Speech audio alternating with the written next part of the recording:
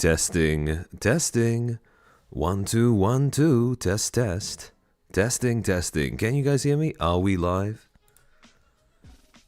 Morning, guys. Hello. Good morning. Good morning. Hello, Alan. Hi, Evo. Hi, Omen. Greet. Hello, Simonite. Oh, thank you for the 50, clan. Back to EU nighttime stream, Sag. I'll enjoy the VOD later. Have a good stream, y'all. Thank you. I really appreciate that. And I hope you have a nice sleep.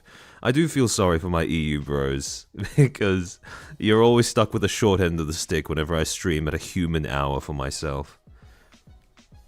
What up? Here is nighttime. Oh. Morning, prof. Professor Chair. That's still such a funny nickname to me. What is that Quinn image?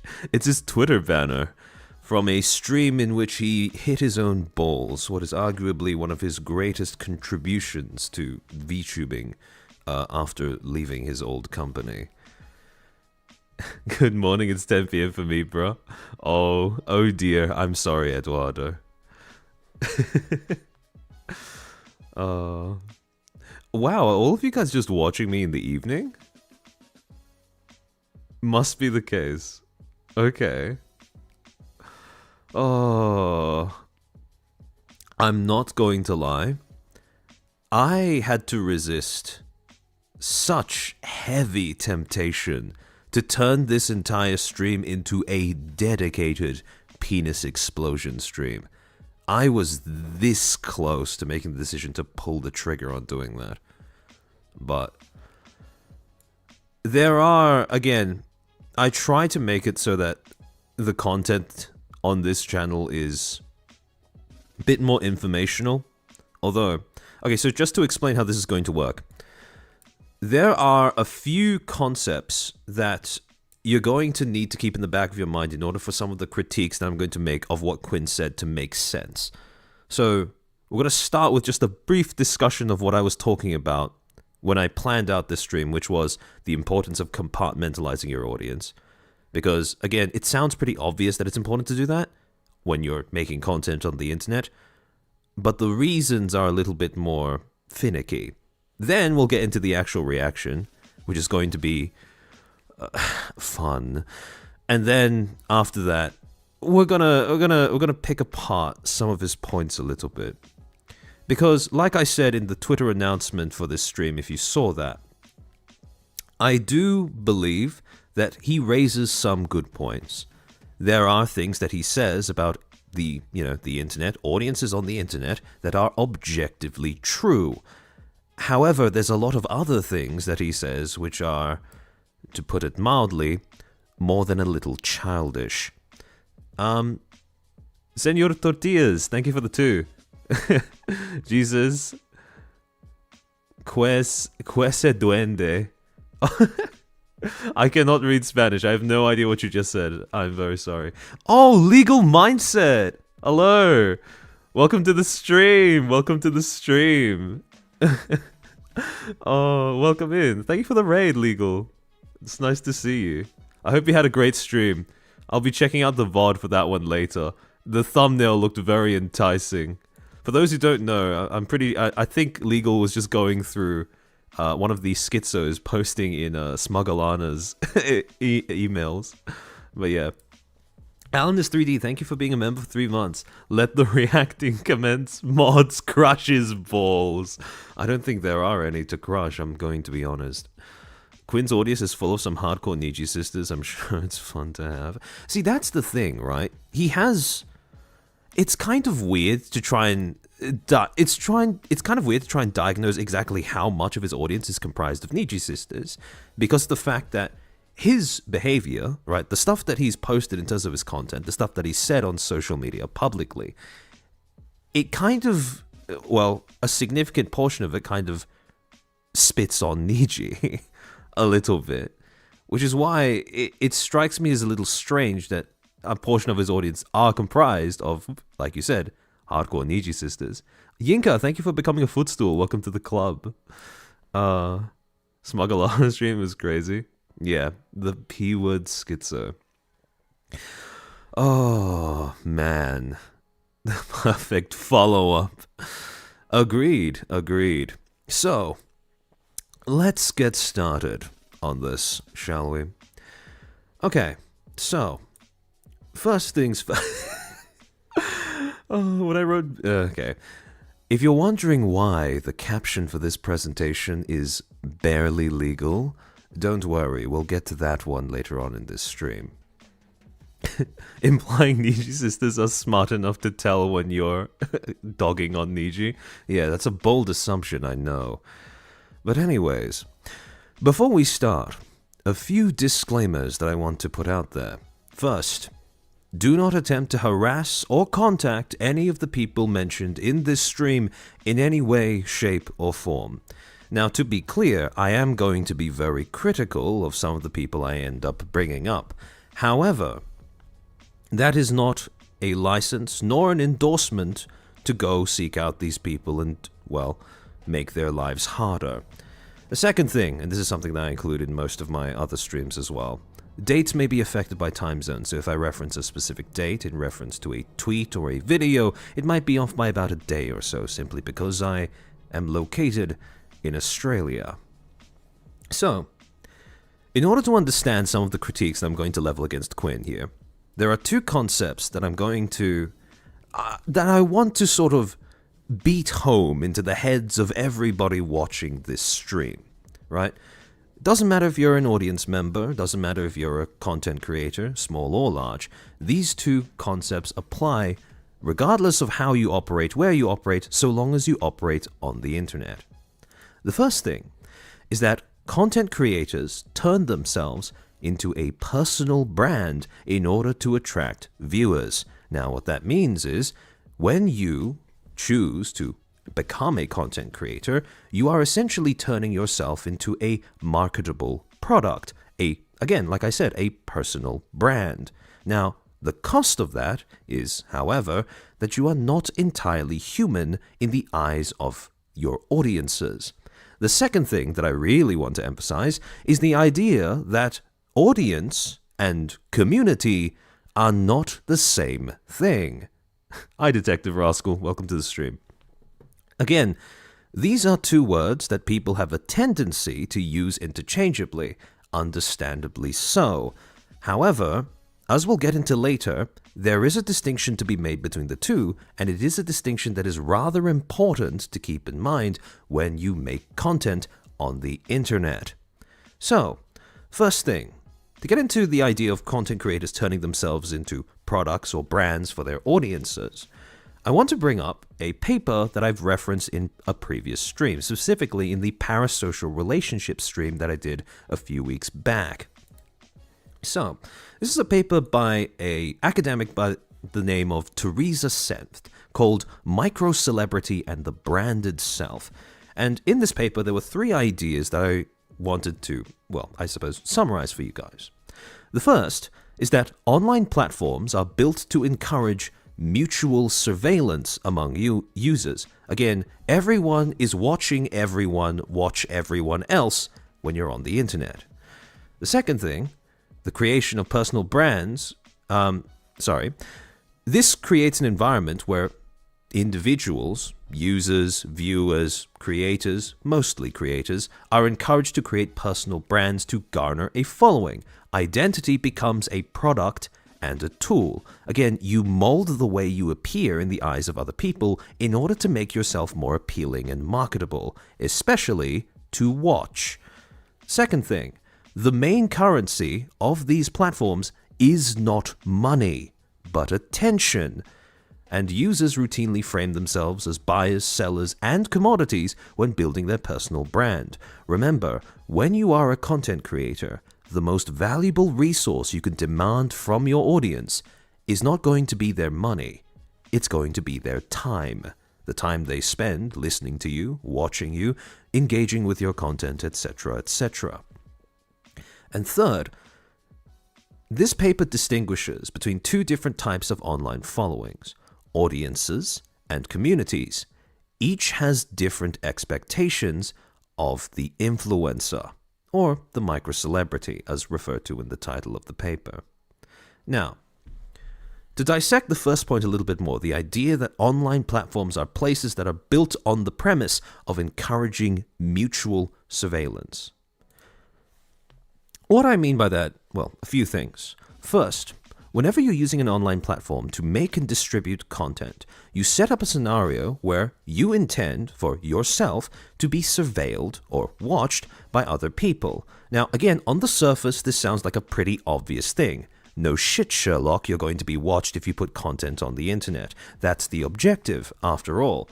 However, the thing is, when it comes to understanding how the internet is used for surveillance, a lot of people tend to think about, for example, companies gathering your data, government agencies looking in on what you're doing.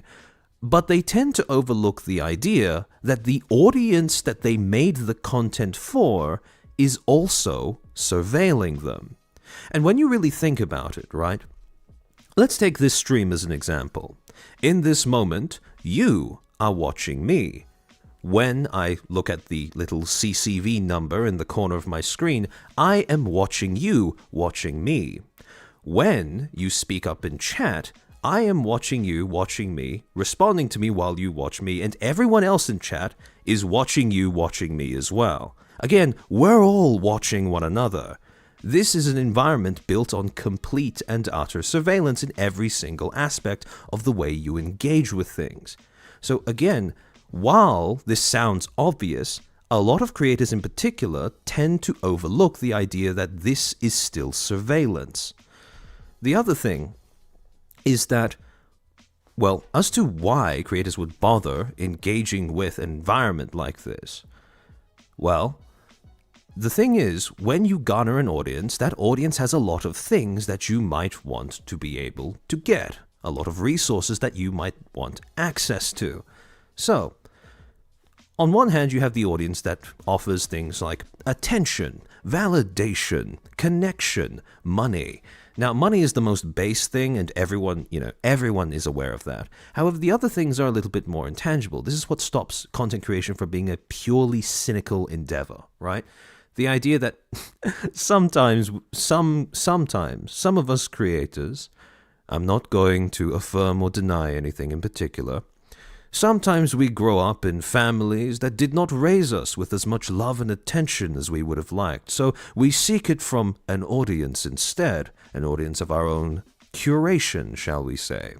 Same thing goes for validation, and same thing goes for connection. A lot of creators, especially in VTubing, start off in real-life situations where, to be frank, their lives are kinda shit, and they are feeling, they feel a little isolated, they feel a little lonely, and they go onto the internet in order to remedy that feeling.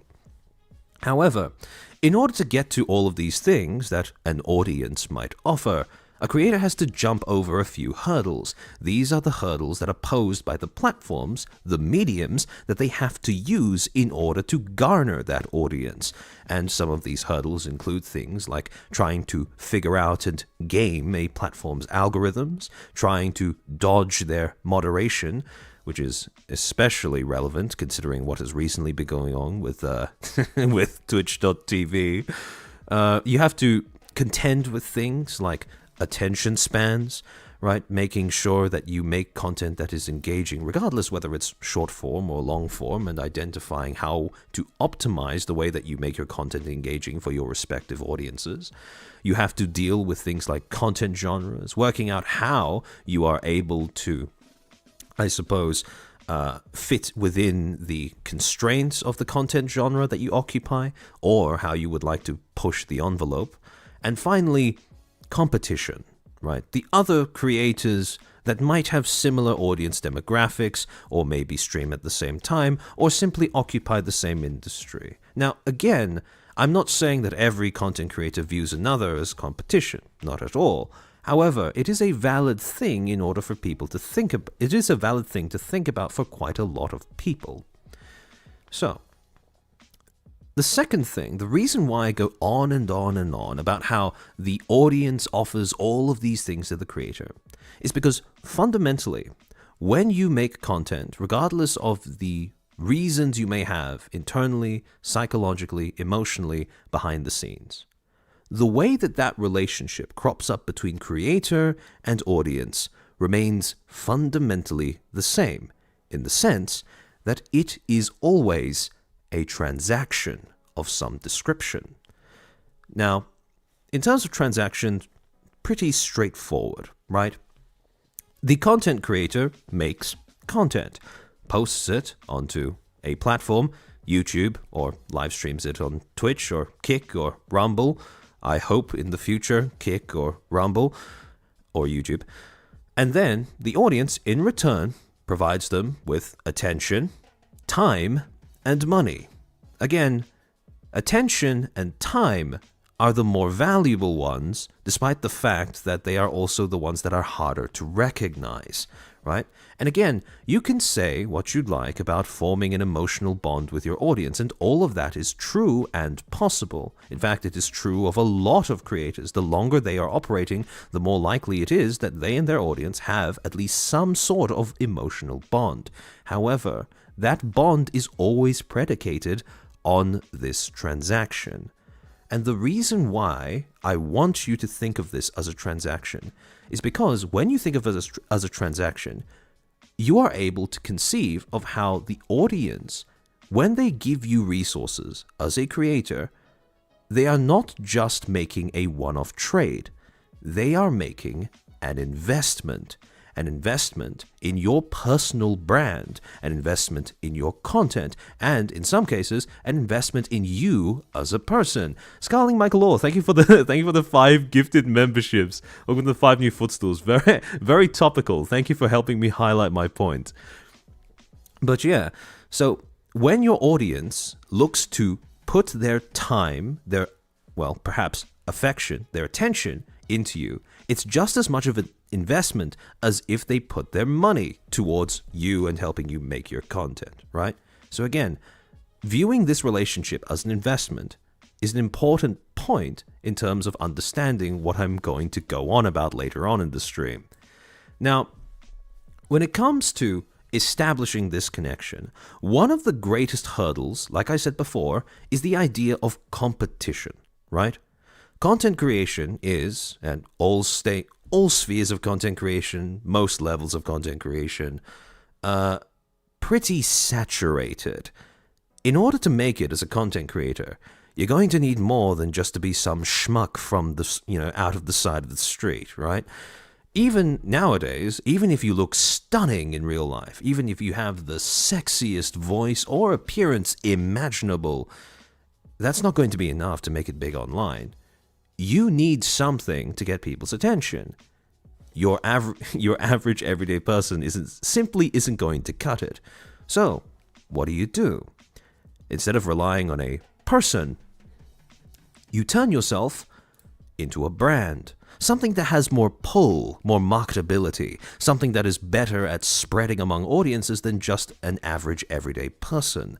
Scarling Michael Orr, thank you for the 2. Gotta make the message clear, Boss 07. I appreciate it. So a few things that turning yourself into a persona or product give you access to or enable you to do that isn't available to just an everyday person. First, when you create a persona or a brand for yourself, it gives you something to anchor positive mental associations that you want your audience to have, right?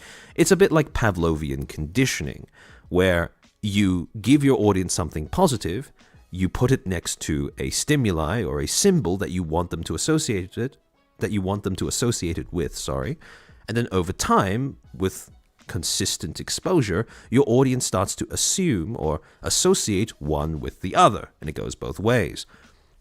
Second, and this is the most obvious function of, turning yourself into a persona or a product or a brand, which is that it lends color and personality to your design and your identity, right? It gives you a way to express yourself.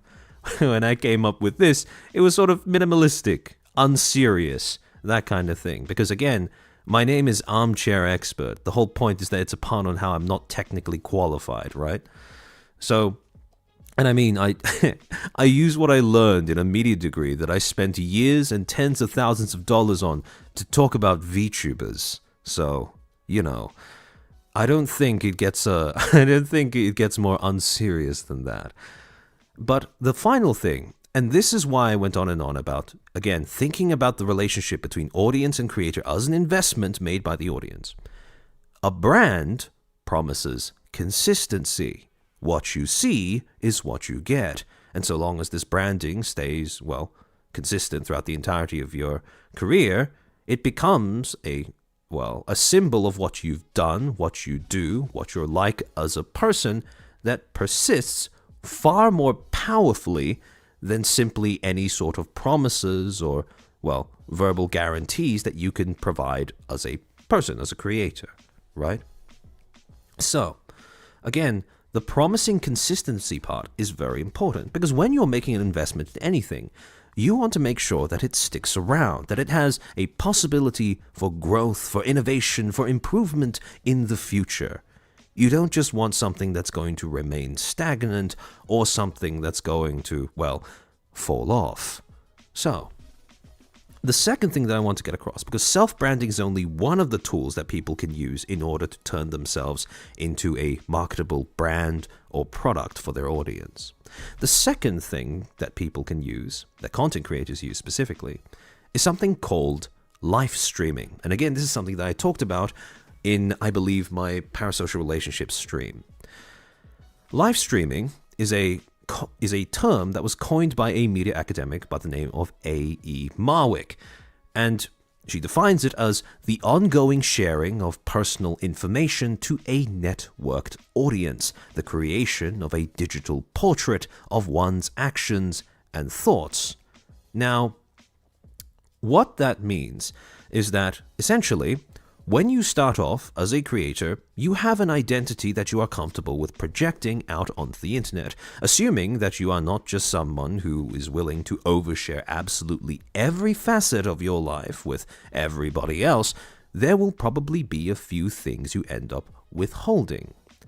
However, over time, you end up either intentionally or unintentionally letting slip more and more details about how you are as a person, what you're like as a person, and that ends up creating a more and more detailed, more and more fleshed out, more and more three-dimensional picture of who you are as a creator in the minds of your audience. And I thought, to give you an example of how this works, I'm going to bring back a friend that we again referenced in the parasocial relationship stream. We're going to be bringing back Jenny. Now, to remind you guys, so the ones who were watching that stream and the ones who have joined us since then, Jenny is a woman. She's 34 years old. She is chronically online for more than 12 hours a day. She is a self-taught artist. She works 2 jobs. She has a history of anxiety and mild depression. She's moderately fit, but doesn't gym. She has daddy issues. She has looked up baby wear thrice over the past month. She has spent over $200 on the last seasonal Steam sale, and she used to play League of Legends. Hey, would you look at that? That could be quite a lot of VTubers in this industry. In any case, let's say, for example, that Jenny wants to become a streamer. Jenny wants to become a VTuber. And so, she creates an online identity for herself. She creates a persona. That is, well, not all of the traits that she possesses as a person, but a good number of them, right? Enough to make something that is, well, appealing to an audience. Just enough.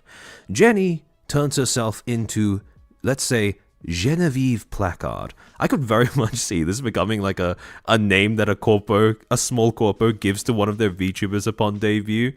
But in any case, Genevieve Placard is a woman. She is chronically online. She is a self-taught artist. She works 2 jobs, and she used to play League of Legends. Now, the chronically online, self-taught artist and used to play League of Legends are the baseline amount of personality that you need to become a streamer, right?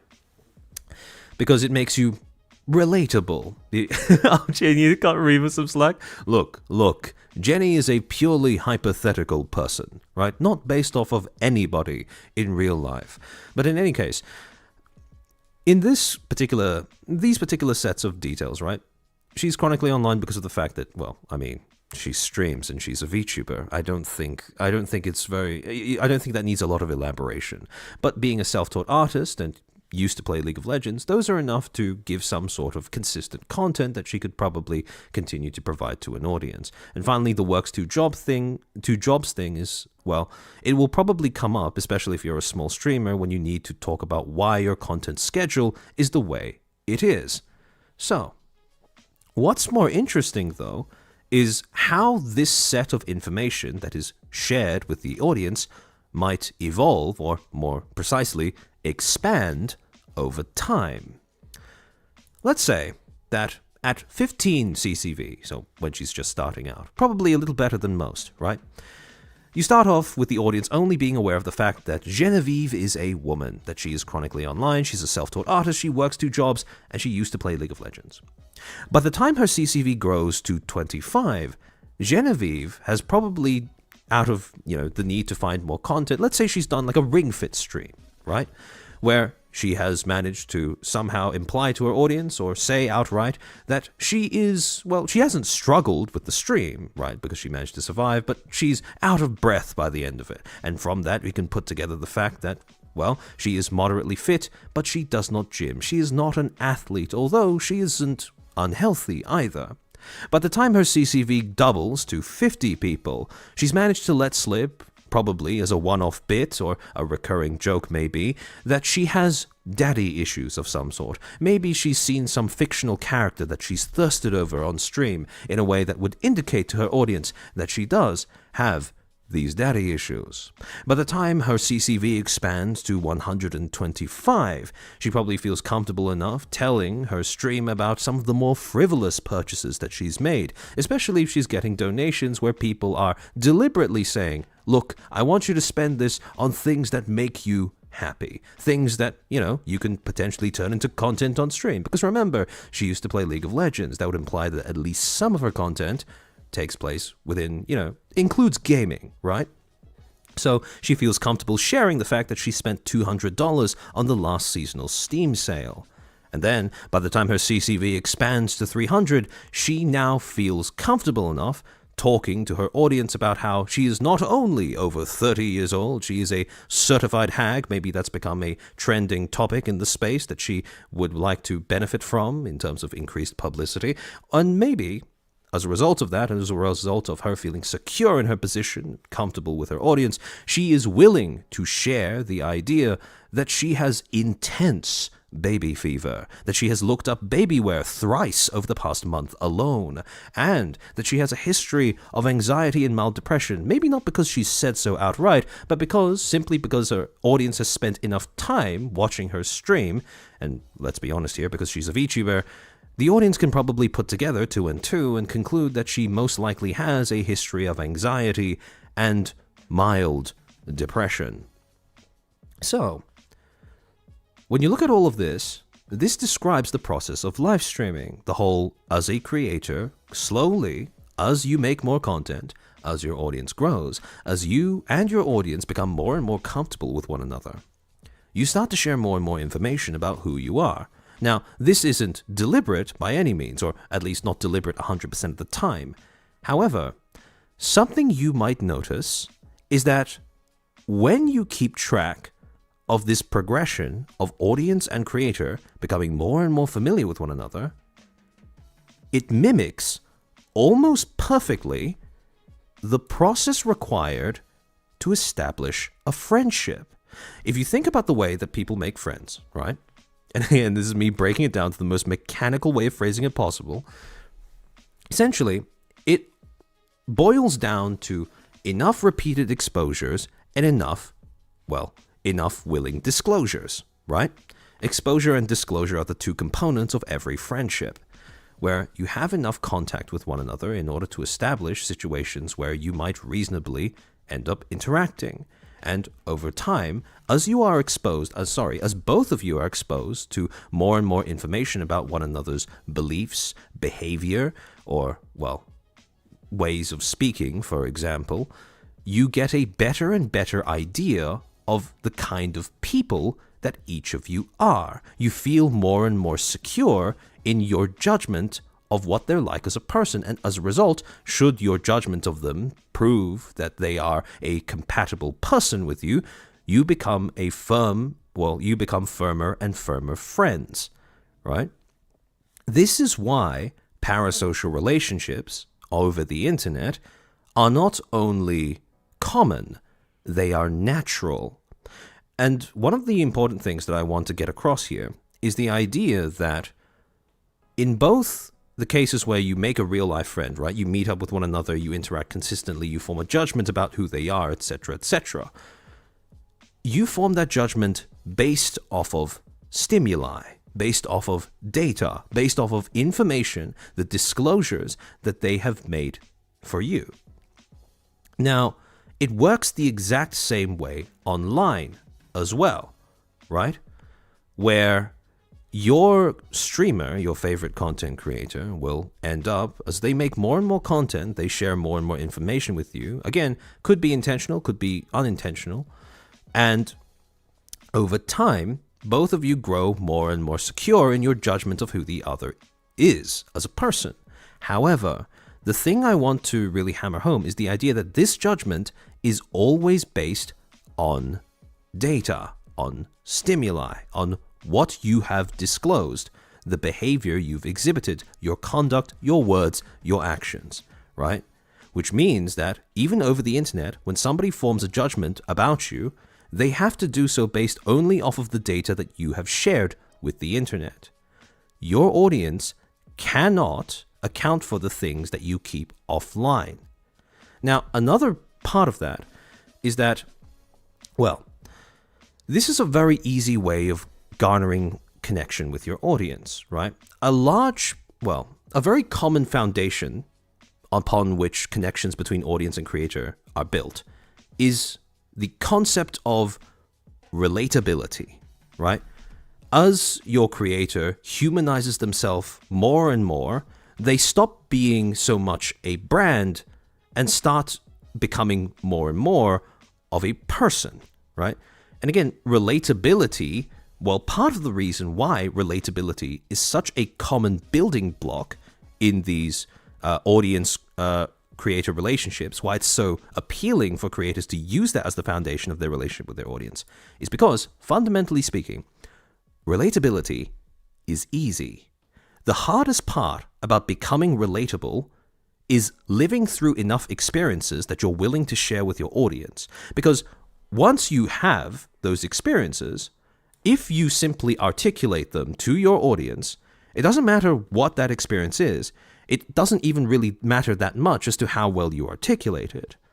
So long as you've articulated those experiences that you've lived through, there will be at least some members of your audience that have lived through something similar and therefore can relate to you.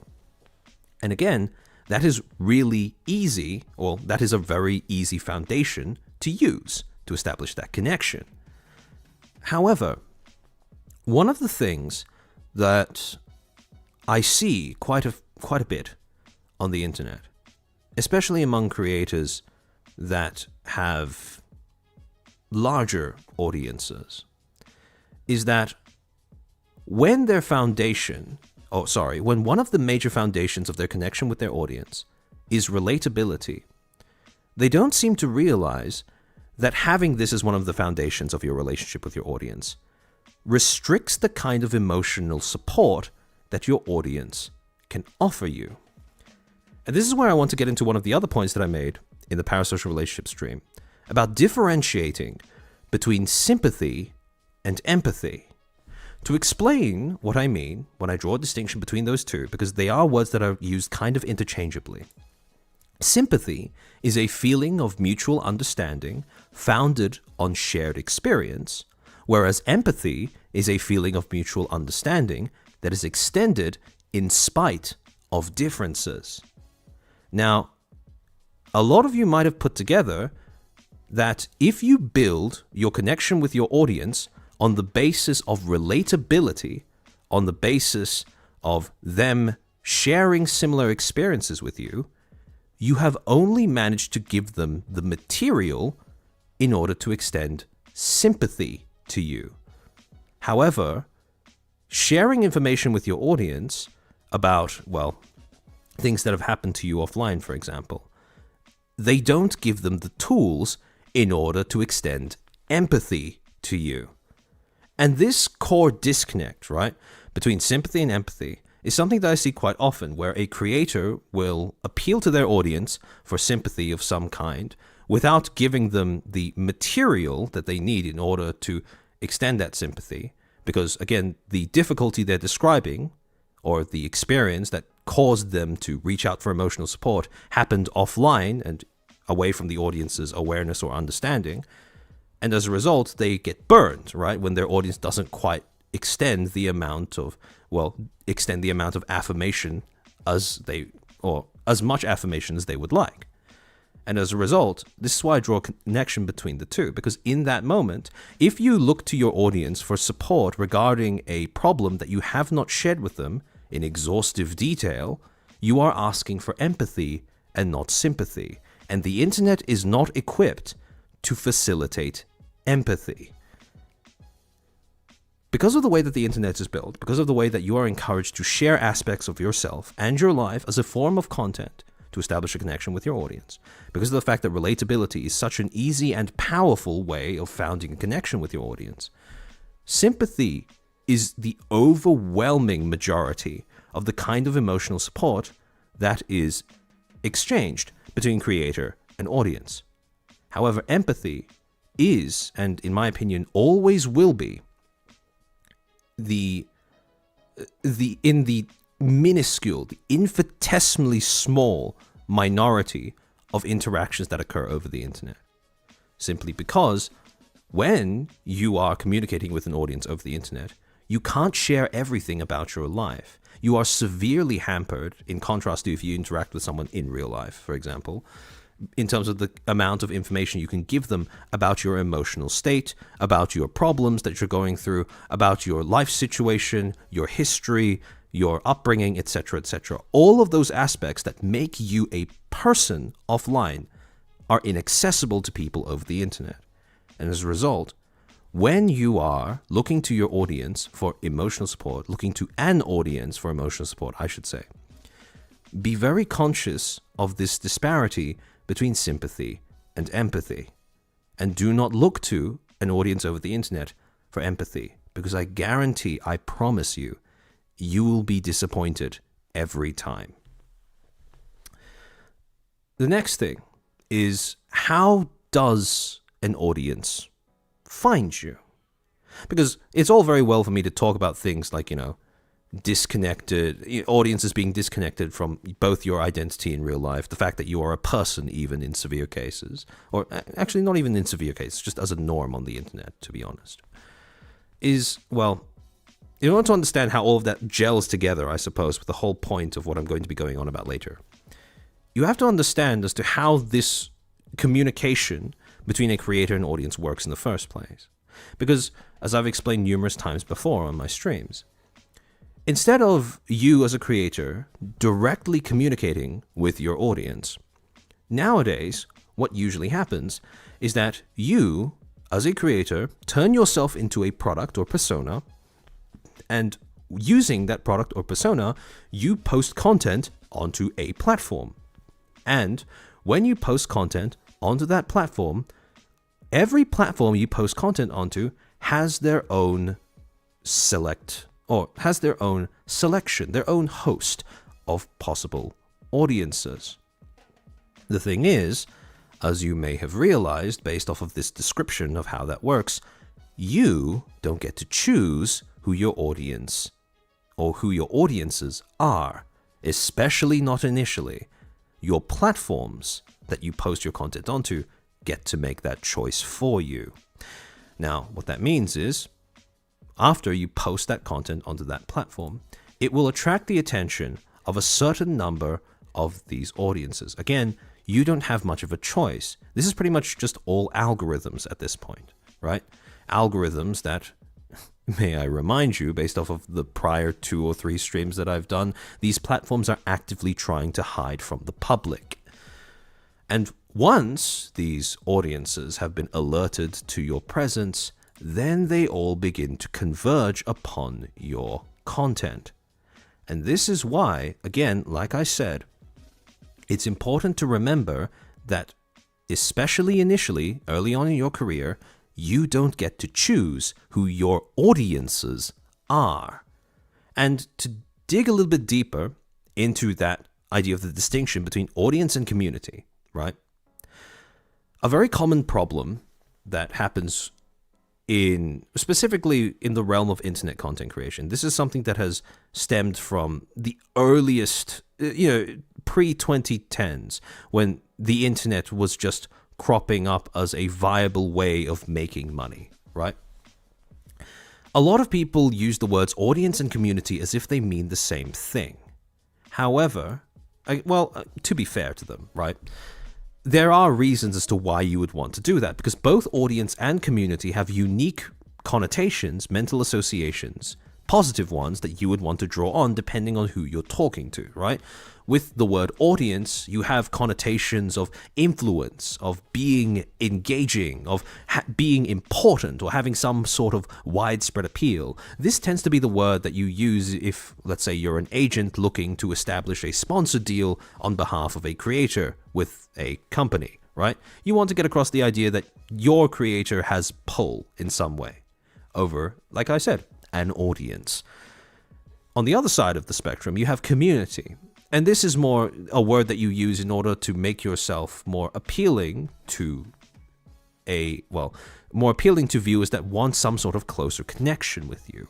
Because with the word community, you have connotations of connection, solidarity, safety, warmth. And again, the reason why people combine these two, at least early on, it's sort of extended throughout time to the point where it's now common practice, right? Again, the reason why people refer to it interchangeably is because both of these words have connotations that they want. However, there is a very important distinction to draw between these two. And that distinction comes from the expectations that an audience versus a community have when it comes to the way that they interact with their creator, or more specifically, the way that the creator interacts with them. The way that Teresa Sen put it in her paper is that an audience expects to be spoken at, and a community expects to be spoken with. So, in other words, when you are trying to communicate with an audience, and remember this, you don't have control over this, they go into that interaction expecting that the communication is only going to be one way at any given point in time, right? You can speak to them and they can speak to you, but you two won't be listening to one another while you're speaking. With a community, it's the opposite. A community expects there to be some sort of dialogue between the two, right? The idea that both you and the members of your community are listening to what the other is saying. Speed on, exactly. Audience is one way, community is two-way. Now, the reason why I draw this distinction is because not all communities are an audience, but not all of your audience is your community. Again, that sounds obvious, but more realistically, if you happen to be a creator watching this stream, this is how I want you to see the overlap between audience and community, right? Your community, the kind that actually is willing to and wants to engage in a two-way dialogue with you, rather than a one-way dialogue with you, is a overwhelming minority when you consider the scale of your possible audience. And this links in, again, with two other concepts that we've discussed when it comes to understanding how audience dynamics work on the internet.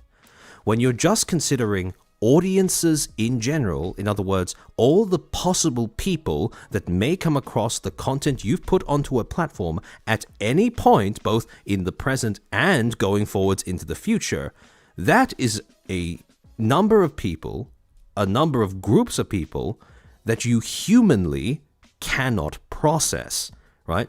And this is an entity that is collectively referred to as the superpublic, right?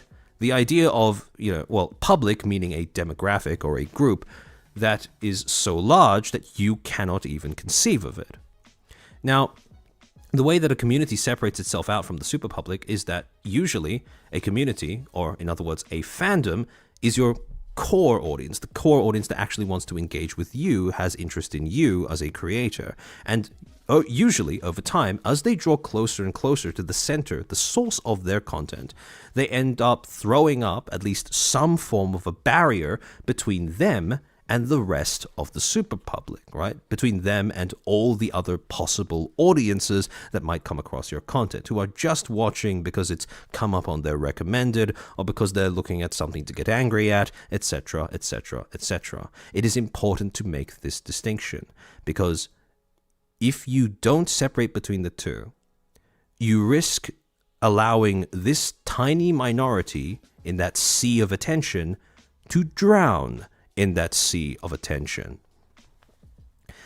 To bring back another thing that I talked about, I believe this was in my gatekeeping stream. I want to reference one of the more cooked ways, one of the more cooked analogies, metaphors that I use to describe how I want you to think of fandom, right? In the words that I used back then, fandom operates like a pussy. For starters, all fandoms are, at least to some extent, self-cleaning or self-regulating. When people come together to form a community, it's usually because they share a set of common values, principles, and goals, and as a result, they will end up sorting out rules of engagement and interaction for one another without you having to do too much, right? The second is that these environments, fandoms, tend to be hostile but not malicious.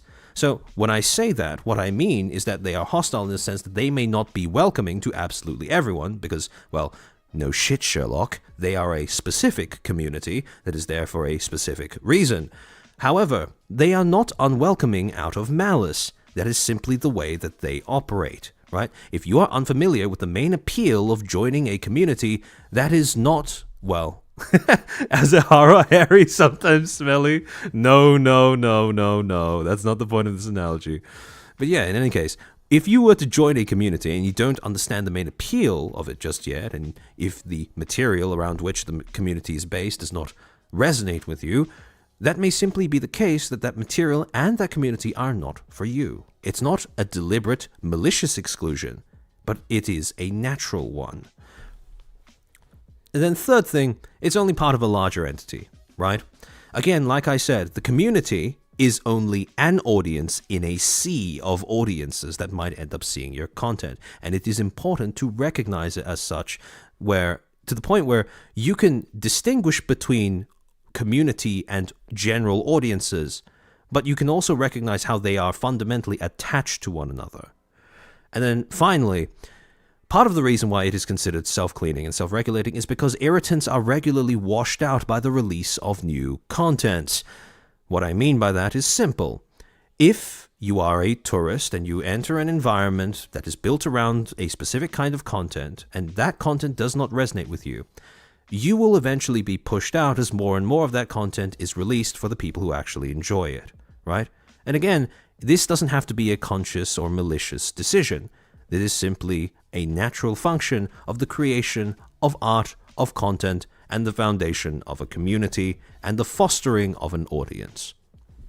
Second thing, to expand on this metaphor, the process by which a tourist becomes a dedicated community member works a bit like insemination. Oh, I can't say that with a straight face.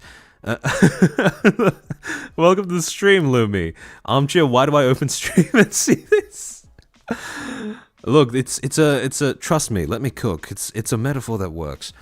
Essentially, the way I want you to think of this is that whenever a tourist or any community member or anyone comes from the general audience and tries to break into a community, they have a limited amount of time in which to do so. It's not a hard limit, right?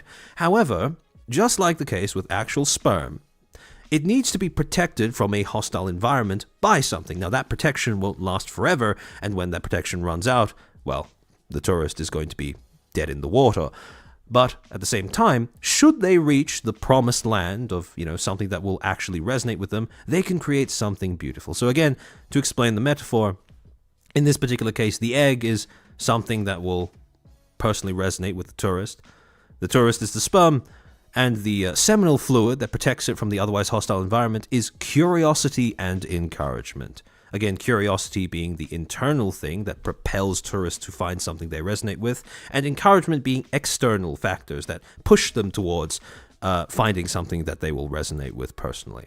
And then once those two combine, you get a baby community member. Again, not quite fully conscious of everything going on around it, and in dire need of protection of some sort, but nonetheless something that will in time mature into a fully functioning member of that particular group. Scarling, thank you for the 2. Is that how you see us, you perv? Well, this is how I saw you when I first started streaming. This is... You know what, now that you point that out, this might be not... This is not exactly how I see you, but similar principle. Funless, thank you for the 5. I'm in this fandom takes on a new meaning. True and real. So, in a departure from that, something else that I want to elaborate on is how a community is actually composed, right? What are the different parts of a community that make it function? And broadly speaking, you can separate the members of a community into 4 categories, right? At the, right at the edges of the community, you have tourists. Tourists are... Solid analogy, really? Thank you, I'm a reindeer. It's very affirming to hear that. I'm not reading that one out, Ayane. In any ways, tourists, they are detached from both the content and the community. Again, their bonds are not that strong. They have not yet matured into being something that will even, well, not even a baby community member just yet. Thank you for the 2. Abort the mission. I repeat, abort the mission. Thank you for becoming a Footstool, Jack Jonan. I hope you enjoy your time here. The second category are minglers, people who are attached to the community but maybe not necessarily to the content. Again, these are just people who want somewhere to belong, who have friends who enjoy that hobby, and who are more than willing to accept all of the social rules and, rules of engagement that community has set for everyone in it. Then you have the devotees, people who are more attached to the content but not as much to the community. And these are mostly people who will interact, who will play along with the rules of the community simply because they admire the content and perhaps even the creator making it. And then finally, you have insiders. These are people who are the real inner circle of a community, people who are attached to both the other members of the community and the content plus its source. And the way that you can generally conceive of the relationship between these individual members is, if I put it on an axis in terms of attachment to content versus attachment to the community, this is where they all stand, right? Again, devotees more attached to the content than they are to the community. Minglers more attached to the community than they are to the content. Tourists that are less attached to both. And insiders that are more attached to both. Now, the way that general audiences filter through this particular, this particular structure into becoming members of a community is quite simple, right? You start off with general audiences on the outside of a particular community. They enter in as tourists, right? And here they maybe stir for a little bit until the sperm finds the egg, so to speak. Once that happens, tourists will generally branch off into becoming either devotees or minglers or some combination of both, right? Again, these aren't hard borders between these different categories. There is crossover, but this is just a broad categorization, right? So tourists will end up becoming devotees or minglers, and then once they've stayed there for a certain amount of time and they feel comfortable enough pouring more of their time, attention / affirmation and money into this particular creator, content form, community, then they become insiders, right? They move from these two categories into the uppermost, the inner circle, so to speak. And again, this is something you want when you are making content for your audience. You want to make sure that you don't just allow general audiences to flood in straight away and become insiders who, again, you take seriously as a content creator. You want there to be some sort of filtering process. Again, not everyone who goes from here to here will end up going from here to here to here, right? there will inevitably be some general audiences that are simply not compatible with you, your content, and or your community. And they will bounce off, as they should, on the condition that you actually enforce clear boundaries and barriers to entry. And we'll get into that a little bit more later. But this may sound like a pretty obvious talking point. But the question, therefore, is why is having a community so important? Because as a creator, it is, in theory at least, possible to simply make content, post it, and not interact at all with the audience in any way, shape, or form, right? However, if you do that, you are cutting yourself off from a pretty significant, pretty powerful ally in establishing your own brand image. And again, part of the reason why I went on and emphasized the idea that the relationship between a creator and their community is a two-way street rather than a one-way street, is a dialogue, a continuous one, is because of the fact that both community and creator, and often, more often than not, end up working together to build up or evolve the creator's brand or product. So essentially what happens is you start off with a preconceived brand or product, and you go to your audience, and after interacting with them, that brand or product ends up evolving. And to give you an example of that, let's use a friend of the channel, Rima Evanstar. Now, while I bring her up, I want to give a quick shout out to Rima and her community, because they were the ones who made me aware of the whole Quinn rant to begin with, and they clipped it. I believe it was members of the community that clipped the stream and uploaded it to Rumble, where I was able to find the full VOD, and, well, that's what we're going to be using, dissect it, so shout out to them. But essentially, to give you an example, let's use the Rima horse meme as the Rima is a horse meme as an example of this. Oh, welcome to the Footstools, Vivian Raj. I hope you enjoy your time here. Thank you for all the previous gifts that you've been giving me throughout the rest of the other streams, by the way. I really appreciate that. So, you start off with a pretty simple interaction, right? A suggestion is made by the community to the creator. In Rima's case, it was members of the community looking at her model and realizing, hey, those ears make you look a bit more like a horse than a fox. Oh, Viv... Vivian, thank you for the 20 gifted memberships. Right on time. Thank you, sir. So yeah, the audience first suggested, oh, she looks kind of like a horse, in which Rima jokingly denied those allegations. But she sort of, actually, you know what, now that I think about it, yeah, she did kind of encourage it, like kind of gently pushing back against it, but laughing along with the joke as well. Then, what ends up happening, once that initial suggestion isn't outright rejected, the community begins to iterate on that suggestion, where you had different members of the community, Aquarake being an example, Azahara being an example. Let me expand this so I can read out the name properly.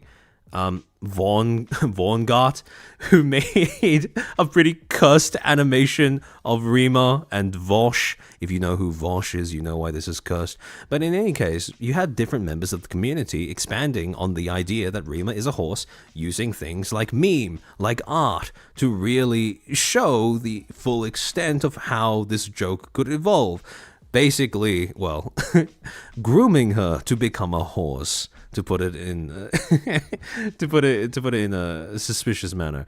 So, after the suggestion is iterated, should it be iterated to the extent that it is actually funny enough for the creator to approve of, right? The creator then accepts that suggestion. This, you can see this in how Rima started to, at some point, play into the whole horse girl meme, where, you know, this reply to one of the posts that made by Iron Mouse in June of this year, where she said, not a horse girl, by the way, while submitting her PNG. And also when she was choosing to name her fan base, the possible options were pretty much all horse related. Cloppers, the cavalry, Kitsune's Stable Gang. And again, this was the go-ahead, this was the green light from the creator, that their community has offered a suggestion that would be a funny meme. Maybe not a central defining characteristic of her branding, but definitely a funny small addition to it, right? And she rides horses, exactly, Vivian. It is perfect, right?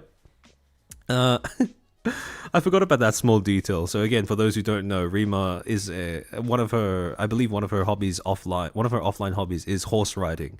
So that's the cherry on top of the cake, right? And then after this happens, after the suggestion is made, sort of not pushed back upon, so pseudo accepted, after it is iterated on by the community, and then after it is formally accepted by the creator, it becomes an integrated part of the brand, right? In a pretty recent poll that Rima posted in her community tab, poll time: am I a fox, a horse, or a coyote? And this is after her new model, her model re-debut, I believe. So at this point, she's comfortable in the knowledge that her audience will likely vote for horse, and we did not disappoint. And then also you have you have Rima posting meme videos of her coming out as a horse, admitting to the allegations that she is a horse, etc., etc., and just again overall feeding into the meme with this pretty cursed art. So again, the thing that I want to reiterate is that if you don't allow yourself to build up a community, to, I suppose, demarcate a community, you are depriving yourself as a creator of a pretty potent resource, of a pretty potent ally when it comes to establishing your own brand identity and your, well, the product, which is you, your identity as a content creator. Now, the flip side of this has to do with how an audience sees you, right? So as a creator, you can see your audience as a source of connection, well, financial viability, attention, validation, etc., right? But how does your audience see you? And this is where we depart the sort of safe connotations of a community and start thinking about general audiences, right? What does an audience use to judge you? Because regardless of how long someone has been a part of your audience, regardless of what content you make, how famous you are, every member of your audience will always go through a phase where they come across your content or you for the first time and they need to make a judgment. Is this an investment worth making? And how do they make that judgment? Well, broadly speaking, you can probably separate it into three main methods, I suppose, and you can locate them on a spectrum. On one end of the spectrum, you can have audiences that judge you according to your own conduct and your own content. However, on the opposite end of the spectrum, you have audiences that judge you based off of the conduct of those who resemble you. And right in the middle, you have audiences that judge you based on the conduct of those you associate with. And again, depending on where a particular audience member lands on this spectrum, they may be more or less likely to engage with your content, but more importantly, more or less likely to engage with you, especially engage with you in the form of a dialogue. Now, you might notice that we have words that we can use to refer to these in short, right? Experience, association, and prejudice. Now, on the topic of prejudice for a little bit, right? I want to make sure that when I use words, you understand them in a way that is separate from all of the connotations that surround that word, right? When I refer to prejudice, I want you to separate that, you separate the word from all of the, all of the associations that we've drawn with the word, the ideas of racism, xenophobia, overall negativity, exclusion, all of those things. I want you to put them to the side. And I want you to think of it purely in terms of its definition, which is to issue a judgment based on a prior ruling, right? Essentially, what that means is that prejudices are formed using data, using information. No one comes out of the womb with prejudices. You may say that the veracity of the data is flawed. You may say that the source of the data is flawed. But it doesn't change the fact that prejudices are founded on data, right? Information. Mercurius Orcas, thank you for the 5 gifted memberships. It's very kind of you to do so. I hope you guys enjoy those. So, the reason why, therefore, when you consider prejudice in that light, the idea that it is a judgment passed on you based off of information that people have been exposed to previously in their life, right? You can start to understand why, as a content creator, it would make more sense to pay more attention to audiences on this side of the spectrum than this side of the spectrum. Because if your audience judges you based off of their experience with you, again, your own conduct, your own content, you have absolute control over both of those things. Now, again, towards association, it's a little bit, not true. Everyone comes out of the womb hating the French. You guys have a rough rap, French people. I'm sorry for your loss. But yeah, if you're a creator and you have audiences that base their judgment off you, audiences that base their judgment on you off of association, you have some control over that because, again, you get to choose who you associate with, but you lose control over that in some respects, especially compared to, your own content, because you don't control what your associates do outside of their interactions with you, right? So again, as a creator, it makes more sense for you to pay attention to audiences that lie on this end of the spectrum, because you can actually affect their opinion of you. When you start to get over here, the problem is if you want to fix is probably not the right word. If you want someone to let go of a prejudice against you, the reason why that is very difficult is because it would require you to begin policing the words and actions of those who share traits with you. Now, if you are simply an individual creator, you can see why that would be very difficult to do, because not only are you going to have to try to account for what similarities your audience is, picking up on, or audiences on this side of the spectrum are picking up on, but you are also going to have to go and try to control the behavior of others who share those traits with you. Now, if you are part of a community that is built on the foundation of sharing the same trait, that becomes a little bit easier, right? The idea of policing your own becomes a little easier. But if you are simply operating as an independent creator, that becomes a lot more difficult. So again, broadly speaking, a community or members of a community tend to only come down on somewhere between here and here on that spectrum, right? Somewhere between experience and association. And understandably so. This may fluctuate over time, but consistently, it tends to go no further than here. However, when you start thinking of audiences in general could be located at any point in the spectrum. Anywhere between prejudice and experience is somewhere where a member of a general audience can land. And this is why it is extremely important for a creator to compartmentalize that audience. Because if you don't, you lose sight of how to communicate with specific sections of your audience in a way. You lose the ability to separate your audience out into people that can be communicated with and people who can't be communicated with, right? You can, again, to reiterate, you can change how your audience sees you or how an audience sees you if they are judging you based off of your own experience. Maybe even to some extent if they're judging you based off of who you associate with. However, when it comes to prejudices that audience may hold, nothing short of going out to every other person that they have based their data, gained their information from, nothing short of policing those that form their data source will solve that prejudice, right? You can't really affect this that much if you're simply an individual creator. Funless thing with 5, the only prejudice I like is Pride and Prejudice and Zombies.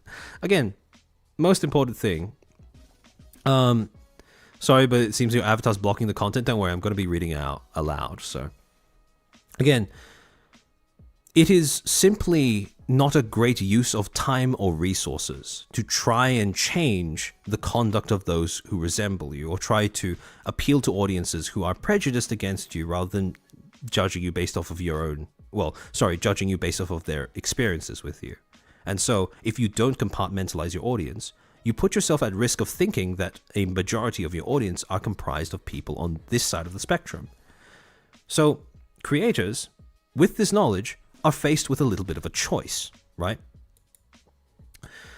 You have the option of either A, compartmentalizing your audience, as in my opinion you should, and assuming responsibility for the curation of your own community. Again, you are the one who gets to make choices as to who gets to join your community based off of your content, based off of your conduct, and based on the ability to assert boundaries, right? Or you could relinquish all control over your community, say that your community is not your responsibility, and then approach your entire audience as a generalized mass, where you don't draw a clear boundary in terms of who belongs to your community and who doesn't. It's just whoever happens to like you the most, or who happens to seem to, who seems to, for want of a better phrase, suck you off the most, right? And the problem is, when you adopt this approach towards your audiences, instead of this one, you put yourself into a position where you will always be a victim and never be in charge. Because, again, if you reject the responsibility you have for curating your own community because you refuse to view audiences as different blobs of a gigantic whole, well, you're not going to really have much agency in that situation, are you? And when something goes wrong, well, it's just somebody else's problem. It's just your audience acting up. What could you have possibly done about that? Etc., etc., etc. And on that note, let's introduce the main topic of today. For those who don't know, this is a creator by the name of Quinn Bennett, who is it's kind of tough to tell nowadays, but he's basically halfway between a VTuber and halfway between an IRL streamer, right? And Quinn, the reason why people are talking about Quinn in reference to, a lot of other things, is that Quinn used to be Kyo Kaneko from Niji Sanji. I believe that the gen that he came from was Illuna, if I'm remembering that correctly. Again, debuted on the 25th of, July? Am I getting that correct? March, April, May, June, July. Yeah. Debuted on the 25th of July and, graduated in February of this year, coincidentally, right before Selengate happened. So, I think right before, or is it after? I forget. It's been so long and so much has happened since then. But yes. Oh yeah, Illuna? Yeah, okay. Good to know I was right about that. Good to know that particular bit of knowledge stuck in my noggin. So anyways, again, in terms of understanding why Quinn is a little bit of he's a figure that has now found himself in a little bit of controversy. To understand why, you need to first establish the idea that Quinn has a lot of critics, right? He might refer to them as haters or unreasonable VTuber fans. But I want to make a very clear distinction here. And I said as much in the Twitter post, the initial Twitter post I did where I announced that I was going to do the stream. Does Quinn have a lot of critics? Yes. Are some of them haters? Yes. They are probably people, the aforementioned haters, who are judging him based off of things that he cannot control, or based off of creators that they perceive to be similar to him. This prejudice cannot really be remedied. However, what I also want to emphasize is that those critics, in particular, those haters, are not the majority. I feel pretty safe in saying they are not the majority by a long shot. There are others who have criticized his words and actions, especially as of late, that have quite legitimate reasons for doing so. And to give you the long and short about some of the things that Kyo Kaneko has done over the course of his career in Niji Sanji that has attracted quite a lot of criticism from various audiences that occupy VTubing, mostly Niji Sanji, but VTubing in general as well. I wanted to show you a section of a video from Parrot 4chan, where he summarized some of the opinions that people have about Kyo and, by extension, about Quinn. And you may be wondering, well, actually, to those who don't know who Parrot 4chan is, he basically makes funny summary videos on what people are posting about on 4chan relating to VTubing. And, well, if you like that kind of fast-paced, funny content, Parrot has a great voice for narrating all of this. I highly urge you to subscribe to him and check out his content at the very least. He's very, very close to 69k, that magical number. And in this particular case, with this particular video, where he summarized some of the gripes that people have with Kyo/Quinn, I reached out to Parrot and he was kind enough to give me, the go-ahead to react to it on stream. So we're going to be reacting to a segment of this. But in case you ask, why are we going off of 4chan for, to source opinions on Quinn/Kyo? The reason is because Quinn himself has stated before, or given very strong reason to believe that he is also sourcing opinions about himself from 4chan. This would not be relevant if Quinn himself did not make it relevant. So, without further ado, let me switch over to the react scene that I've put together for doing this stream. There we go, there we go. Alright, hold on, let me see if this is working. Okay, that looks good, that looks good. Hold on. I'm gonna play a little bit of audio. Let me know if you guys if it's coming through correctly. They call it like a nose bridge lift. I flew to Korea and How's that for you guys? Is that audio good? Are the levels alright there?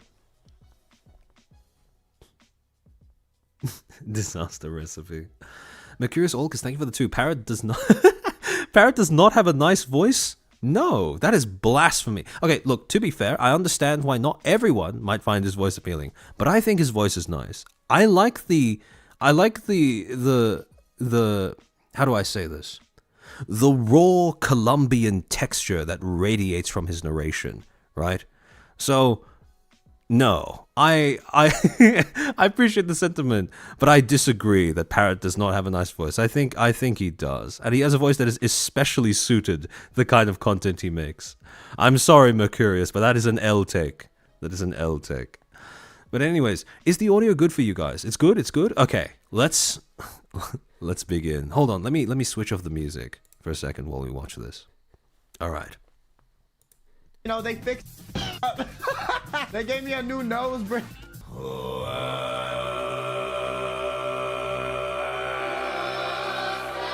Bennett, you can't say I sound black. That's racist. Koreans and plastic surgery. Am I right? Okay, since you're gonna keep spamming this on different accounts, I'm gonna address it, dumb. Thank you. Did you apologize to your Korean fans? No, I'm not apologizing. So me making a joke that said that I went to Korea to get surgery is not racist. I'm not gonna apologize to you. I'm sorry.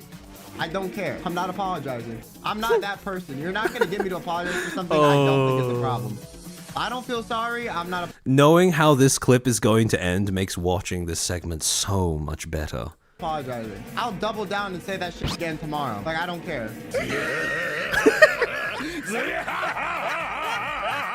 I would like to apologize for my wording on my streams from yesterday. I will stop streaming for a week to reflect on my actions. Paid vacation. Paid. Niji. I thought this guy said he wasn't going to apologize. World's smallest violin for Kyo Kaneko here. Out of everything him and Anna did, saying Korea is the capital of plastic surgery is what did him in? Really? Anyone want to bet how long till he leaves? I will teach him to behave. In my...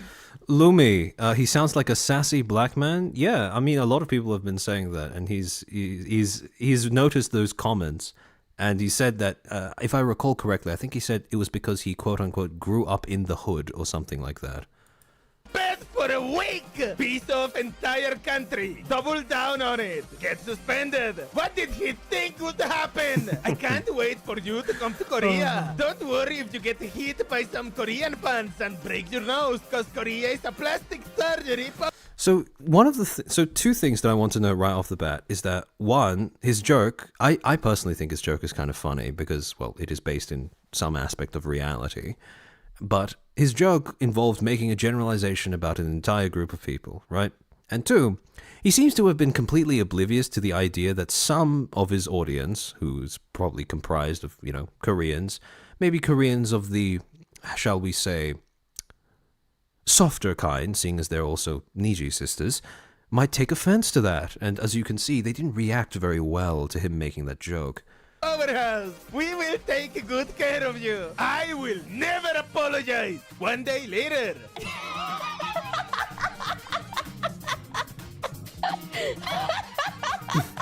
Stand suspended, el Mao.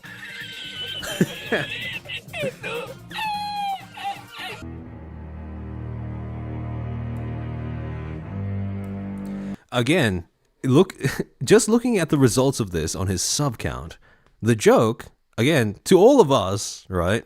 People who have skin that maybe a little bit thicker.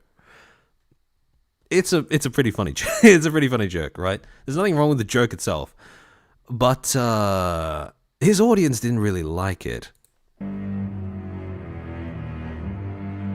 Please note, he got suspended and apologized because he was losing subs, not because he regrets anything. He mugged! Welcome to the family vacation club. Hey! Oh my god! Just remember, Niji Bros, you wanted this! You started this, Niji! Come on, do something! Yo, come home! The best couple of Niji in the rating. Oh, this picture is going to become so deliciously ironic once we get later on in the stream. And these nuts go bleed. Oh God! No! God, please, no! No! No! 1 million views! Press F to dab on his grave. F! I can't fucking... No way! Hey, yo, Ina... No one can narrate. I don't look. Whatever you think about Parrot's voice, right? Whether you like it or not, nobody else can narrate something like that in a way that is as iconic as what we just heard. Boy toy is living. Put me in the video, Skiza Parrot. My feeling when laughing. I have such brain rot. Like, just the sound of a vine boom is enough to make me at least chuckle. I have to actively suppress it when I hear it without expecting it if I'm in public. Only to realize he could join Bishoujo. It's real! Bishoujo does not claim thieves. Space can have him. Don't fucking do this to me!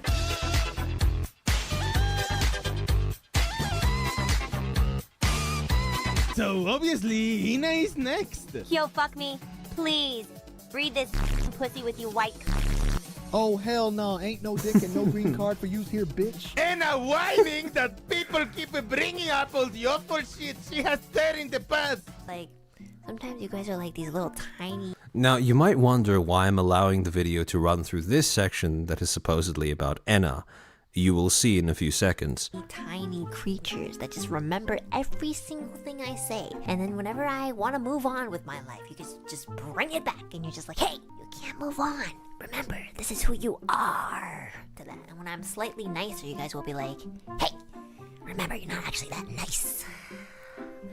Anyways, my point is, you guys need to let go. That's all. Enna's jobs are too numerous.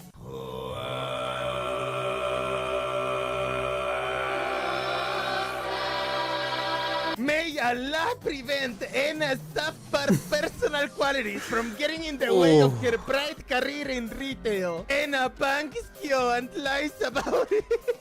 I'm playing games with your Oshis. You're just upset. You know, it's okay. Pussy King.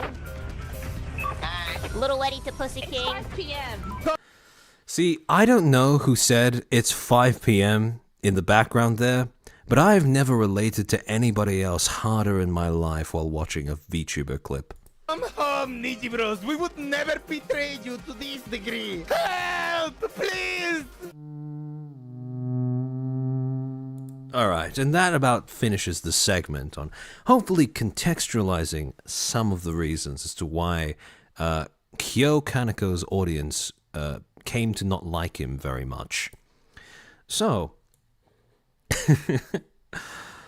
Oh, this brings us to the main part of this stream, the main portion of this stream, the main React content.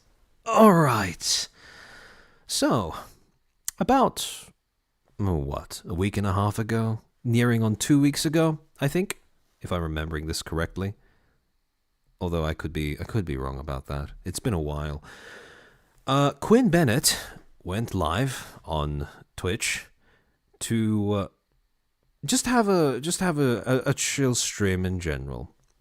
And over the course of this stream, Quinn ended up saying he ended up ranting about a few funny things while he was venting his frustrations about his previous career. Daisuke, who is this guy? This is the creator behind Kyo Kaneko. This is Quinn Bennett, his original identity before he joined Niji Sanji. Now, in terms of, to give you a little bit of context in terms of how the rant happened, if you've watched people cover this before, you'll know exactly what I'm talking about. But, a few interesting things. Again, you have the 10-minute waiting room. He starts talking at around 11 minutes. However, at around 16 minutes, 20 seconds, you have the first signs of cracks emerging in his composure, his demeanor, that start to indicate that he is about to go on the rant that would happen later. So I'm just going to let this play.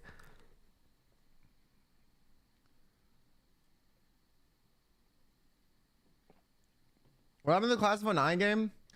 So essentially, originally he'd scheduled this stream with the intention of playing Class of 09 for his chat, right? And when he started stream, he realized that he forgot that he'd set that as the main content of the stream. And this is him realizing someone pops up in chat asking, "Oh, where's Class of 09?" And then he responds to that. Wait, was that to... Whatever I said we're doing today, I don't even know. Okay? Fuck me. I'm live. That's it. What was I drinking soda can with a straw? No, I just prefer to because it doesn't stain your teeth as much, and it also is cleaner than putting lips on the can. Yes, you can wash the can, but then your teeth will get stained. So... Oh, wait. Do you need... Actually, could I get a 1 in chat if the volume is fine? Could I get a 2 in chat if you want to up the volume a bit more?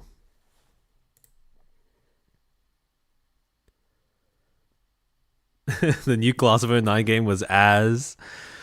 True. 2? Okay, I'll up it a little bit. Let me up it by 5.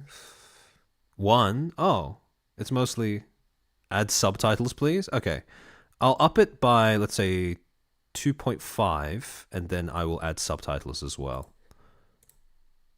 Subtitles may be... Oh, okay, they're fairly accurate. That should be fine. 2, but not by much? Okay, yeah. 2.5 should be enough. You can bitch at me all you fucking want. But I always do this. You can tell that kind of got under his skin here.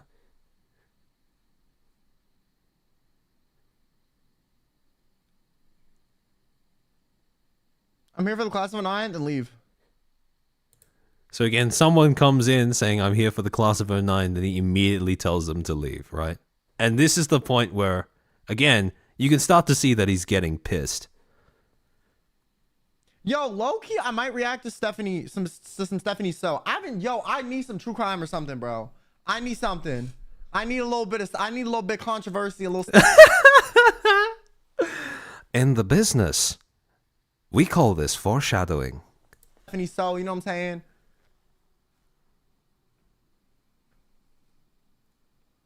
Here, I'm gonna title the stream, I don't know what we doing, but we doing. Yo, you wanna know what's crazy? Back on my old... So again, he says he's going to change the title of his stream to "I don't know what we doing." And following this, he proceeds to have a Winter Soldier episode over changing his own stream title. Job, if you titled a stream on your schedule IDK, people were acting like you were copying someone. And I was like, bro, I said, I don't know. Bitch, how was that like a thing? Also, one time I titled a stream of mine like Quinn After Dark, and suddenly people were acting like I copied one person that said that too. And I was like, bro, every other late night thing ever has said that prior to this other person saying it that you're saying I'm copying. So they copied the same person I probably copied. It was so fucking dumb. I would get accused of copying the most mundane shit ever. Or like, I did the dating applications. They're like, wow, this person did it first and they didn't end up doing it, and now he's doing it. How disrespectful.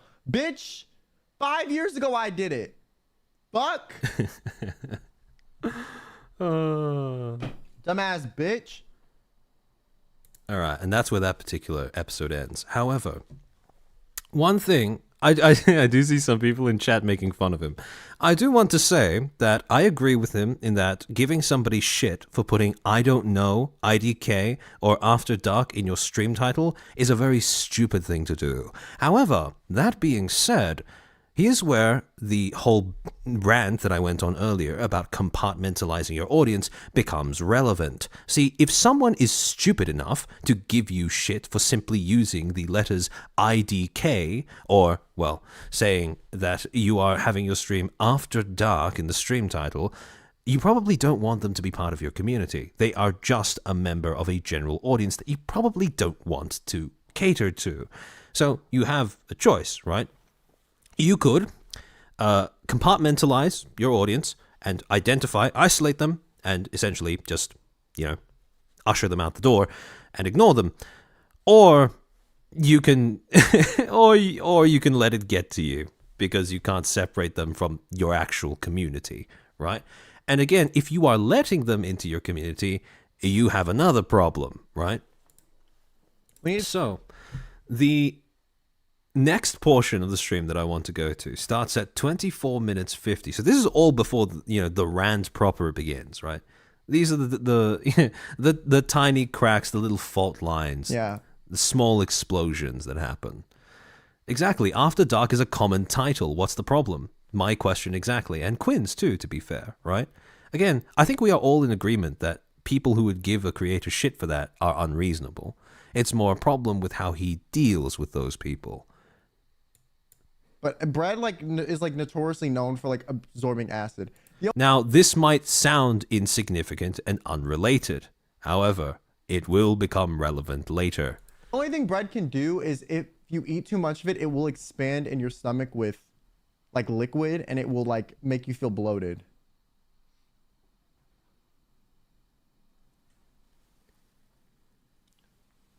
What's the point of having plain noodles? Well, I'm just telling you that it's not the noodles that's the problem. It's not the actual pasta. It's not the bread. It's everything.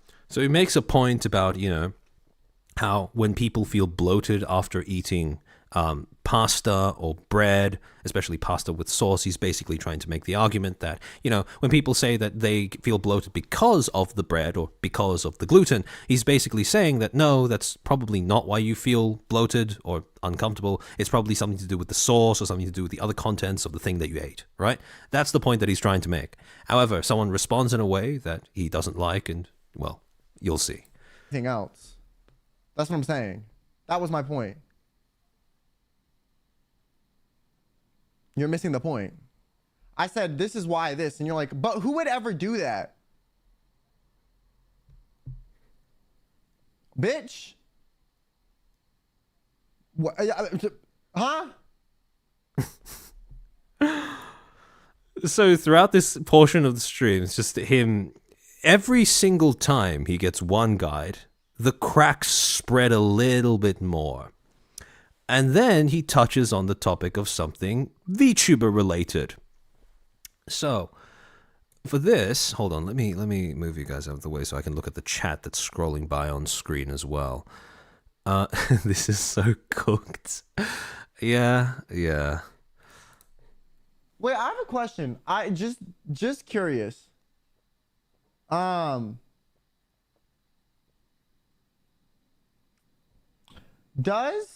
Did anyone see the drama about that VTuber saying anyone with a manager on that's a VTuber is it's just someone that either wants to fuck them or it's their boyfriend? This is in reference to a tweet that Fallen Shadow or Shondo made on her, well, her alt account, where she basically just said, if you are a small VTuber and you have a quote-unquote manager, chances are they either are your boyfriend or they want to become your boyfriend. And to be honest, that's not an unreasonable take to have, especially considering that, well, if you're a small VTuber, you probably don't have the financial resources to actually pay a professional manager. However, note the way that this discussion of that particular controversy evolves over the next, let me take a look, 1 minute or so.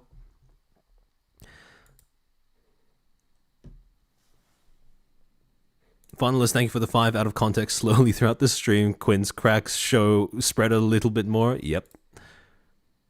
Yeah, Shondo was right, exactly. Okay, is that the same is that the same girl that has that clip where she's like, oh, you're mad? My womb is eternal. You have to put on makeup. You're mad that I'm eternal. Get old or get fucked, bitch. Is it the same girl that said that? You can say bitch. I know how you knew I was about to say it, but I cut myself off. Is that... To be fair, you kind of have to be blind and deaf and maybe mentally disabled to miss that you were about to, you know, say bitch. the same girl that said that? Because I've seen the clip of her saying that a lot, like that around, but I don't know if it's the same person. I just want to know if it's the same person. That's all I want to know. Anything else about the drama I don't care about. Now, based off of that initial, description, right?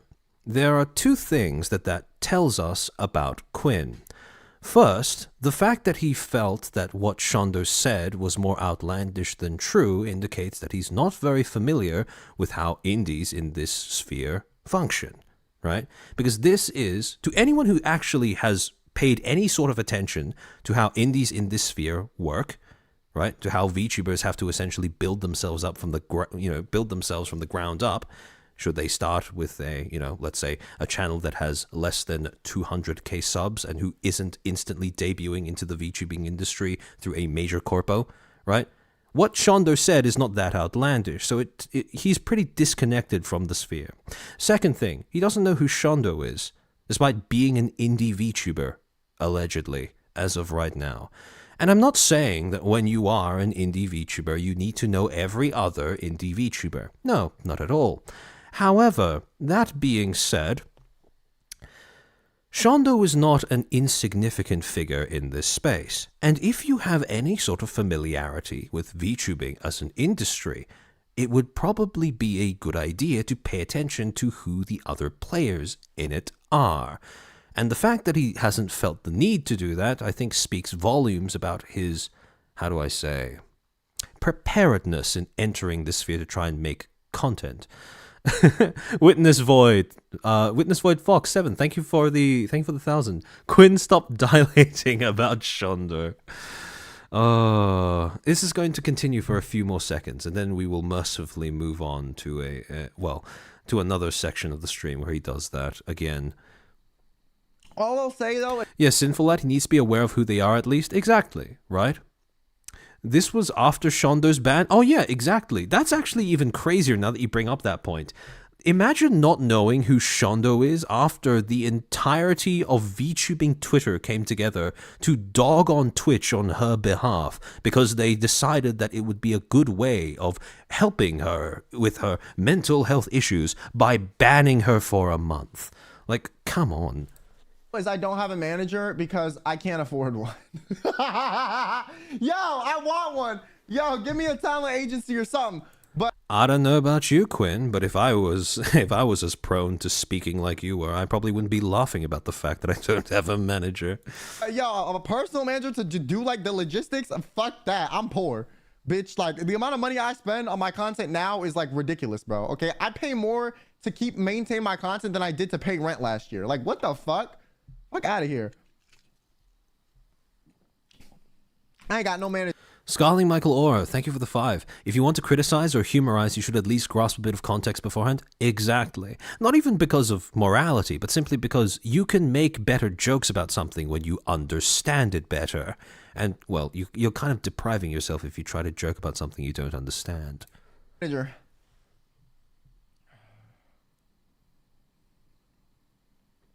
Okay, I'm trying to find like when G Idol Okay, so then he starts going on a little bit of a tangent about K-pop, but he does resume talking about shondo at about 30 minutes 25 seconds.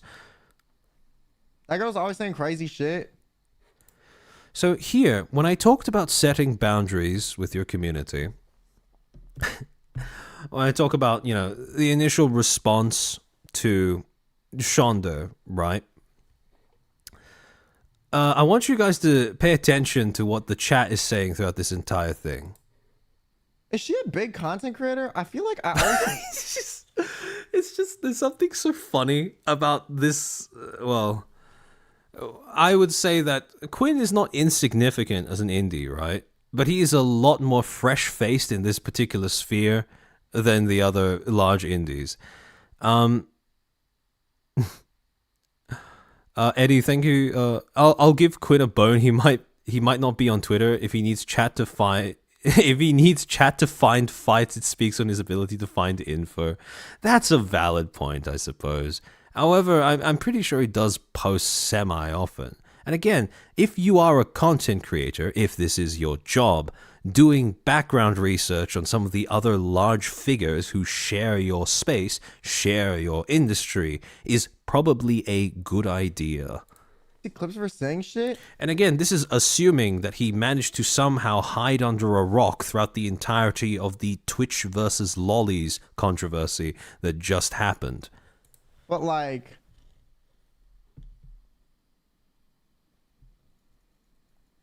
I don't see her anywhere unless it's a clip of her saying crazy shit. I feel like it's the same way people feel about me. They just see a clip of my balls and they don't know who the fuck I am, and then like they'll see me again and be like, wait, is that the ball guy? You know, like same. To be fair, to give credit where it's due, here you do see a little bit of self-awareness coming through, right? Where he goes, oh, okay, I only ever see clips of Shondo when she's saying something insane. And oh, okay, people only know me from, you know, hitting my own balls. Same thing.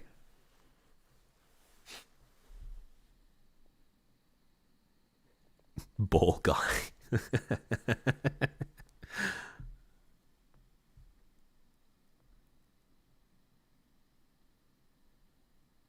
There's going to be a little bit of dead air as we watch this VOD, so this person, Holly Jolly Packer, she likes to rile people up 4chan-wise. I stay away from her. Again, you are allowed to express whatever you like about another content creator. However, at the very minimum, as a creator, you should offer a little bit of pushback, at the very least. If there are people in your chat who very obviously have it out for a creator that you are discussing. I stay away from her. I've never seen anything of her except what I just did. So... And that's about it. This is where the Shondo bit ends. And then, well, about a minute after this, so at 32 minutes 25, that's when all of the previous little breaks that we've seen in his demeanor throughout, you know, the first portion of the stream, that's where they all come to a head. Because this is where the rant proper begins. So when he called on, then people defend her where she acts like the victim. Again, this is referencing Shondo, right? Someone in chat has just made the suggestion that, well, essentially, someone in chat has just said, oh, Shondo says crazy shit and then plays the victim once people start, you know, causing controversy around it. I don't think I've ever seen that pattern of behavior from Shondo, but go off, King. I don't know. There's this weird subset of VTuber viewers that are like really into like the girl parasocial shit, that like really defend really shitty behavior when it's like when someone is also parasocial and leans into that girl shit, and then whenever someone that doesn't do it but does the exact same behavior, they like shit on that person. Like someone that's like a cute like girl model that is super parasocial does X, and then like someone that's not does X, the person that's not is gonna... Sorry, give me a moment to blow my nose. All right, well, let him go on for a few more seconds, and then I'll explain why this bit is so cooked coming from him. Get shit on by the people that like that one other person. It's so fucking stupid. It makes no sense. Like it's the same crime. It's just a different person doing it. So they... Now, To be fair to Quinn, he does have a point here about how in VTubing there are subsects of audiences, especially unicorns, that display a level of, shall we say, unequal treatment, unequal judgment, depending on, with their favorite content creator in mind, right? They will be very willing to excuse shitty behavior from their favorite content creator simply because it's their favorite content creator. They will not speak out about, their favorite content creator doing bad things, but they will speak out quite heavily about other creators who they don't like as much doing the exact same thing. And again, he is not wrong about this.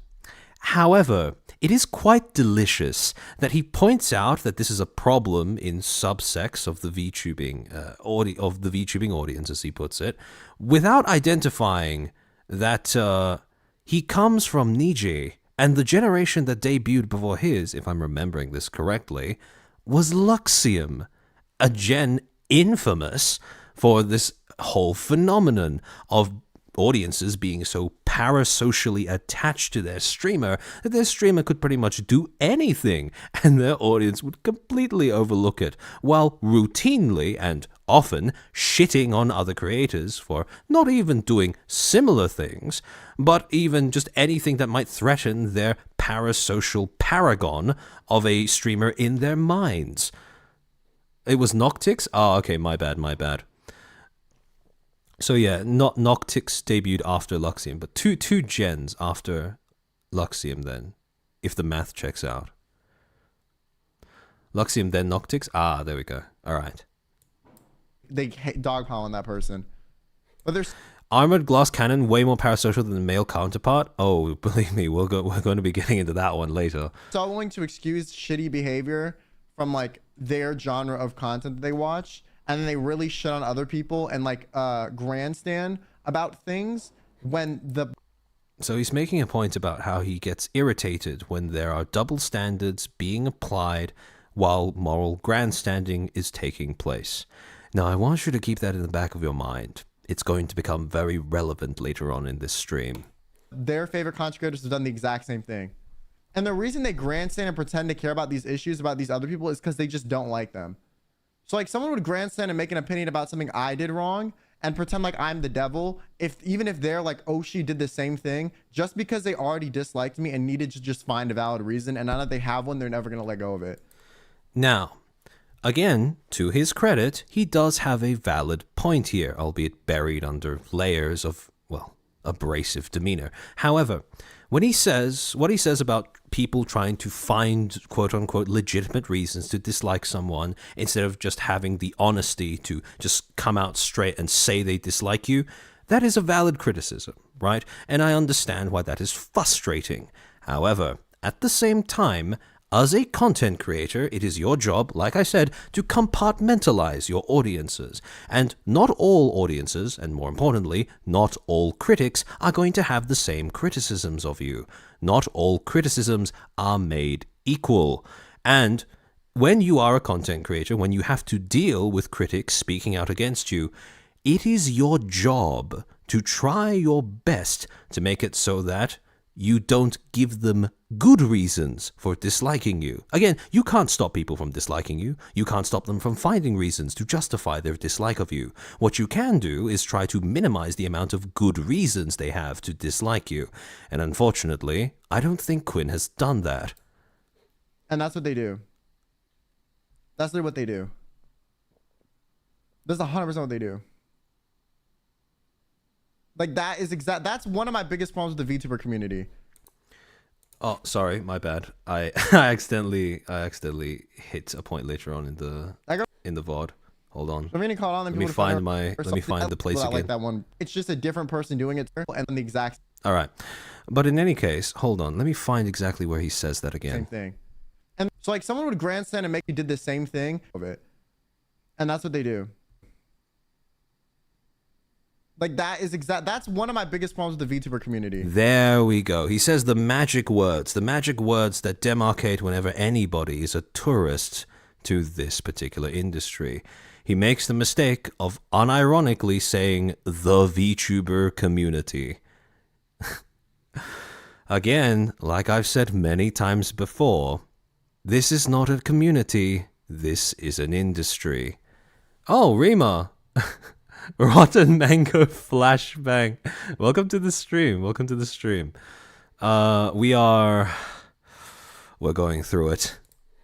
The amount of like Again, if you have somebody who is lashing out at VTuber audiences but doesn't demarcate which VTuber audiences they are lashing out at, combined with them referring to VTubing as a space, as an industry, by saying the VTuber community, you can tell they're not really familiar with how this space works. And more importantly, like Asahara pointed out just then, VTuber community is his community. Exactly. Whenever somebody refers to the VTuber community in a way when they're, again, like I said, lashing out at some or one of their audiences, it's a pretty clear, albeit implicit, indication that they don't view themselves as a part of that supposed community, even if, like I said, it doesn't really exist.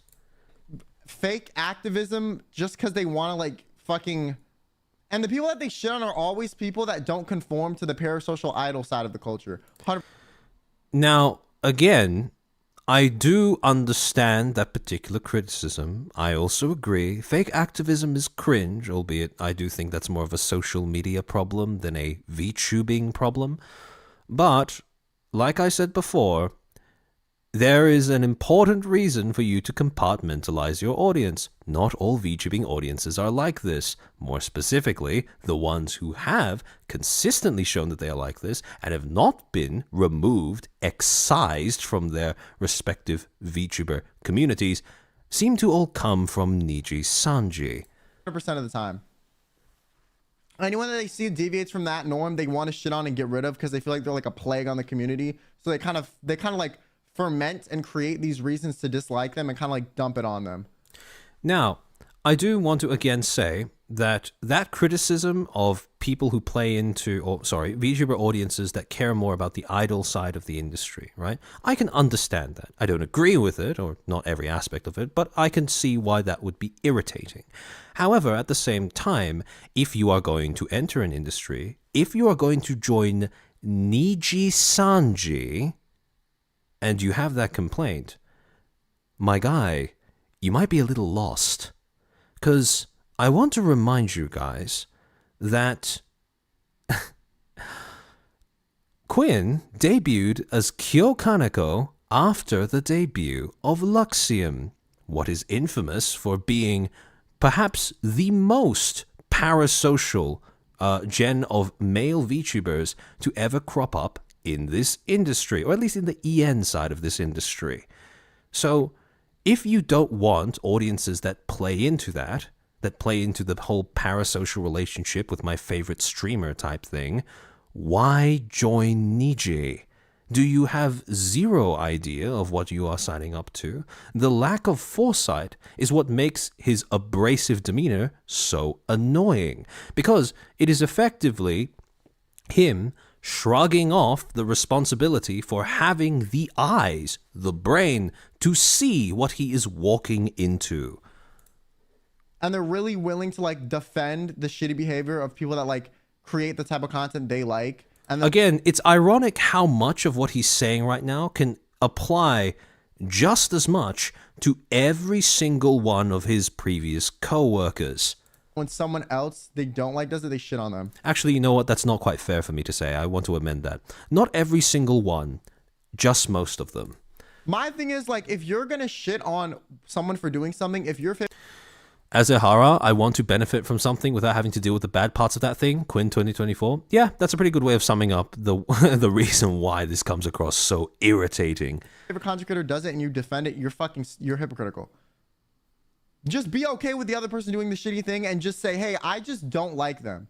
Again, this is a valid point. If you dislike somebody, don't force inconsistencies into your own principles in order to justify your dislike of them.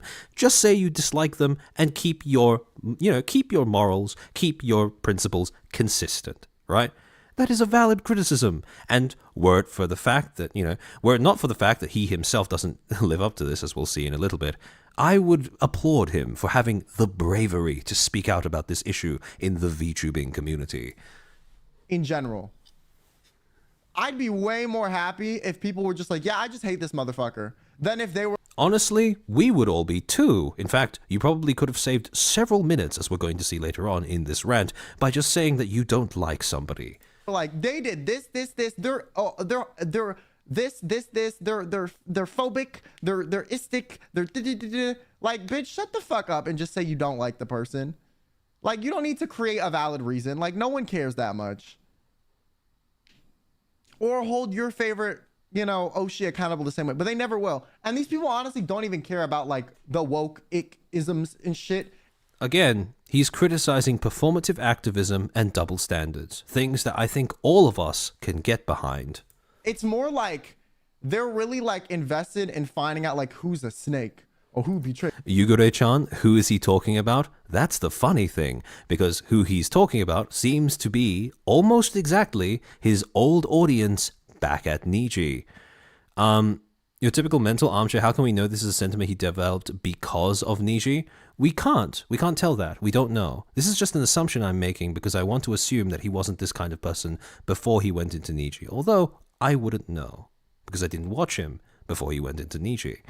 Who, or like, they really like read into your interpersonal interactions and try to like make you out to be a bad person. So it's not even like they care. Like, I could say something racist and these people would not give a fuck. But if I were to like be... There we go. Now, when he says, I could be racist and these people wouldn't give a fuck, I wonder what he's referencing.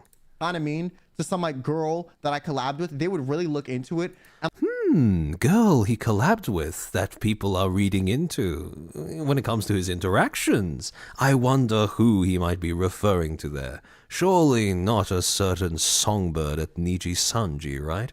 like try to be like, is he fucking the bitch? Oh my god, he's so mean. And like make out this like crazy interpersonal relationship that they... Again, I want to emphasize that I don't think anybody outside of 4chan is talking about this. The only reason I knew that this was even a thing that people were talking about was because I watched Parrot narrate people talking about that on the boards. And the fact that he's making such a big deal out of this, that this has evidently gotten to him as much as it has, well, it's a pretty clear indication that the place where he's going to find data on how his audience sees him is the boards. Now, when you are trying to figure out who constitutes your audience, when you're trying to, glean data, so to speak, about how your audiences think of you, how you can affect, that perception, etc., etc., I don't think I need to explain why going to the boards is probably not a great idea if you are as thin-skinned as Quinn evidently seems to be. Yeah. Again, reminder, in that clip from Parrot that we just watched, there was a Lethal Company collab where Enna and Kyo referred to one another as, quote, Little Wetty and Pussy King. Now, I have no idea why an organization that has built up as much of a parasocial fan base and encouraged a parasocial fan base as Niji Sanji would have issues with that particular interaction occurring between the livers, but who knows, might just be me. They know nothing about, into something that they act like they're like, some all-knowing being, omnipotent fucking third-person POV, like knowing everything that happens, and then try to give some opinion on it as if their opinion holds any weight. And then they do that to find valid reasons to dislike the person. That's it. Because they never really get mad at like something like racism or all this stuff. And they only do when it's like someone they dislike doing it. Again, he has a point here. That double standard is very annoying to deal with. However, I'll let him continue. Like there's some VTubers that have said some crazy racist shit. And these people will defend them to no end. And then they'll also be like at the same time like schizo posting on like some forum for like 5 Some forum? I wonder what he's talking about here. hours a day trying to like figure out why this male content creator that they dislike is interacting with this female content creator that they do like. At this point, I think we can put that issue to rest. I think we know for sure who he's talking about. Who pissed you off? Nothing. I just think that's just how people are. Do I sound... Again, who pissed you off? Nothing. I've never heard harder cope in my life. This whole thing strikes me as something, again, not to, okay, well, hold on. Let me be very open and honest about where I'm coming from, right? I'm not an accredited anything, yeah? I'm just a guy who has who has been unwilling to finish the rest of, well, who has been unwilling to finish the tail end of my particular degree. However, while saying that I have no formal qualification in psychology, psychiatry, or any of the related, right? It really strikes me that this entire rant could have just taken place in a therapist's office. Like, did you really need to come out and say all of this to your chat? And that sentiment, that whole, why wasn't this in a therapist's office? That's going to become a lot more pronounced the longer we go down in this stream. Maybe Quinn has an inferiority complex. An interesting theory, Wangus. We'll get to that in a second. I'm mad. I'm being very matter of fact about this. I'm not hype at all. Yeah, I'm sure you're not. I just don't care to say like the obvious. Like anyone that's not these people that are so deluded into this reality that this parasocial content creator that they will never fuck you and never sees you as anything other than a viewer. Okay, so here's where we start getting into a problem that seems to be a little bit of a recurring thing. The problem of being very quick to generalize people. Not just generalize people, but generalize groups of people on the basis of a single stereotype, right? When he refers to VTubing audiences, or even when he refers to parasocial VTubing audiences, and he cites this trope of people who think that their favorite content creator is gonna fuck them, right? This is a very common talking point. It's something that's been done to death, both as a joke and as a legitimate criticism of, VTubing audiences. And it doesn't really help your case. I know that he's not saying that every single VTubing audience, or even every single parasocial VTubing audience is, falls into this category of, if I pay enough money, if I suck up to my favorite content creator enough, they'll want to fuck me. No. What I am saying, though, is when you are going on and on about a group of people that you can't define beyond a simple way that they annoy you, or a single way in which their interaction with you annoys you, and you cite this as a common trope, right? You come off as somebody who, again, is very unfamiliar with this environment, very quick to simply generalize and stereotype and define the people that you are referring to, in this case, parasocial VTubing audiences, according to their most extreme members, shall we say. Tinkerlin, thank you for the 2. Overgeneralization with a splash of irony. Yes, that's exactly what this is. Like those people that can't see that are the ones that are like gonna get mad. Anyone else that like touches grass and is like, see, the other thing that rubs me the wrong way about this is that when he characterizes people criticizing his behavior, again, specifically the thing that he referenced was his interactions with Enna Alouette in Niji Sanji, he paints it as if everyone who's criticizing it must be one of those, must be a unicorn, right? And while I understand where that sentiment might come from, it is also worth noting that you walked into their swamp, my guy. They existed just fine before you entered. And when you entered that swamp, you decided to have a throwdown with their expectations. Don't be surprised if you come up to the surface and you look like you're caked in shit, if that's what you're going to be doing. Don't be surprised if other people look at you, or look down on you, when you walk into their space and break their rules. JV Robert Goddard, thank you for the 125 pesos.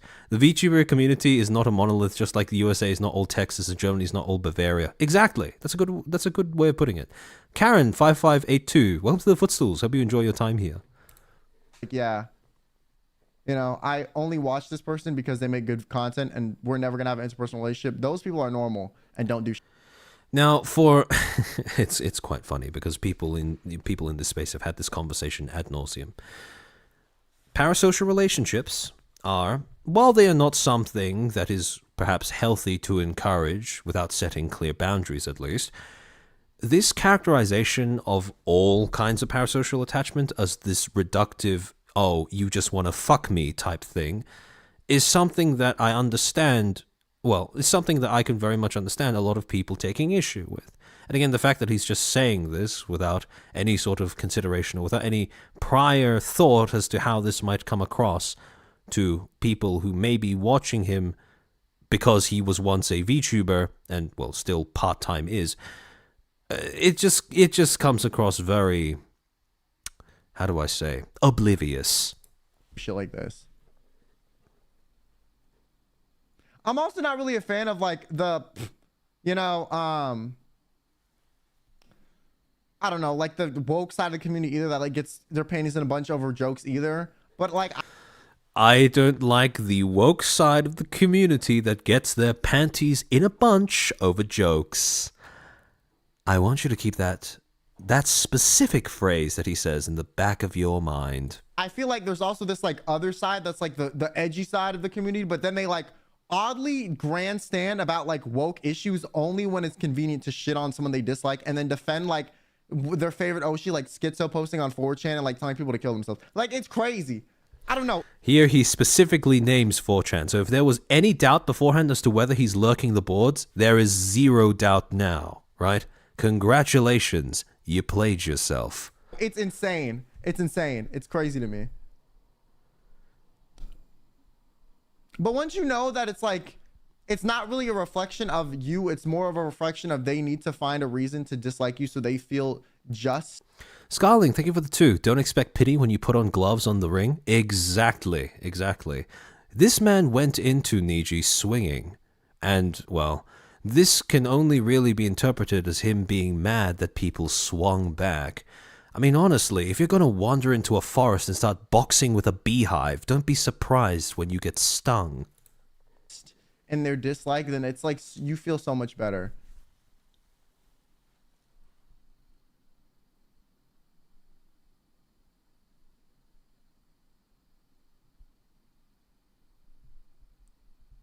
You can see, that there's this coil of I suppose resentment or annoyance that's bubbling away within him, and it's clawing its way to get out. I've had people be more charitable to like here's where it starts getting juicy. Literally like a psycho 30-year-old lady that was like harassing like a borderline barely legal adult. Now, for those who don't understand the context behind what he was just saying, initially there was a little bit of speculation as to whether he's referring to Raziel Warmonic and Luca Kaneshiro. But then that was quickly dismissed when he went on later on in this rant and specified that the 30-year-old lady made a joke about, well, assault, supposedly, which pretty much confirms that the, what? How did he say it again? Like a psycho 30-year-old lady. Psycho 30-year-old lady he's referring to is Sayu. And, well, I'll let him go on. That was like harassing like a borderline barely legal adult. The borderline barely legal adult, as he puts it, he's referring to himself. Now, people who watch my last stream will know my thoughts on this, but in my humble opinion, and this may sound like a hot take to some, if anybody above the age of 18 refers to themselves as a, quote, borderline barely legal adult, end quote, they should have the right to vote revoked from them, because that with that one statement they have effectively signaled to everybody watching that they are incapable of perceiving themselves as an adult and with all of the roles and responsibilities that accompany that moniker. When you refer to yourself as borderline barely legal, assuming that, again, this is a Twitter argument, not a fucking porno, right? If referring to yourself as that outside of the context of making porn, that is pretty much the only context in which you can refer to that, and it not being seen as, you relinquishing all of the responsibilities that accompany being an adult, right? In every other context, when someone refers to themselves in that way, it's simply because they're trying to downplay the degree of responsibility they hold in something they've done or said, right? And I don't think we want people like that being able to vote in matters that determine public policy. Than like fucking the barely legal adult that like said something that was kind of petty. So, hold on. Let me switch scenes. Let me show you guys exactly what he was going on about with that. What he was saying. Hold on. Where is it?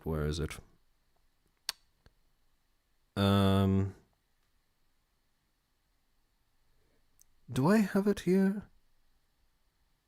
I think I do. Okay, there we go. Hold on, here.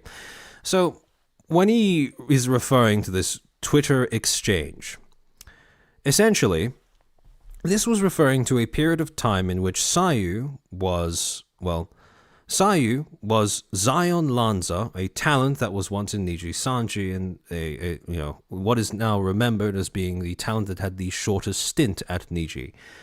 So essentially what happened during this time was that Sayu was playing a chiller's art horror game called The Karaoke.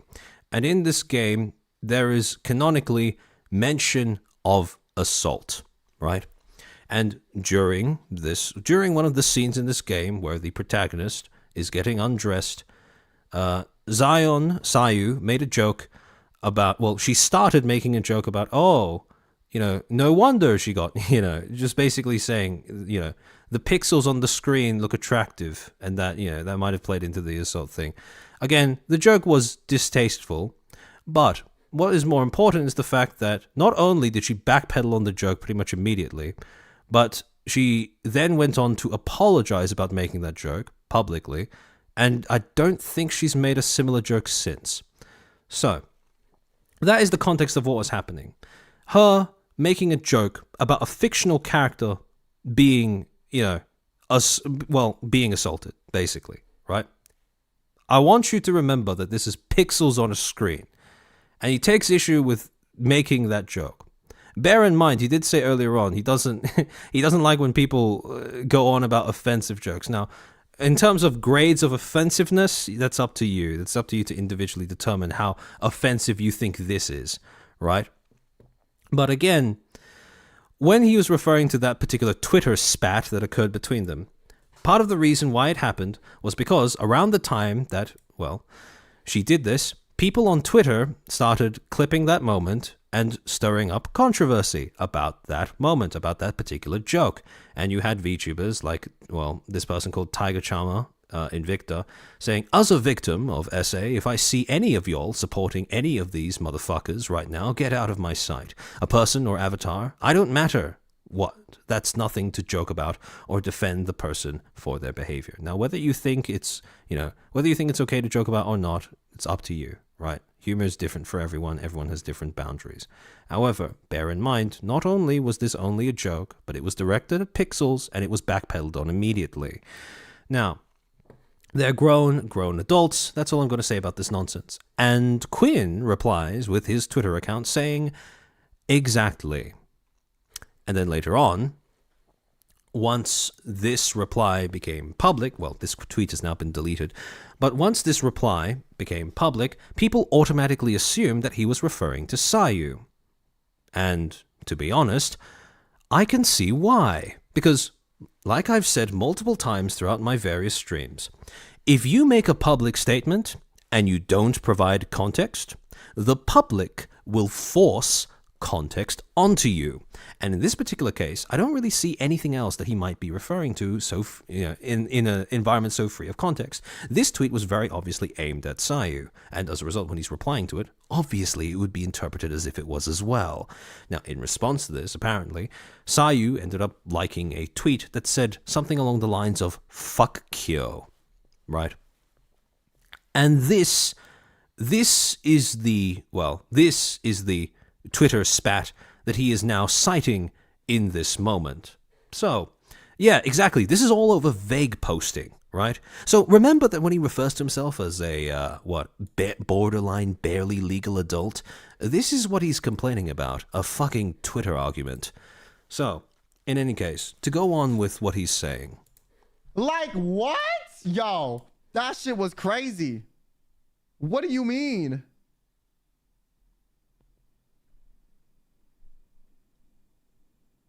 Like, this person's been an adult for 10 years and they're acting 13, and then this like person's been an adult for 1 year is acting their age, and you're... Remember what I said before about having double standards in behavior? If you are going to initiate a throwdown in the mud, don't be surprised when someone else slings mud right between your eyes. more mad at them for acting their age than you are at the 30-year-old for acting like 13? You're both adults, my guy. There is a reason why the age at which people are classed as being able to vote in most countries is 18. The fuck? But it's because the person that was 30 acting 13 was like a cute anime girl that like really fed into these people's weird... If his point was that her being an anime girl meant that he received more criticism because he was an anime man, I think you chose the wrong company to join, because Niji Sanji is pretty much the only place in this industry where that stereotype of people being softer on the girls, not the guys, is flipped on its head. Like, there's like a weird type of pity you have to feed into for them to like you. And it's like, you have to hate on something they already dislike and then have a sob story about it, and then they'll like you. That's the formula. He's basically... If I'm not misinterpreting, he's basically saying that Sayu's ability to generate sympathy from her audience, again in a very reductive manner, is due to the fact that she expressed that she disliked Niji, which is something that her audience also supposedly disliked, or I shouldn't say her audience, audiences in general, according to how he's phrased this, dislike, and that combination has resulted in them giving pity to her. Now, what he's conveniently overlooking is the fact that Sayu, upon being booted out of Niji, was shit on relentlessly for months on end. She was fucking doxxed. Now, I don't know if this ever registered with him, but Vivian Raj, weird type of pity. Yeah, that's a weird way of describing sympathy over essentially being the target of a harassment campaign, right? A harassment campaign that, mind you, again, one of the two videos that I've actually, like, one of the two edited videos I actually have on this channel has shown a very deliberate harassment campaign. This did not crop up out of nowhere. This was fed into, initiated, and encouraged by Niji Sanji management. So, especially when you are someone else who is supposedly a Niji refugee, it's a really weird angle to take, where you are downplaying the degree to which one of your fellow refugees was shat on by your common enemy. But in any case... Hate on X thing that is popular to hate, that a lot... Reminder that Sayu did not come out against Niji after Selengate. She was the first one to attempt something like that. And she received all of the hate and none of the benefit. A lot of people in this community hate, have a sob story about it so people feel sympathy, and then be kind of likable afterwards, so there's enough... That's such a reductive way of describing what happened. Like, it's so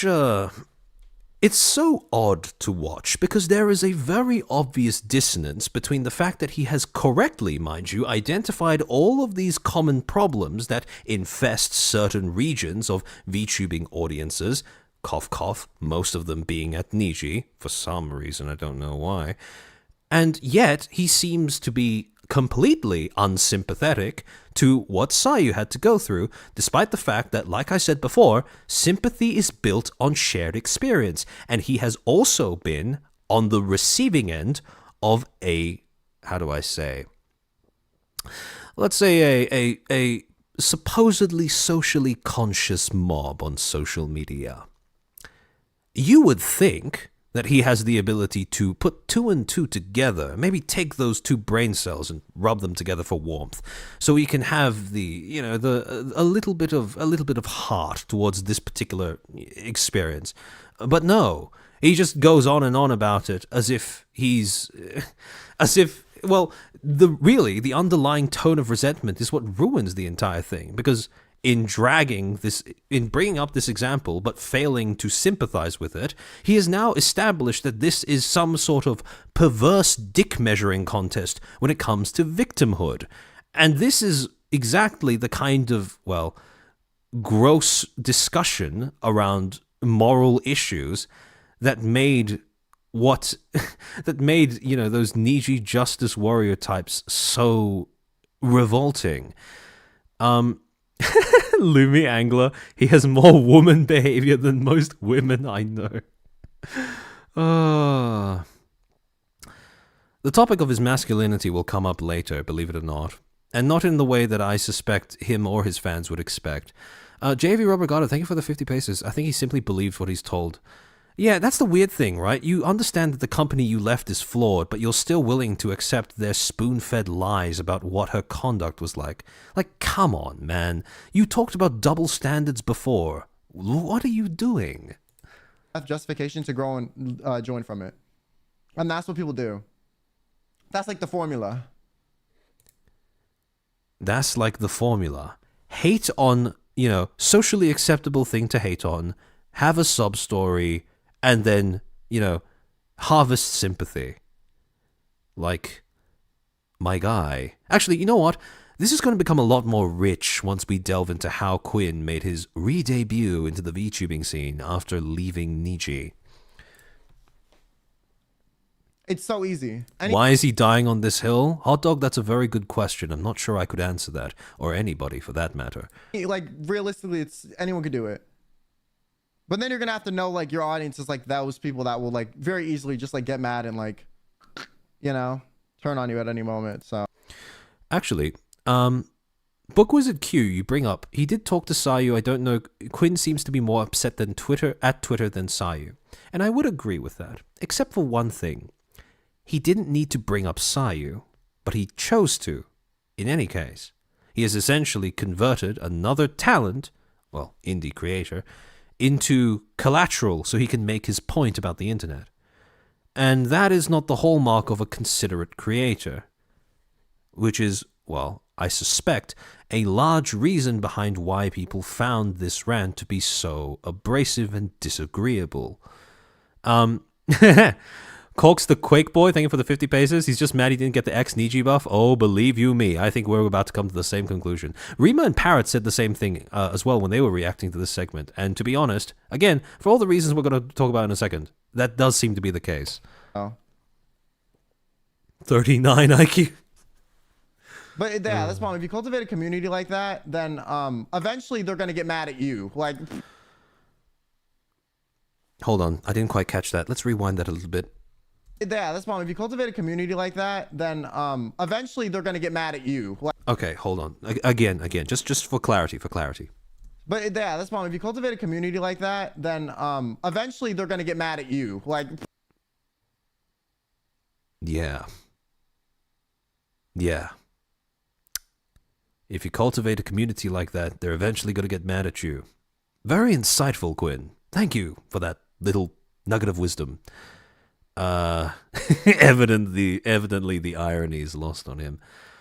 Please understand, he's just barely legal. Oh, man. The worst part is he's not even 19 anymore. I'm pretty sure it's been years since he's been 19. Isn't he like 21 or something at this point? Surely at this point, if he's old enough to drink, he's old enough to know that, well, he's old enough to be able to untangle logic out of a ball, surely. it's inevitable. Kaiser Lock, my guy, you joined that community? Exactly. It's inevitable. Unless you like really, really overly... He's 22 now? Oh, jeez. Come on, man. invest in their feedback and try to like morph yourself 19 to be liked season by them, 2. which I don't give a fuck to do. Hold on. Let's rewind that a little bit.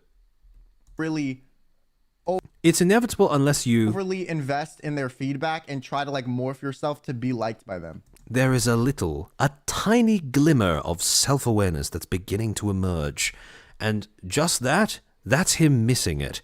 So remember when he talks about, morphing yourself to be likable for, a group of essentially unreasonable harpies. You could very easily apply that to his career joke. If he simply didn't apologize, he wouldn't have had to morph himself into something to be liked by a group of people and, well, a group of audiences that evidently didn't really care about speaking with him or having any sort of a dialogue with him. They just wanted to bend him into a shape that they liked because they could, and they succeeded. Which I don't give a fuck to do. I'm sure you don't. I'm gonna be me, and if you like me, you like me, and if you don't, you don't. But I'm not gonna pretend to be a version of me that I think would be more palatable for you because I want your support.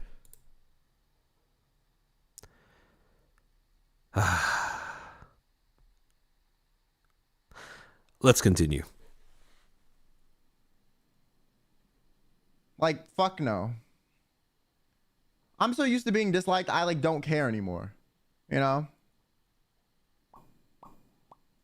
Remember what I said before about being disliked being inevitable when you undertake the task of, well, content creation. However, like I said, the trick is to make sure that people don't have good reasons to dislike you. Good reasons being rooted in their experience with your content, your conduct, and your words and actions.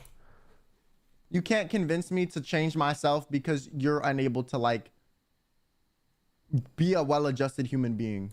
Tinklin, thank you for the 5. He's saying he didn't put effort into managing his community and so couldn't handle it when they turned on him. There's so much irony. He's got a set of armor. Yeah, exactly. Like, no. The thing that makes this excruciating to watch is that he's so close. He's so close to making the connection between what he's saying and what was happening back when he was at Nietzsche, or even right now. But we never really get to that point. Like, people have acted in the past like I've committed, like, war crimes. And then they're defending people that have, like, done way worse. Like, I made... Done way worse. What do you mean, done way worse? Both of you made an offensive joke. Hers was about pixels. Yours was about real people. That's a distinction that I don't think really matters, but evidently you think it does. So have some consistency in the way it applies. And the thing is, right, actually, you know what, I'll let him go on for a little bit, then I'll jump in. One tweet one time that wasn't a subtweet at all, and everyone thought it was a subtweet, and I got shit on for, like, weeks. And his anger at this gets across a very simple problem, which is that he is not aware of why people would have given him shit for that tweet, even though it was as blatantly without context as it was, and even though he should have, in all right, been able to understand what that tweet that he was replying to was referring to. This was his fucking colleague. You're a professional streamer. You've been on the internet for years. You were a massive content creator before you joined Nietzsche. How is this beyond your comprehension? Lumi, thank you for the 5. When do you think we'll get a stream of guys I have to start working a real job? Where did all of you go? Imagine this in the gayest tone of voice. Look, I'm not going to put the fries in the bag, bro, on anybody whose dream is content creation. But boy, is Quinn making it difficult to stick to that. This one person who literally by name said, fuck me, got support. By name. Okay, so 2 things here. 2 things. Well, actually, no, 3 things. First, when you say by name, no, she did the exact same thing you did, which was like a tweet or express support for a tweet that was about you, right? That's the exact same thing. Just because hers was more explicit than yours does not make it that much different, all right? There's not that much of a distinction to make there. 2, if you're going to feign being mad and make it out that that her joke was worse than yours, what I don't understand is if you're going to die on that hill, why are you not mad at the game for having those themes in it? Why are you only taking an issue with her making a joke about pixels when you won't bother to criticize the whole reason why those pixels are arranged according to that storyline to begin with? Like, come on. Are you really going to draw the line there? What is the logic behind that? Or is it all just arbitrary? And third, when you say that a person like that got support, surely you must. I understand it might be difficult because you're only barely legal, but you must understand that it wasn't a one-to-one thing where people were supporting her because she made that joke. No, it was for a whole host of other reasons that you don't really bring up throughout the entirety of this rant. Like, you are an adult. Please, pay a bit more mind to context. You're a content creator. You have been for years. The idea of trying to understand the behavior of an audience should not be foreign to you. This is your entire job description, my guy. And I'm the petty one. Azahara, to be fair, he has a future in prawn. Quinn's barely legal adventures. Oh, that's so cursed. Oh, yikes. Like, what the fuck? Like, that makes no sense. I'm sorry. Well, if you're looking at it that way, of course it makes no sense. If you're going to ignore every reason as to why her audience supported her, of course her audience's support doesn't make sense. Like, come on. What do you mean?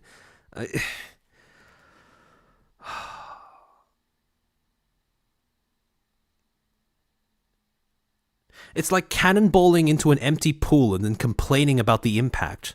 Like, no shit. You haven't put in the necessary work to make sure that the environment, the context makes sense in the way that you're discussing it. Like, again, this is a 22-year-old man, right? This is an adult. This can vote, all right? Sarah, armchair expert, remember he was in the same company that made the same type of jokes about white people? Yeah. And for some reason, he hasn't quoted Uki, so what he said earlier about only disliking people and finding reasons retroactively to justify that dislike and applying double standards, yeah, it's starting to become uncomfortably relevant to what he's saying now.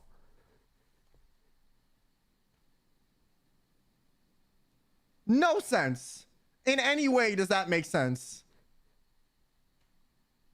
And like what? Again, this is very much like getting a puzzle, throwing out half the pieces, and then complaining that the rest of it doesn't fit together. No shit, it makes no sense. You're not acknowledging the context. Wolf and Wings, thank you for the 5. I'm in my 30s and I'll hate on kids like him all day. Oh, he gives being in your early 20s such a bad rap purely by virtue of opening his mouth. What I said wasn't even wrong either, but at the same time, it wasn't even about that person because I didn't know that situation was happening. Again, one of the most fundamental rules of PR, any sort of public communications that you do, and again, remember, this is his job, he's a content creator, is that what you say might not be what your audience hears. Like I said right at the beginning of this stream, your audience can only judge your intentions based off of what you show them. And if you don't specify to them in the same breath as you make a public statement what that public statement is in reference to, your audience will join the dots together. And if you don't join those dots for them, you can't blame them when they join those dots in a way that you didn't intend. Oh, also, by the way, Azahara, I'm going to call bull on this. I 100% agree. There is no way in hell you are on Twitter enough to spot that specific post, comment that you agree under it, and have no idea as to what it's referring to. Like, you want us to treat you as if you are context blind enough to do that with no ill intention, and yet also somehow you expect us to take you seriously when you try to point out double standards and go off about how, you know, how VTubing audiences have such a problem with implying their morals and standards inconsistent. Like, come on, man. who are we trying to kid here? We're all adults in the room. This isn't fooling anybody. Let's just have it out, right? If you're going to dislike somebody, just say you dislike them. You don't need to find a good reason, right? However, that being said, I think it's beyond obvious that I dislike Quinn at this point, right? However, hopefully, through all of the commentary that we have done, and I have handed out, and I will be handing out as after I hit play again, you can see that the reasons are not completely founded on personal taste. I did not know these clips of this person saying this thing were going around at the time. Well, maybe, since you are a content creator, you probably should pay a little bit closer attention to that kind of stuff. And again, granted, Quinn at the time was a very young adult. I could make concessions based on that. However, he was also, like I said, a large content creator before he got into Niji. So no, he should know this stuff. Scarling, Michael Orr, thank you for the 5. As a man close in age, this barely legal, age-minded individual on screen doesn't represent me. I don't think he represents many adults, but well... It is what it is, I suppose. I didn't see it. I found out when I woke up the next day, looked at Twitter, and my one tweet to a smaller Twitter account had 100 replies of people mad at me. And I was like, huh? And I looked, and then I figured it out. Sure. And then the person that thought I subtweeted them, instead of asking me if this was a subtweet, decided to by name like comments that said fuck me. Now, if you are going to say that you didn't have the awareness, shall we say, to understand that the tweet you were expressing support of was directly attacking your coworker, why would you think that that coworker, upon seeing your response, as context bare as it is, should have the restraint to ask you before concluding that that was your intention and responding in kind? Like, again, this is a lack of a lack of empathy and awareness that I honestly find to be quite mind-boggling. Like, you don't know each other. You just work in the same shithole corporation. You really think that, you know, again, if that, okay, hypothetically, let's say Sayu did show enough restraint to privately DM him going, what the fuck, what are you doing, right? That's a courtesy, not an expectation, especially not when you've started off the interaction on this foot. You can cite obliviousness, but stupidity does not excuse... That ignorance does not excuse stupidity. It only contextualizes it, right? And this is very much a case where what he has said contextualizes his stupidity, but does not justify nor excuse it. Sorry. White Rabbit 001, thank you for the 5. So in short, he's a 22-year-old immature tourist that has glass bones and paper skin on the internet. Play him the world's smallest violin. Again, thin skin and no balls is a dangerous combination for a male creator to have in the VTubing space, so... I name.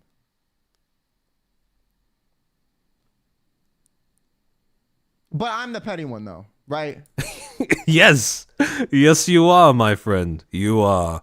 JV Robogato, thank you for the 125 pesos. Why would anyone screw with a borderline barely legal adult? Yeah, your guess is as good as mine, my friend. But I'm the one that, like, people are more willing to forgive the person that said fuck me by name and made this public beef than the person who made a tweet that accidentally could have been connected to something by accident. Again, he's ignoring the context as to why that disparity exists. This is why he comes across so immature in this rant, because he's complaining about outcomes without bothering to acknowledge the context that created those outcomes. When people express that they forgave her, that they sympathize with her, well, two things. He has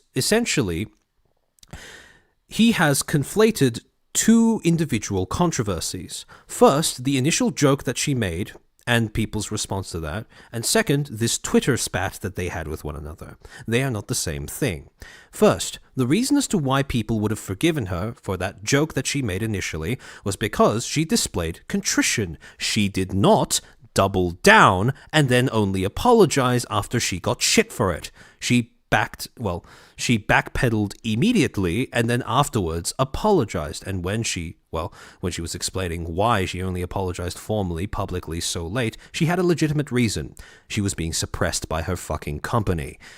By contrast, you, on the other hand, when you made your Korea joke, funny as it may be, you immediately doubled down on the fact that you had made it. You said out loud, very clearly, I'm not going to apologize. I'll double down. I'll say it again. I'm not going to apologize for that shit. Waited a few days, then you came out and apologized. Now, as to why that would erode your audience's willingness to support you, we'll get into that in a second. However, again, fact remains, that was only one of the reasons as to why audiences, again, I say audiences deliberately here, why certain audiences would forgive Sayu and not forgive you. Your apology comes across a lot more insincere.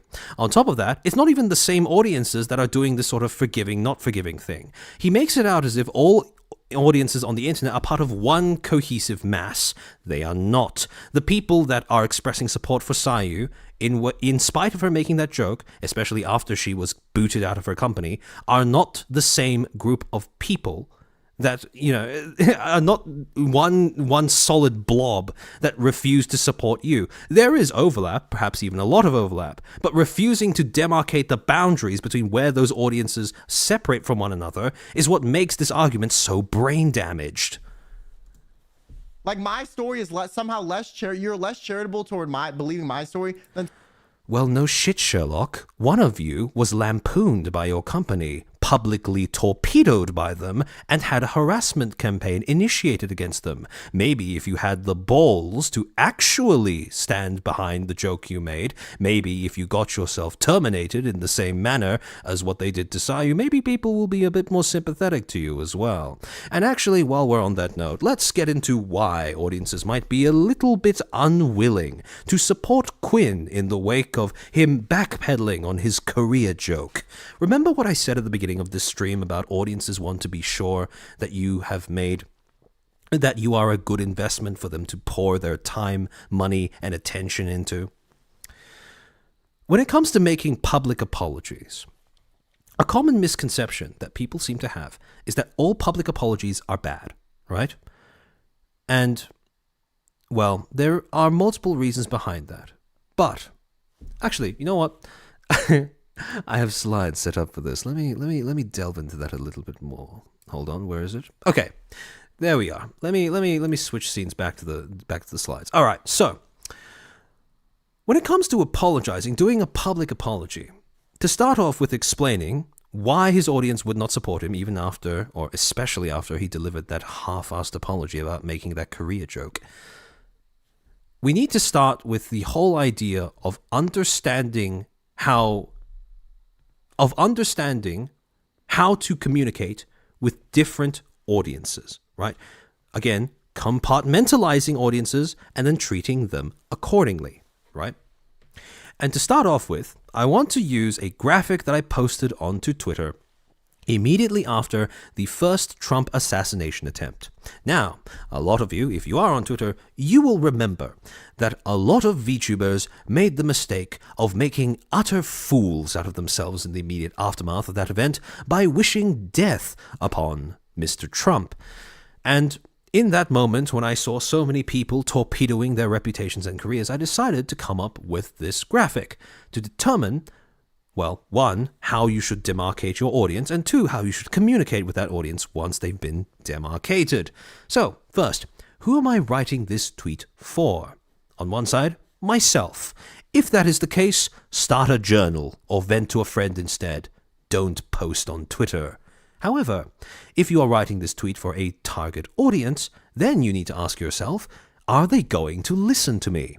If the answer is no, vent to a friend instead. And the reason why I say vent to a friend instead of write in a journal is because if you have the desire to talk to an audience that's not going to listen to you, that probably means you just want to vent in a way where you're sure someone is listening, which probably means that you would probably prefer a friend to take on your grievances rather than to just unload them onto a page. However, if that target audience is going to listen to you, then you need to ask yourself, do I mind if people outside of that target audience see what I say?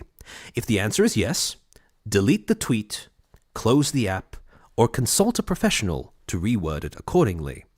Again, this is all about choosing, or more importantly, making yourself aware of the fact that there are going to be audiences converging upon what you write that were not conceived in your mind when you put pen to paper or finger to screen. However, in the case that you don't mind if people outside your target audience see your tweet, then you need to ask yourself, and this is the final step, is what I'm saying consistent with the morals, character, and overall image I wish to project to all possible audiences, present and future? This is essentially just making sure that what you're saying is not something that you're going to regret in about a week from now, or maybe a month from now, or if you are a very long-term thinker, a year or two from now. If the answer is no, it is inconsistent with what you would like to portray yourself as, delete the post and close the app. There's no saving the tweet. Be grateful that you caught yourself before you did irreparable damage to your own public reputation. However, if it is consistent with all of those things, then send the tweet. You've done a good job. And hopefully you'll be able to stand behind it. Now, the thing is though, with every one of these bifurcations in this graph, it's supposed to tackle a slightly different thing that the audience should be thinking about before they post their, their content, right? The do I mind if people outside my target audience see my tweet is about ensuring that you are aware of the fact that the super public exists. More audiences will see your content than you intend, in all likelihood. Second thing, is what I'm saying consistent with the morals and character I wish to project? This is just becoming aware of how what you're saying matches up with what you're presenting. Remember, your audience can only judge you based off of how you present yourself. And when you are presenting yourself as a brand, as a product, for your audience's consumption, if you interrupt that brand image, if you erode it, if you post something that conflicts directly with it of your own volition, you're shooting yourself in the foot. However, this question, is your target audience going to listen to you? When I posted this graphic, there was a question that spins off from me pointing this out that on the surface might seem to be quite obvious, but I still think is worth asking. And that question is, why is it that attempting to engage with an audience who doesn't listen to you such a bad idea? Now, again, like I said, when you ask this question out loud, a lot of people might respond with, well, no shit, Sherlock, that audience isn't going to listen to you, so why say it in the first place? But then you might respond with, oh, but what if I just want the emotional validation of doing so? Why is it so bad? And the answer to that is twofold. One, you are attempting to establish a dialogue with an audience that isn't interested in that is only interested, in speaking at you, not with you. And two, your community has to watch you do this, right? Now, when it comes to creators understanding why, this is a bad idea, right? A lot of creators will understand why, this is bad, right? They'll focus on this being the justification as to why you shouldn't try to talk to an audience that isn't going to listen. However, in that same vein, a lot of creators overlook exactly how detrimental this can be, your community has to watch you do this, part of the entire thing.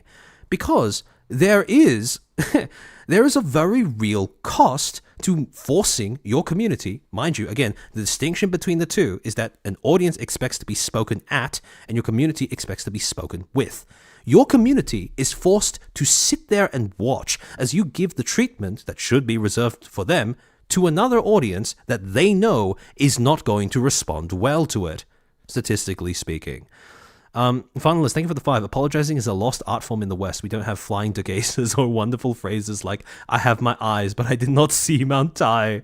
True, exactly. All right, I got to peace out. Thank you, Chair. I hope you enjoyed your time here, Pantra. I'll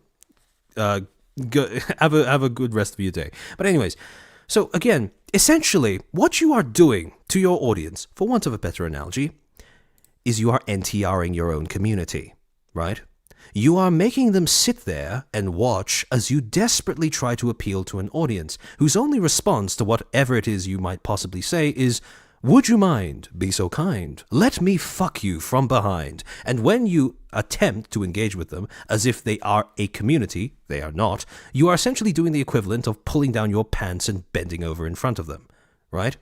Don't NTR your community. Now, again, with that in mind, right, you might be wondering, okay, but with this in mind, right, if you take into account the idea that this is what it means to try and communicate with a group that only expects to be spoken at, how would you handle public apologies in that case? And the answer to that is narrowing down the audience to which your public apology is aimed. If you've done something wrong and you are a creator, right? If you are going to issue a public apology, there should only be two audiences for that apology. The first is the party that you have injured directly, right? The one that you have wronged for pretty obvious reasons, right? But the second is your own community. Because if you are going to issue an apology, you must understand that it serves two purposes. One is to express contrition, the idea that you are now publicly admitting to fault in a way that can be used in the future to force consequences upon you should you fail to reform, right? That's the whole point of issuing a public apology, for accountability. You are essentially imposing a limit on your future self, a consequence on your future self should you fail to reform, right? However, the second function of a public apology is to ensure the consistency of your character.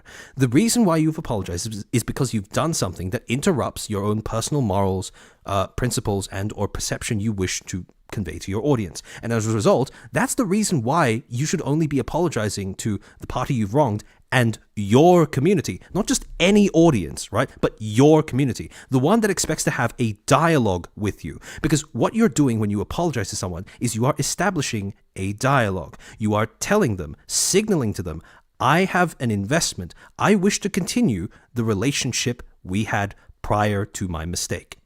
And I'm going to put in effort to fix that, to ensure that this relationship can continue. And that is the whole point. You are reassuring your audience that you are still a good investment. That's the whole point behind apologizing to your community. Now, the problem is, when you do this, when you apologize to an audience that isn't going to be willing to enter into a dialogue with you, the problem gets even worse if you try to do that, you try to establish a dialogue, you fail, predictably, because that audience isn't actually bothered with establishing a dialogue or speaking with you, right? They're always going to find something else to nail you to the cross for.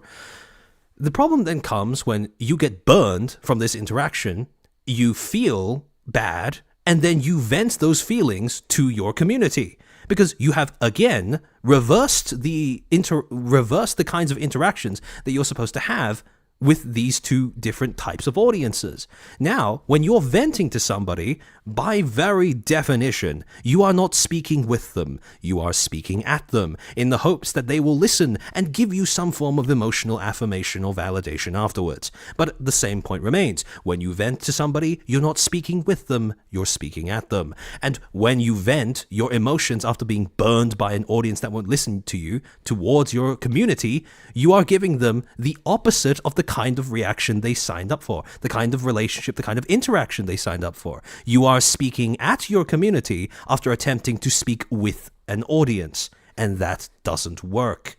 This is why there is such a trope on the internet where communities will give out collective groans when they see their creator publicly apologizing. In the cases where those reactions occur, it is almost always because the apology may not necessarily be in and of itself, the way it's phrased, the way that it's delivered, that may not be bad, but it may simply be aimed at the wrong audience. Again, it's the social equivalent of getting NTR'd by another audience, right? Your community is watching their favorite creator kowtow in front of another audience that is not going to give them the time of day. That's what creates the cringe sensation, because it displays a lack of awareness in the futility of what you're doing. And on top of that, a factor that I'm just going to briefly bring in here, not supported by science or anything, simply anecdotal. A lot of the audiences in the VTubing space are male. Men, and again, this is a pretty broad generalization, but I think it's true enough, often enough to the point where it can be regarded as a truth. Men care a lot about things having a purpose. Few things will exacerbate a man as much as watching someone they care about do something that they perceive has no purpose, or even worse, has no purpose and is actively detrimental to them, right? If you are a content creator with a mostly male audience and you make them sit there and watch while you do something that lacks a purpose and may end up causing detriment to yourself, don't expect them to stick around. Don't expect them to view you as if you are a safe emotional investment. Because remember that goodwill is a resource. That's the whole reason why PR is an industry in the first place, right? And again, it's an intangible resource, just like time and attention, which is why people tend to think of it less than money, right? But when your audience gives you goodwill, that is a resource that you can spend and lose just the same way. When you are in a position where you've done something wrong, you have a limited amount of goodwill left. And if you don't spend that goodwill appropriately, essentially, I want you to think about issuing a public apology as spending your goodwill on an exercise that will hopefully stem the hemorrhaging of goodwill. Right? With Niji, we've actually been given an example of what happens if you never issue a public apology. You just keep hemorrhaging goodwill, right? So when you're in a position where you need to issue a public apology, you have only a limited amount of goodwill left, right? You need to make sure that you spend that goodwill in a way that is actually productive. When your audience sees you spending their goodwill on a futile endeavor, such as apologizing to an audience that is not going to listen to you, they don't feel safe in your ability to spend the resources they have given to you in a responsible and productive manner. Therefore, they are going to be more hesitant in continuing to give you that resource. It really is a lot like buying shares and investing in a company. And that's one of the things that I think a lot of creators in this space in particular, especially the smaller ones, need to be able to understand. That when you are operating as a creator, you are not just a person, you are a product, you are an entire business in and of yourself, right? And if you think of yourself that way, it becomes a lot harder to get surprised from behind as creators who don't seem to grasp that as much. Now, again, like I said, when you issue a public apology, the purpose behind that should be to affirm to your audience that you are a safe investment, right? That they can continue to support you without having to worry that you're going to be spending too much of their goodwill, too much of your time directing your attention, your efforts, your emotional well-being towards another audience that isn't going to care, right? And you need to be able to assure them of that fact. Now, what Quinn did is he did the opposite of that. He apologized to an audience that was not going to care about what he did or said, and all along, his real supporters, those who actually care about him and his content, were forced to watch. What do you think that's going to do to your audience's willingness to support you? If you're not going to stick up for yourself, why on earth would you expect anybody else to stick up for you? You have to lead by example in matters like this.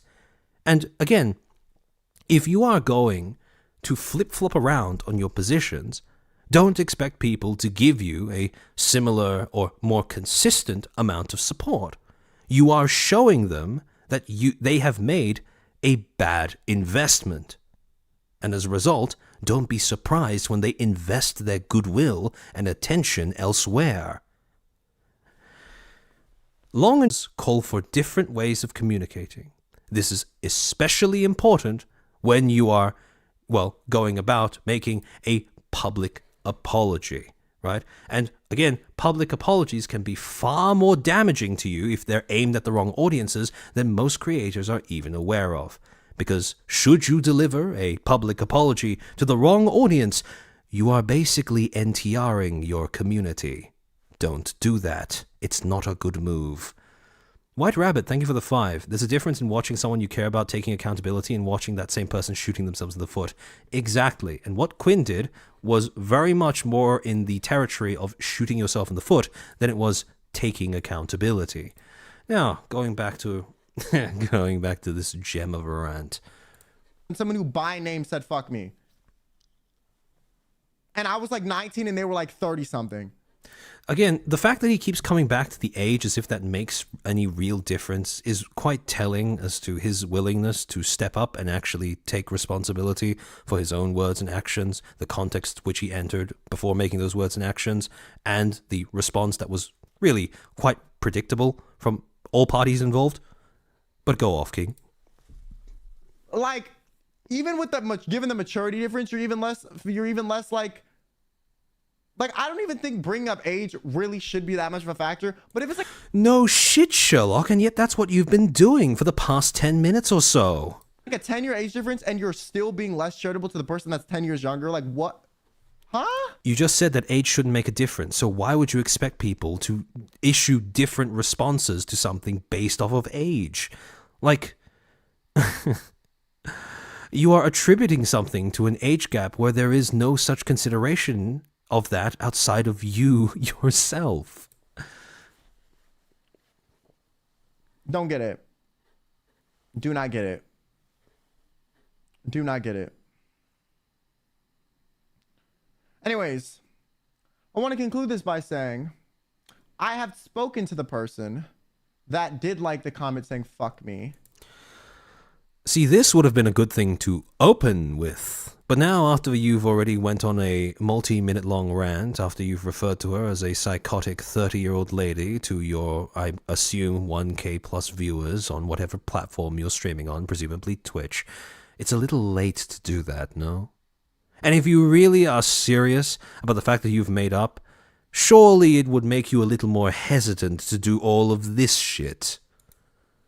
And cleared it up with them that I was not subtweeting. You can see that the non-lizard part of his brain is starting to wake up again, where when he looks off to the side there, you can see that there's a little tiny glimmer of concern over the long-term consequences of what he just broadcasted live. Tweeting them. I told them, I was like, hey, this is kind of getting out of hand. I don't have a personal problem with you. I disagree with what you said, and I'm never going to say I didn't, but this was not about you. And everyone in here is saying it's about you. If you want to believe them, fine. See, that's what convinces me that this is insincere. Because if you really didn't mean it to apply to her, if you're really keen on getting her to understand that you weren't referring to her, why would you then at the end there say, oh, but it's up to your interpretation. Believe what you want to, even if it means that, well, I possibly meant for that comment to be aimed at you. Like, no, if you really were serious about correcting a wrongful assumption, you wouldn't offer that much leeway. But it's not. And then they were like, okay, I understand. Seabiscuit, age absolutely makes a difference in certain cases, but Sayu's age and Quinn's age have nothing to do with why people are upset with each of them. Yeah, exactly. I would agree with that. And then we kind of moved on. But somehow... Yeah, just like Remus said, if you already hashed it out with the person, then what's the problem? Exactly, right? And again, this is what I mean when I said earlier that he is simply bringing in Sayu as collateral without even thinking about it when he's trying to make a point that has nothing to do with her. This is simply him venting his frustrations about his time at Nietzsche, you know, the sort of, I suppose, the battered pet syndrome that he still has left over from his brief stint over there. This is him venting his frustrations about that, but in a way where he is incapable of doing so without also dragging somebody else in. Because he needs someone to compare himself to justify his feelings of resentment.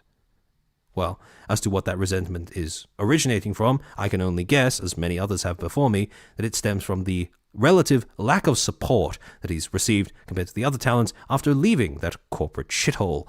However, again, like I said earlier, you can't throw out half the pieces of a puzzle and then complain that the rest of it doesn't fit together. There is a reason why you've received less support than other people who have escaped the same hellhole that you did, and we'll get into that later on. Don't you worry. I'm still the villain. Like, what the fuck? Yo, the internet is so unreal, it's crazy. A PSA for all creators who may be watching this stream or this VOD.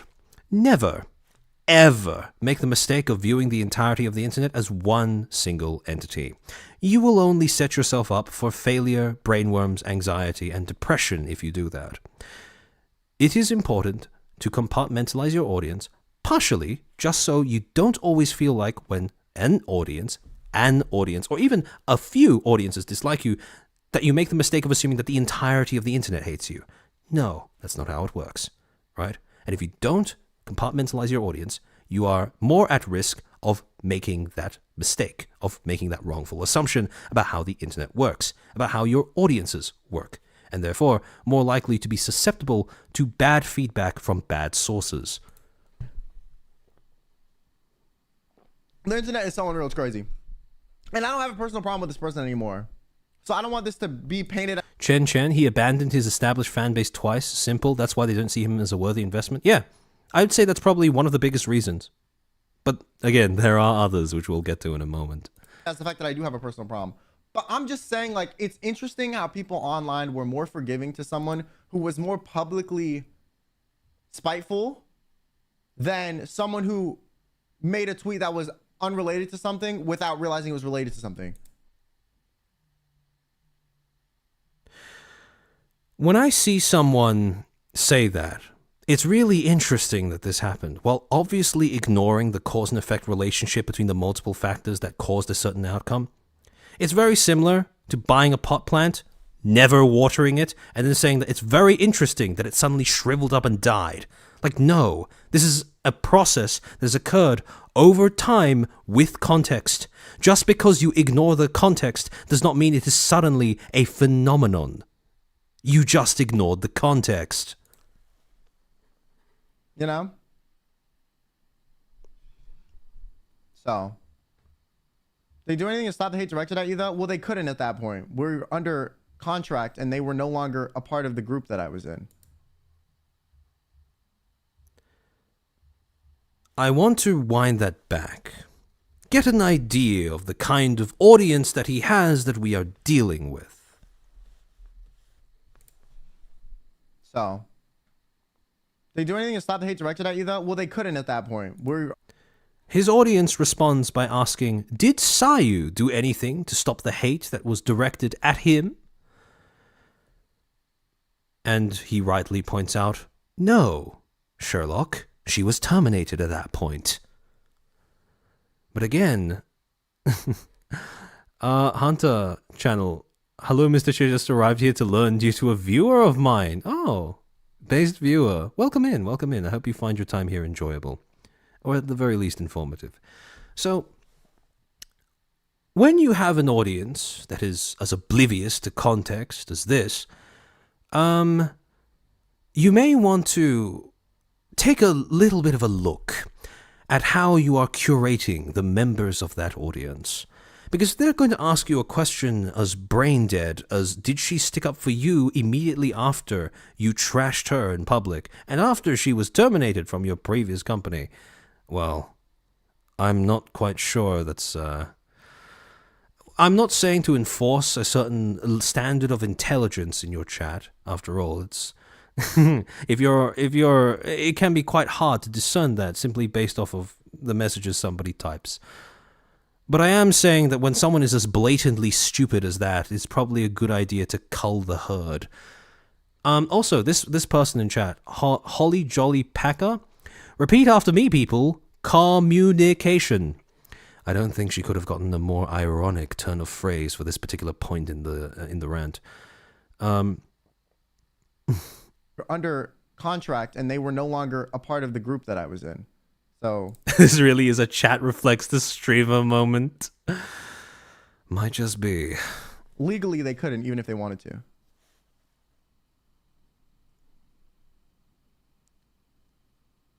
So, I mean, I'm not friends with the person. I wouldn't even say we're like friendly, but I Well, no shit, you're not friendly. Look at the stunt you just pulled. don't have a problem with them. We're just like I'm sure you don't. I'm sure you don't. parallel. See, that's the thing, right? He uses that turn of phrase. We were running parallel, right? Again, to remind the people who haven't touched math in ages. Understandable, really, once you get into, once you leave school and start being an adult. Parallel means two lines that run alongside one another but will never touch. See, you were parallel. You and Sayu were parallel. But for some reason you had to bring her into this discussion. That, you're no longer parallel, my guy, if you're gonna have to do this shit.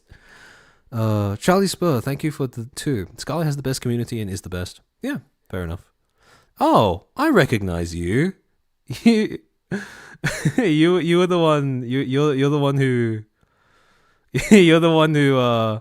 Actually, you know what? I'll maintain discretion around your around your more infamous escapades in Rima's chat.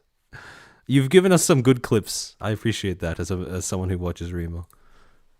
You know, we're parallel, and that's fine. And they see me the exact same way. We're parallel. We're parallel. Ironic, because yeah, you were.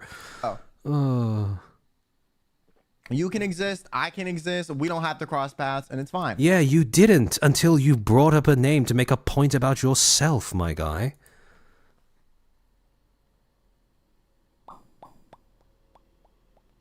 Yeah, I think the reason people were more mad at me about that. I'm not going to make the obvious jerk about how the mouth popping came across really childish after he went on for multiple minutes about how he's barely legal at the time. But let's move on. Is because I think these people, the genre of stuff they dislike is also when they think you're being fake. So if they think you're being more real or upfront. I wonder why they would think you're being fake. Okay, look, let's look at it this way, right? You make a joke about Koreans and plastic surgery, right? Haha, they fix shit up, to quote you, right? Then, when people start giving you shit about it in chat, you respond by saying, nah, I'd double down. Nah, I'd win. I'd say that shit again. I'm not going to apologize. And then hard cut to you coming onto Twitter with your tail between your legs, apologizing for doing just that.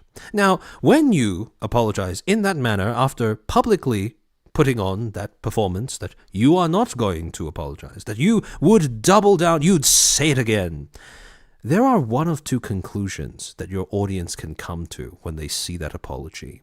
The first conclusion is that you really are so regretful that you said such an insensitive thing, that you have found deep within your heart regret and genuine contrition that you now wish to express so that these people may, in their infinite compassion and mercy, forgive you and move on. The second interpretation, and the more realistic one, in my opinion, is that you have no spine, you have no balls, and that you are not willing to stick up for the things that you previously talked about in front of your audience.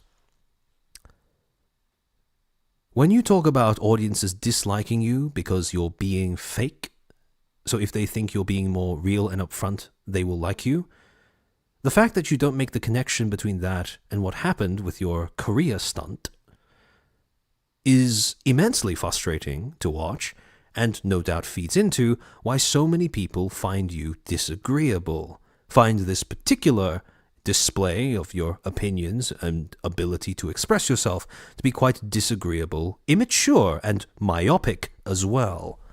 Third option, skinwalk. See, that's the thing. People would be a lot more sympathetic to Quinn if he had simply prefaced this entire discussion by saying, my ability to deal with all of these things that I said irritate me about the internet was hampered by the people in charge at my previous job. If he had just said that, I bet you that a lot of audiences that are now complaining about this rant and Quinn in general would not be complaining because they would understand that. We've been given plenty of evidence to suggest that Niji's management are, frankly speaking, incompetent, malicious, and should be removed from their posts. But if you never bring that up, if you never bother to acknowledge that, and instead set up a pissing context, a dick measuring contest in terms of victimhood with another person who you didn't have to bring up, well, don't be surprised when you burn through people's goodwill faster than what would have been necessary for them to actually hear you out. Chairman, let's be fair, option 3 is probably Niji skinwalking. Yeah, exactly. But he could have called that out, right? He could have said, our management is kind of strange. If I could, I wouldn't have issued that apology. There's nothing stopping him from saying that. There's nothing stopping him from saying that, oh, I wanted to. No shit, I didn't want to issue that apology. But sometimes you just gotta do what you gotta do. Something as general as that probably would have been fine. People would have understood. Aquaric, but that requires Quinn to be a good communicator. What if he sucks at explaining the situation? Yeah, see, that's the problem, right? When you set this up as a binary where you need to compare yourself to another person in order to get your point across, you fall into this sort of tunnel vision stupor where you can't actually articulate points that would actually get you sympathy. And I say get you sympathy in a way that sounds cynical, but it really isn't, because that is an objectively good reason to sympathize with Quinn, because everyone understands after Selene-gate how awful Niji's management is, right? It's just that, well, he never thought to invoke that. Evidently. JV Robert God, thank you for the 125 pesos. It would be difficult to say that if he's going to be sued for defamation.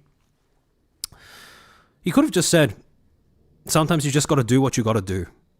And again, that is not something that is explicitly negative as to his previous company, but that gets across the idea that his hand was forced, right? That was the only thing that he needed to do. Express to his audience that his hand was forced. But he never bothered to do that.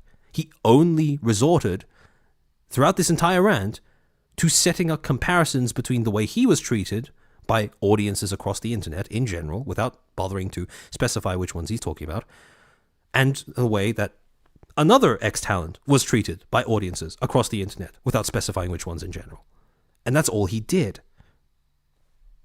So I don't really have sympathy for what he's trying to get across here, because he had an easy option. He just needed to think a little bit. About being a dickhead, they like you more. Which honestly, I low-key same. If you're gonna be a dick, at least be honest about it. I agree, okay? But my thing is, it was an accident. It was an accident. This is like what toddlers say when they accidentally knock over your favorite vase. And I wasn't allowed to say it was an accident at the time, or I'd get in trouble. See, if you're willing to say this now, if you're willing to say, oh, it was an accident now, I couldn't say that or else I'd get in trouble, what's stopping you from saying, oh yeah, that apology, I had to do it or else I would get in trouble? Again, you could have... It's so frustrating. It's so frustrating. But again, he could have said that. He just did so much here. This could be equally construed as a dig at his prior company. And yet, he saves that card for this, for saying that his tweet, his subtweet, was an accident. Instead of just saying that his apology, arguably the thing that's more important because that's actually what audiences are judging him based off of, instead of saying it for that instead, are you kidding me?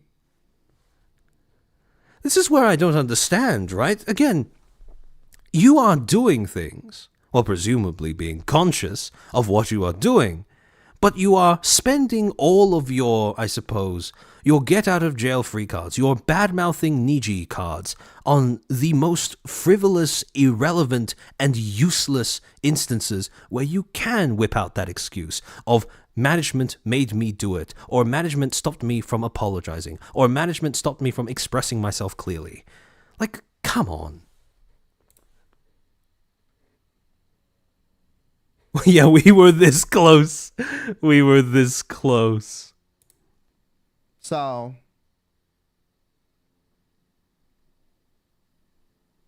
I just had to deal with the consequences. The man sounds like he's on the verge of tears. Again, this is what I mean when I say this should have been a therapy session. In private, preferably with a professional, not on stream. And this is why it's really important to have friends that are going to sit you down and tell you, no, this is a bad idea. This is not something that the internet is built for. You are trying to get sympathy from an audience about an experience that they are not able to relate to because it's so vastly outside what they have experienced in their own lives. Statistically speaking, anyways. So, again, this entire rant was utterly preventable and, in my opinion, should have never happened. Perhaps he doesn't have a support system that is able to do that for him. Perhaps he doesn't have somebody that he's willing to vent to. But this is me making assumptions because I am simply a member of his audience. I don't have context with which to base my assumptions on aside from what I have in front of me.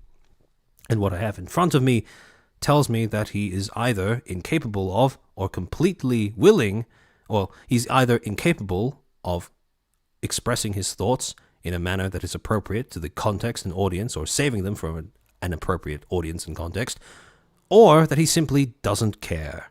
And based off of his demeanor, I'm leaning towards doesn't care.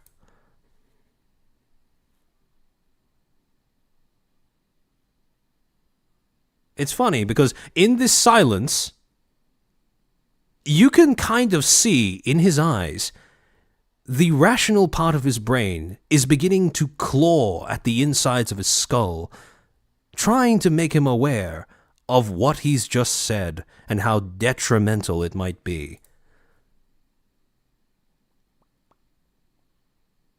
This is the beginning of the oh shit moment. I never have been prouding myself as a perfect person. Okay, there we go. Now we start on the backpedaling. About time. Yeah, there we go. You see that? That look? That is the oh shit I fucked up beginning to kick in. But I think a lot of the situations that I've been villainized in were stuff that I was very much dragged into unknowingly. I love how he can make that argument for himself, but he's completely incapable of perceiving how that is exactly what he just did with Sayu. The irony is delicious.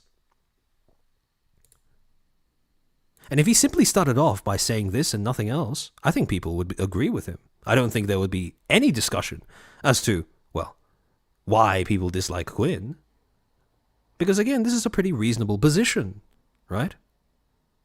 The idea that you have been dragged into conflicts that you don't necessarily want to be a part of, that's a good experience to express to your audience if what you want is sympathy, because that's something that most people can relate to. But no, you had to talk about how you got into a pissing match over victimhood, over a fucking subtweeting argument, for heaven's sake, come on.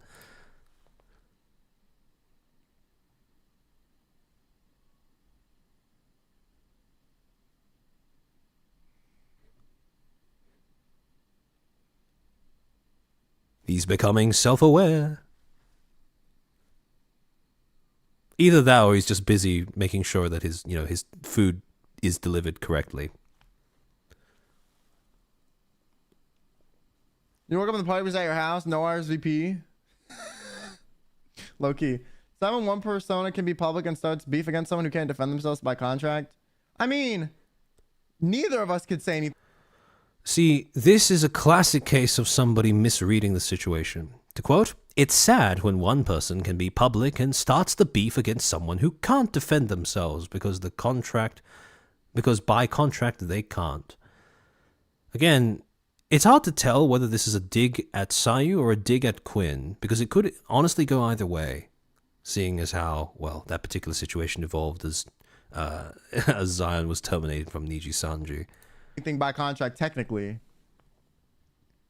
And it is good, credit where credit is due, it is good for him to correct that assumption, because, well, it would have been a pretty bad one to leave simmering. But like, I just wake up and like my Twitter is on fire and like I don't even understand what's happening. Like that's welcome to being a content creator when you don't segregate your audiences from one another while also not bothering to pay attention to context before making public statements. That is exactly what you should expect if you insist on adopting both of those practices or lack thereof. Alright, I'm gonna get some sleep or watch the VOD, have fun dunking on Quinn. I will. I hope you have a good sleep, Lumi. Literally how it was for me. I was like, what the fuck? Like, what did I say? And then people were like, oh, you're supporting doxing? How? Like I said, if you don't provide context on your public statements, your audience will enforce that context for you. And if you don't like that context, well, skill issue, I suppose. Do better next time. I didn't even know the... And by the way, it's not an unreasonable mistake to make, right? If you fail to provide enough context and people come up with outlandish assumptions as to what you're trying to say, that is perfectly understandable, and that is something that you can move on from. It's not something that's, to blame on the creator, not in every instance anyways. But in order for that to be, non-damaging to the creator, they have to be able to identify that that is an unreasonable assumption made by an unreasonable audience, and then proceed to not engage with it. If you are incapable of doing that, then I'm sorry, bud, but you're going to be forced to deal with every single instance of somebody coming up with an outlandish contextualization for the message that you failed to contextualize yourself. It's pretty self-explanatory. clip was going around to know the person was getting doxxed. Like, what the like, yo. Also, how is me saying making jokes about a bad topic is bad of somehow supporting another bad thing? Like, how? See, again, this is another case of being being oblivious to the context. What he is talking about is a Twitter discussion, a Twitter argument. And as we all know, it is a very common, if deeply illogical thing on Twitter, where audiences will justify horrid treatment of somebody based off of supposedly horrid things that they did in the past. Now, obviously, when the treatment is as disproportional as making jokes about a pixel and, well, getting doxed, it's a bit more egregious than in other cases. But the fact that he doesn't really acknowledge this throughout the entirety of this rant is yet another point as to why people find this to be so disagreeable. Are we're jumping from like A to fucking Z to Z squared. Like, bitch, you jumped over the fucking Grand Canyon, okay? The fucking Pacific. Like, you jumped to the moon, to Mars, all the way into the fucking sun to come up with this conclusion. Like, what? That's what I'm saying. They just grandstand about random shit because they like one person or the other. Like, you're okay. Sorry, can we get a rewind of that? The fucking sun to come up with this conclusion. Like, what? That's what I'm saying. They just grandstand about random shit because they... Sorry, again. Like, what? That's what I'm saying. They just grandstand about random shit because they... They just grandstand about random shit. Are you really so oblivious that you can't see how what you did when you posted that tweet saying... When you posted that tweet... agreeing with the person shitting on Sayu could have been interpreted in the exact same way as you grandstanding about random shit to somebody else's detriment. Man, this is a rough watch. They like one person over the other. Like, you're okay defending jokes about someone getting violated, but you're not okay with like someone being like doxxed. You're okay with games about someone getting violated, but you're not okay with jokes about someone getting violated? See how inconsistent that line of reasoning is? How arbitrary the lines that you are drawing are when you use this as a point of justification in your position, your pissy display of inferiority? Like, one is not any better than the other. I mean, low-key, I think a bad tasted joke is a lot more forgivable than doxing someone. I agree. But also, it's like, how are you so willing to like facilitate the acceptance of one thing to weaponize it to make something else unaccepted. Hold on. There is so much cognitive dissonance here that I genuinely have to rewind that in order to understand what he's saying. Willing to like doxing someone, I agree. But also it's like, how are you so willing to like facilitate the acceptance of one thing to weaponize it to make something else unaccepted? How are you so willing to accept one thing to facilitate it being weaponized to make something else unaccepted? Now, to break that down, I'm assuming that when he says to make another thing unaccepted, he means people reacting negatively to his reply to that tweet. And I'm assuming that the thing that people are accepting is Sayu making a joke, making that joke, right? About fictional assault. Again, we have yet another no shit Sherlock moment, but Sayu immediately backpedaled and she later apologized. She did not immediately double down and assert to her audience that it was not a mistake. Therefore, when she backpedaled, when she later expressed contrition, there was no inconsistency there, which would probably feed into why audiences were a lot more receptive to her apology than yours. And as a result, as a flow-on effect of that, that might explain why people were a little bit more receptive to her feelings of, I suppose, her feelings of being put upon by her ex-company.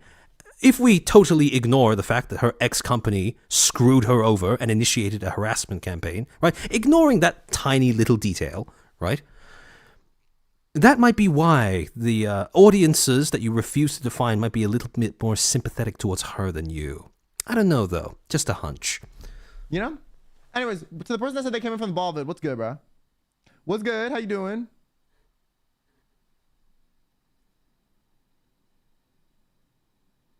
So I just think it's very interesting. This phrase. I just think it's very interesting.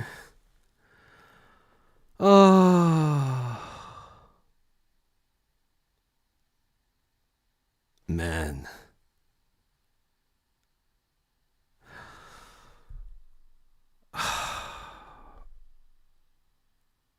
Again, if you ever want to make life more interesting for yourself, just ignore all of the reasons as to why things happen. I'm sure that'll make things very interesting for you. I think White Rabbit 01, thank you for the 2. Yo, chillax dog is barely legal adult. Again, customary hourly reminder. He can vote. like I said, I really think it's one of those situations where you have to just accept, if you're me, that people are not going to be charitable with your... And this is what caps off the entirety of the entirety of the rant. This is why. This is the crowning... this is the crowning turd on top of the shit pile as to why people find this to be so irritating. The lack of maturity is palpable. He's gone through several controversies without understanding how any of his actions might have possibly alienated any of his audiences. And as a result, when he ends up with an audience criticizing him, audiences who criticize him, who happen to be louder than the community that he himself has sliced in twain multiple times, he finds it to be utterly incomprehensible, and he finds himself to be a victim, totally devoid of wrongdoing, only with the misfortune of being silly or unaware or oblivious enough to accidentally do a few things that incurred wrath from audiences on the internet. At the end of this entire spiel, he is the sole victim in this scenario, and that is what really makes this hard to watch. intentions, and they're going to be very charitable with people who have fucked up that they like. And like, I get it to an extent, but it's like, don't use that to grandstand that I am more or less problematic than someone if the thing that the other person did was worse and or... See, that's the problem. if we actually pick apart what he's saying here, let's rewind a little bit. Don't use that to grandstand that I am more or less problematic than someone if the thing that the other person did was worse and or equivalent. So there are two ideas going on here. One is the idea that drawing comparisons between different offenses is a pointless endeavor, while simultaneously, in the same breath, drawing comparisons between him and what Sayu did while saying that one is worse than the other. This is some immense cognitive dissonance. You know? Yeah, isn't he doing that? Exactly, Yugure. He is. Just make it like where it's, hey, yeah, honestly, like, you know, I just don't like this guy. And again, if you are going to, okay, let's play devil's advocate here. Let's say he is advocating for people making those kinds of judgments and weighing up different offenses against one another, right? If you're going to tell audiences that it's okay for them to do that, don't be surprised when they have different weighings than you do, right? Don't be surprised if they take what you said, what someone else said, weigh them up, and according to their own personal method of measurement, they decide that one is worse than the other, regardless of whether that one being worse than the other works against you, right? It's a pretty bad argument to make. It's a pretty bad behavior to advocate for in your audience's mind. You are asking them to come up with a subjective measurement while not allowing for the possibility that their subjective judgment, their subjective measurement, might run contrary to what you'd like them to think. It's, again, putting it mildly, quite childish of an assumption. Guy. Like, oh, fair. You don't like my content? Don't watch me. Fine. But you trying to like come up with a reason? Seabiscuit, thank you for the 5. He collabs with Vshoujo regularly and somehow thinks he's the one being alienated? Yeah. Because, again, the thing that I pointed out earlier, the whole idea of, well, bad data from bad sources, that's exactly what Quinn is, well, suffering from here. Because in his inability or unwillingness to compartmentalize his audiences, since he views his audiences as one single mass, he is also forced to accept feedback without the ability to reject it on the basis of merit. He has to accept feedback indiscriminately because he has not first made distinctions between different audiences that might be responding to his content. And as a result, he is rendered oblivious to the fact that he has basically been handed all of the opportunities you could ever ask for after leaving that corporate shithole. Well, it's going to be pretty hard to evaluate your position objectively when all of your data comes from awful sources. And not even all of the data comes from awful sources, but even misinterpreting not being able to separate between criticisms rooted in objective fact and criticisms rooted on personal preference. Because again, that's yet another distinction he doesn't bother making when he's simply taking on, criticism or feedback. And stir the pot is crazy. Like, you doing too much. Ironic. Too much. Same thing with the Korea thing. Like, that was a different group that didn't fucking like me. But like, for what? Like, you waited 2 months to bring that up? 2? Well, no shit. You're dealing with Nishi sisters. What do you expect, my guy? I said that on a... Some of them might even be in your audience as we speak. And unless you're going to root them out, well, I don't think you should be too surprised. Stream with 10,000 viewers. If you say something problematic on a stream with 10,000 viewers, it's on Twitter and it's an issue within 12 to 24 hours maximum. Again, the problem isn't that a minority, even a vocal minority, took issue with that joke that you made. Again, like I said, and many people have said before me, there is merit to that joke.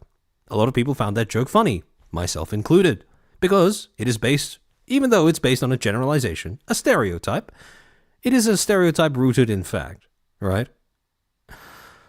And yet, you chose to apologize for it. And you've given no indication since that you did so at the behest of management. Or at least you haven't explicitly stated that, despite the fact that you are willing to call out management, forcing your hand with regards to other issues. So what do you expect? Of course people are going to continue giving you shit about that. That is that is one of your greatest humiliations. That is one of the greatest reasons why audiences from that time who liked you more than they liked the company would have viewed you as a bad investment, because you caved to the demands of an audience that was unreasonable, wasn't going to listen to you, and, well, your company was willing to force you to pander to. No shit. If you have a community that actually cares about you, they're going to disengage at least a little after that. Max, sometimes even before you end your stream, it's an issue on Twitter. You know what I'm saying? Like, bitch, the fuck is we talking about? My Hey, what's up, question... Sonny? Sorry. My question exactly. Oh yeah, this. Okay, so Sunny Explosion appears in his chat saying, Quinn, I just walked in and you're in drama again. I can't tell. That looks like Pepe laugh or something. Although I could be wrong. I'm not on Twitch very often. Now, I did see a lot of people discuss how, well, I did see some people speculating about how, you know, this is Sunny endorsing what Quinn said or whatever. No, I don't think that's what's going on at all. In fact, I think the opposite. When I see something like this, when I see Sunny popping up in Quinn's chat right after he's had a bit of a melty, I really do think that this is a subtle way of, without torpedoing the mood of the stream, I think this is a pretty subtle way of saying, look, you're spilling your guts in a bad way. You should probably shut up, right? For those who don't know who Sunny is, Sunny Explosion is, or was Kunai, who recently graduated. If I remember correctly, I think she was, prior to joining Niji, she was she made content around League of Legends, among other things. But yeah. Again, I don't think this is bad intentions at all. I don't think this is an endorsement of anything he said. And again, I think that this is in fact just a... When I talk about, you know, having friends who are going to tell you no, who are going to tell... Yeah, this is the, okay, bro, let's get you home moment of the stream, right? This is what I mean, right? You need someone around who's going to tell you, look, you're making a mistake. You're doing something stupid, right? And again, this is, if that is how it's intended, it's a very subtle way of getting it across, right? Just making a joke about how he's starting drama. But again, I don't think Sunny has anything to do with any of the opinions that Quinn has expressed earlier on. I think this is just a case of somebody who wants to be friends with him, trying to get him to stop sabotaging himself. I'm ranting. I need to shut the fuck up. I'm gonna get myself in trouble. Yo, There we go. Did we hear that? I need to shut the fuck up. I'm gonna get myself in trouble. See, it actually worked. It actually worked. I am genuinely convinced that if Sunny didn't appear in chat and write that message, if he didn't read that, he would have just kept on going after another brief pause. Yo, someone said something I wanted to read, but I don't remember where it is. Oh, someone else was around my arm. This like electrocutes me. So basically, if you have like, your body can only receive so many nerve input signals at the same time. So if I have a really bad headache and I put this on, it makes my headache less bad because it's overloading my nervous system on my arm. So it makes my arm hurt more than my head. And to be honest, it's easier to function with your arm hurting than your head, because I have like nerve damage. What's up, Sonny? How are you doing? Guys, if you don't know Sonny, she's great.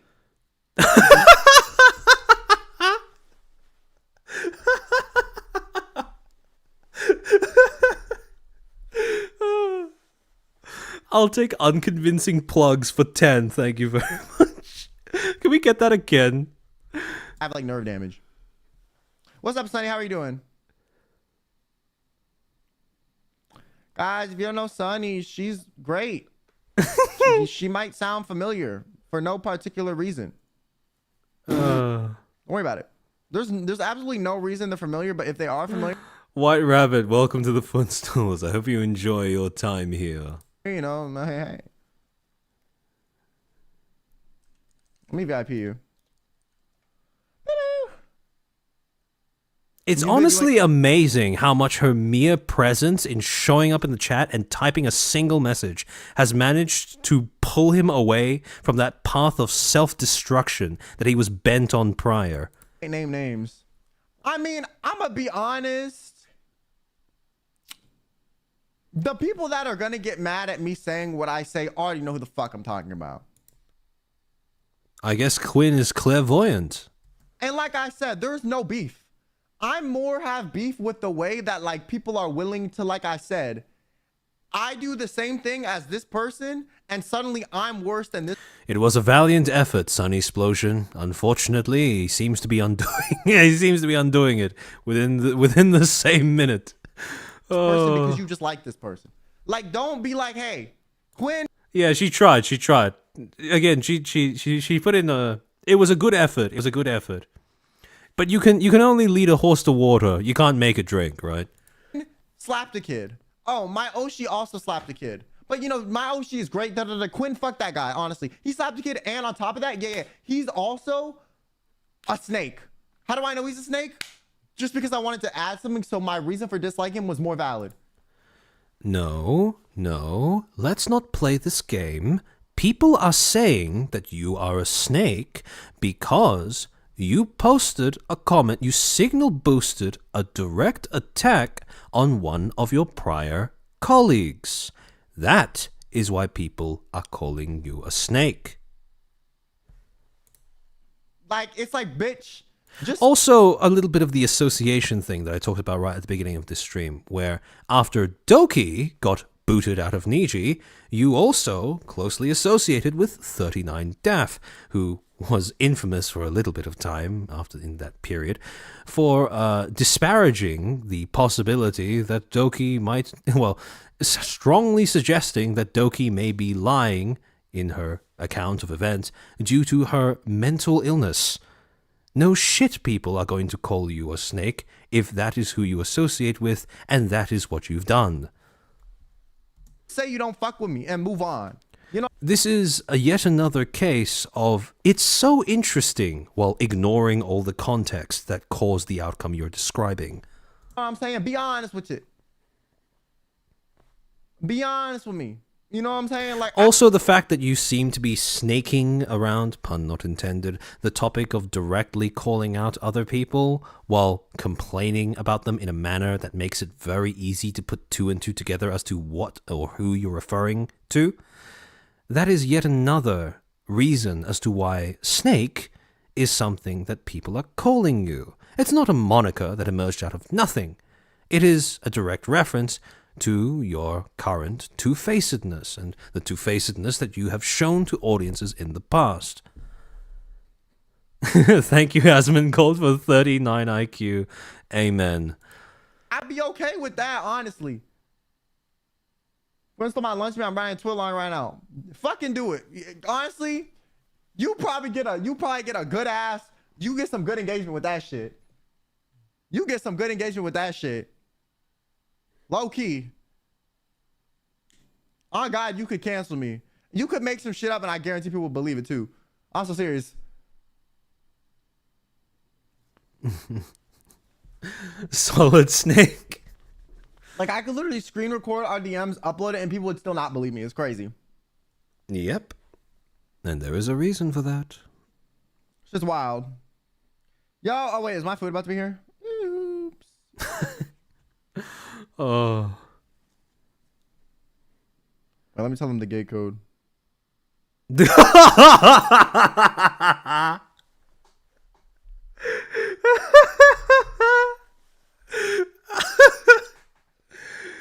Oh, YouTube needs to fix it.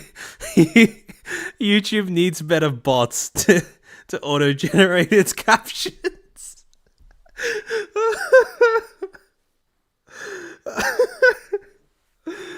Oh, let me tell them the gay code indeed. For those who didn't hear, he means gate code, but unfortunately YouTube's bots didn't pick up on that one. Oh.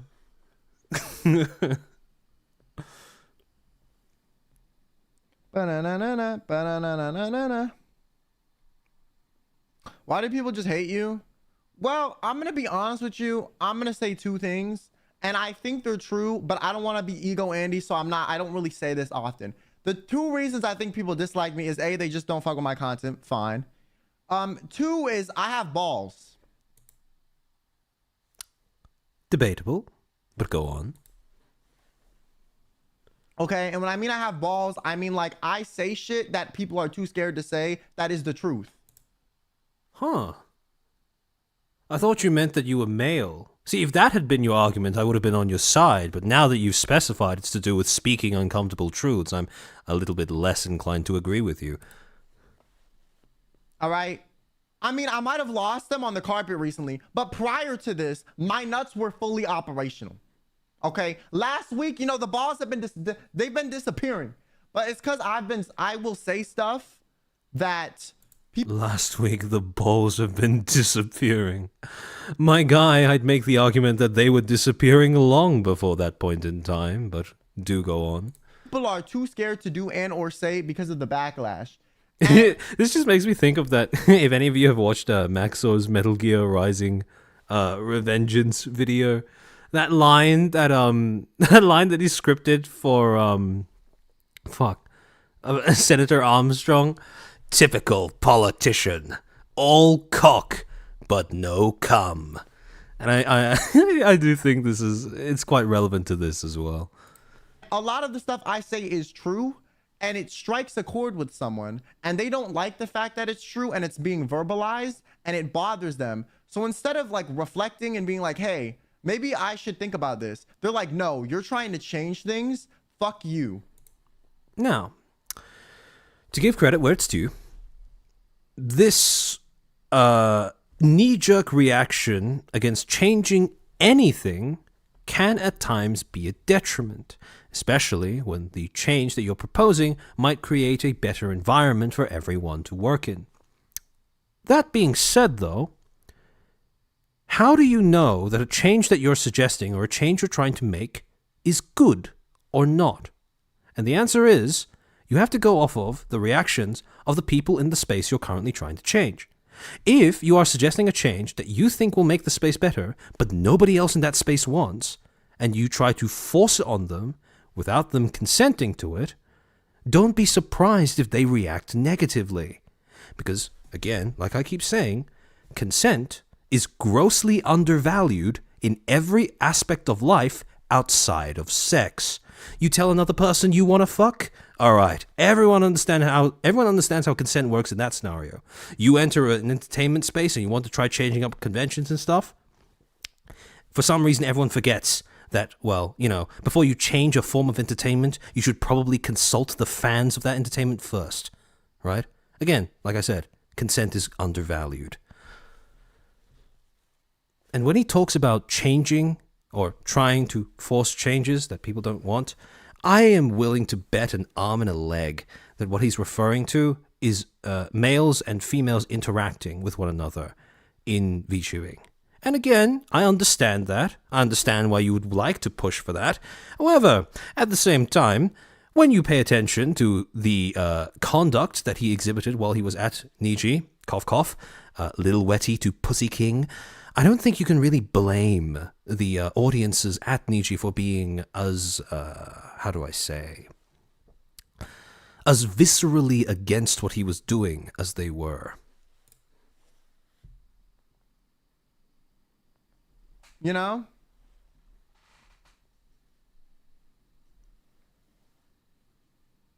To be honest. Or like... Seabiscuit, the fans don't want that, and neither do the female VTubers, Lamau. We're going to see a very clear example of that in a second. A lot of people didn't like me because I interacted with, like, females. Saying that that's the only reason people dislike you, or failing to mention the others, is a pretty bold strategy. I'm not sure it's panned out well considering the response to this rant thus far, even before I'm covering it now. Positively. I interacted with females positively on a consistent basis, which is a sin. Given my old line of employment, you know, I guess my fucking bad.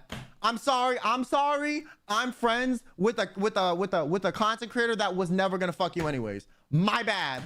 Again, he's addressing all critiques of his prior conduct, behavior, and words as if they are all coming from a single group of unicorns. Like, come on. Let's not play this game. My bad. Like, isn't that crazy? But I'm the villain though. Like for that, shut the fuck, you know, like that's also why. Like it's ridiculous. It's so fucking ridiculous. Like, this shit makes no sense. It's kind of funny how when Sunny Explosion first showed up, it was almost like she trank darted him, and now that the anesthetic is wearing off, he's launching full throttle forwards again. Like, it makes no sense. And also, like, to these people, it's unfathomable that I am friends with a female and not having intercourse with them. Like, that's impossible, apparently. Well, if you're going onto 4chan and fixating on the most negative feedback that is on that website, no shit, Sherlock. Bitch!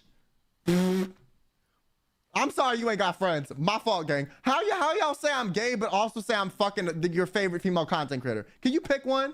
You know what I'm saying? Like, please pick one. Please stick with the storyline.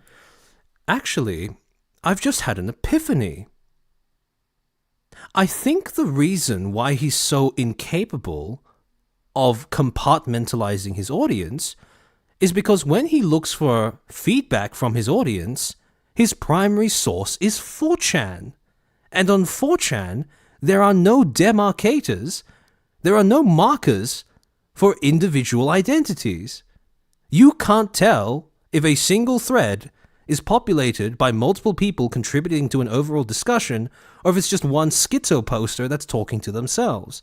And if you use 4chan as your default source of feedback, no shit, Sherlock, you're not going to have the ability to compartmentalize your audiences. I think we just hit on the... That's why all of his perceptions of these criticisms are all so illogical. Because he's using 4chan as the default source. Finalist, thank you for the 2. You know, Sonny, she tried. Yeah. That makes a lot of... Okay, now with that addition... Now that I've put those two things together, that makes a lot more sense. I can't have two, you know... this juxtaposition is insane. How am I gay and also, like, suddenly, you know, dating, you know, some female content creator that you don't want me to date? Like, how is that possible? You know? Like, that's crazy. Yo, Sonny, thanks for the tier 1. Thank you. Appreciate it. Appreciate it. So that's also when I'm like, this is dumb as fuck. You mad? Put me in the video, schizo parrot. Oh. Man, this guy is...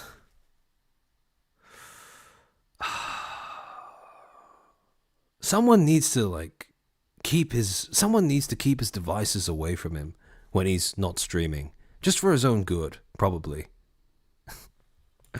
Mad at me? But you also mad?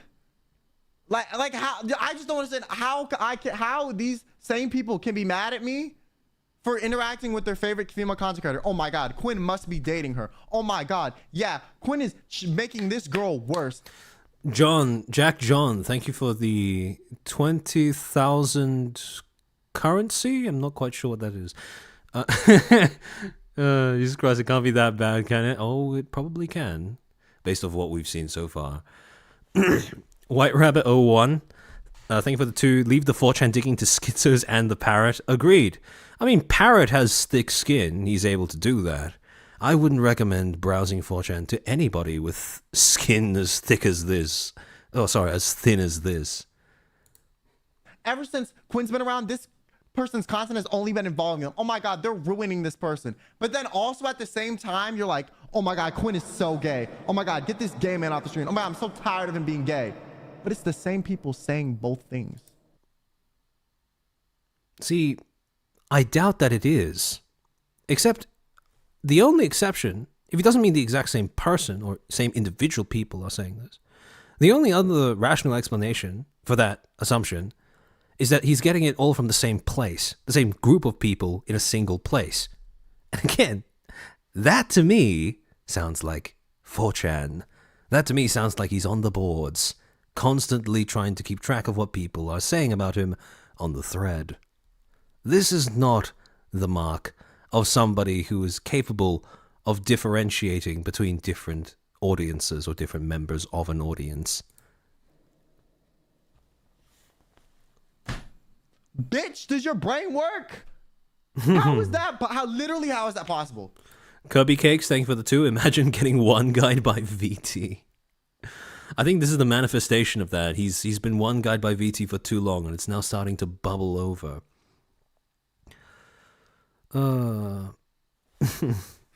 John Wick, John Wick. Welcome to the stream, John Wick.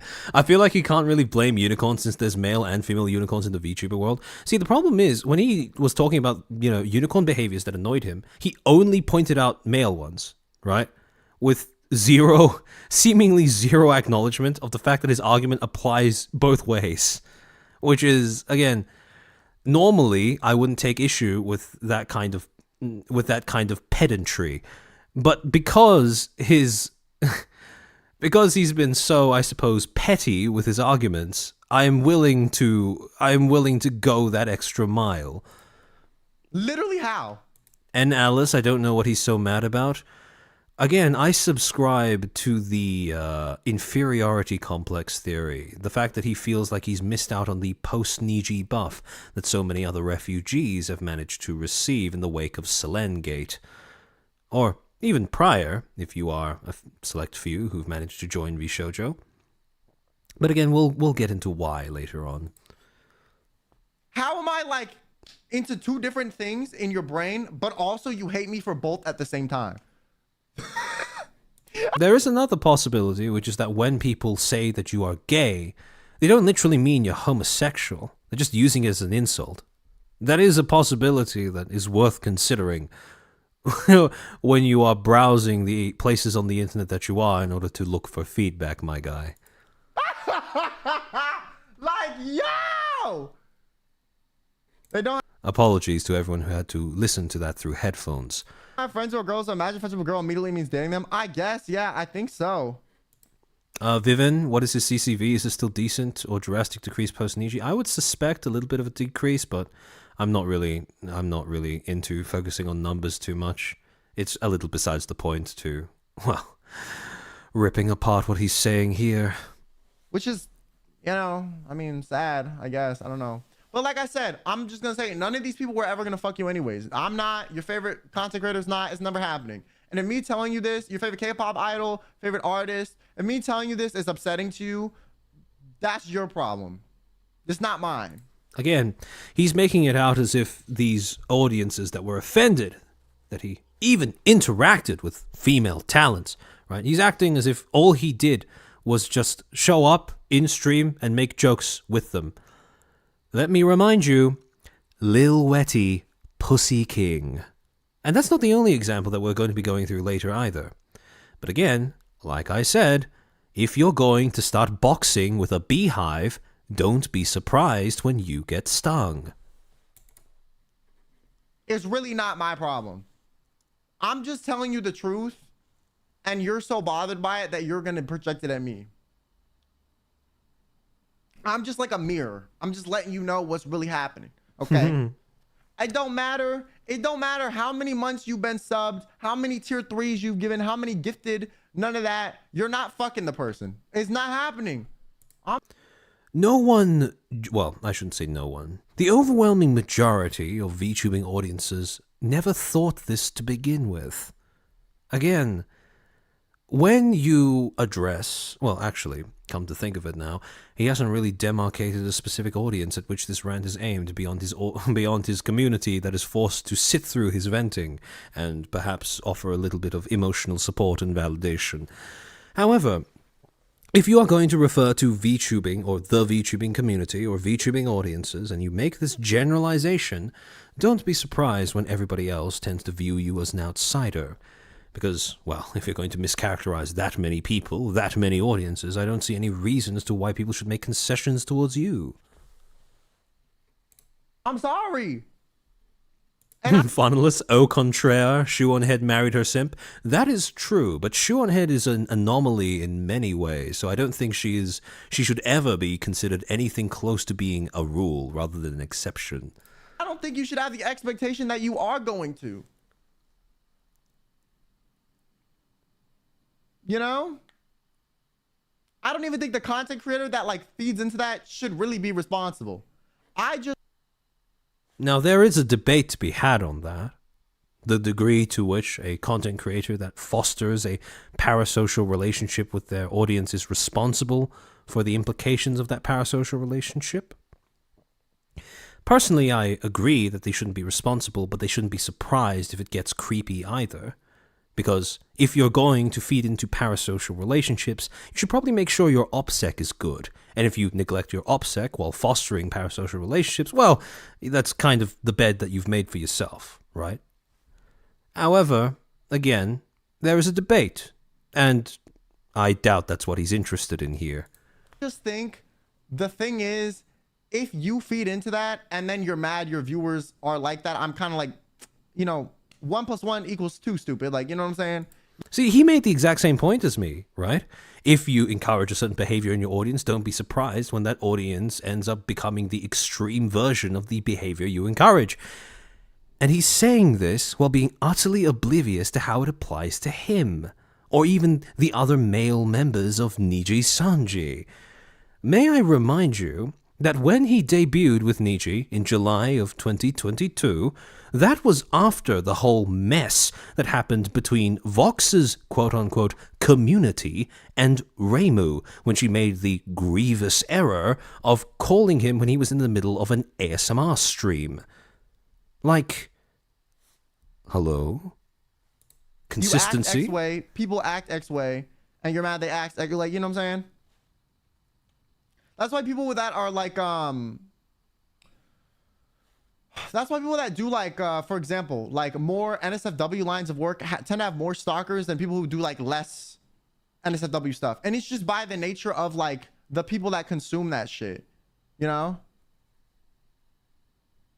And I don't think like, yeah, they deserve to be, no. Saying comes with the territory is crazy. But I'm just saying like, if you know X action leads to X results and you hate X result that much, then don't do X action because we don't live in a perfect world. You know what I'm saying? Again, in any other context, from any other person, this would be a very reasonable assertion. It's quite unfortunate as to why it's quite unfortunate as to the context in which we are now hearing this. Like if I knew being parasocial would lead to my audience like being rabid and attacking other people that I interacted with, then I didn't like that, then I'm not going to be parasocial. It's like, you know, because we don't live in a perfect world and people online aren't as smart as you hope they are. Because if they were, half of these problems wouldn't fucking exist. And they still do. We still got stalkers. We still got parasocial people rolling up. Vivin, he should really practice what he's saying. Amen, brother. Amen.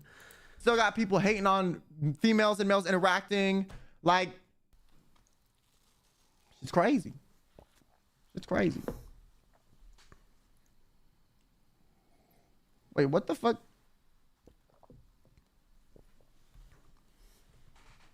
Wait, what? Azahara, irony of calling people on the internet dumb. Yeah.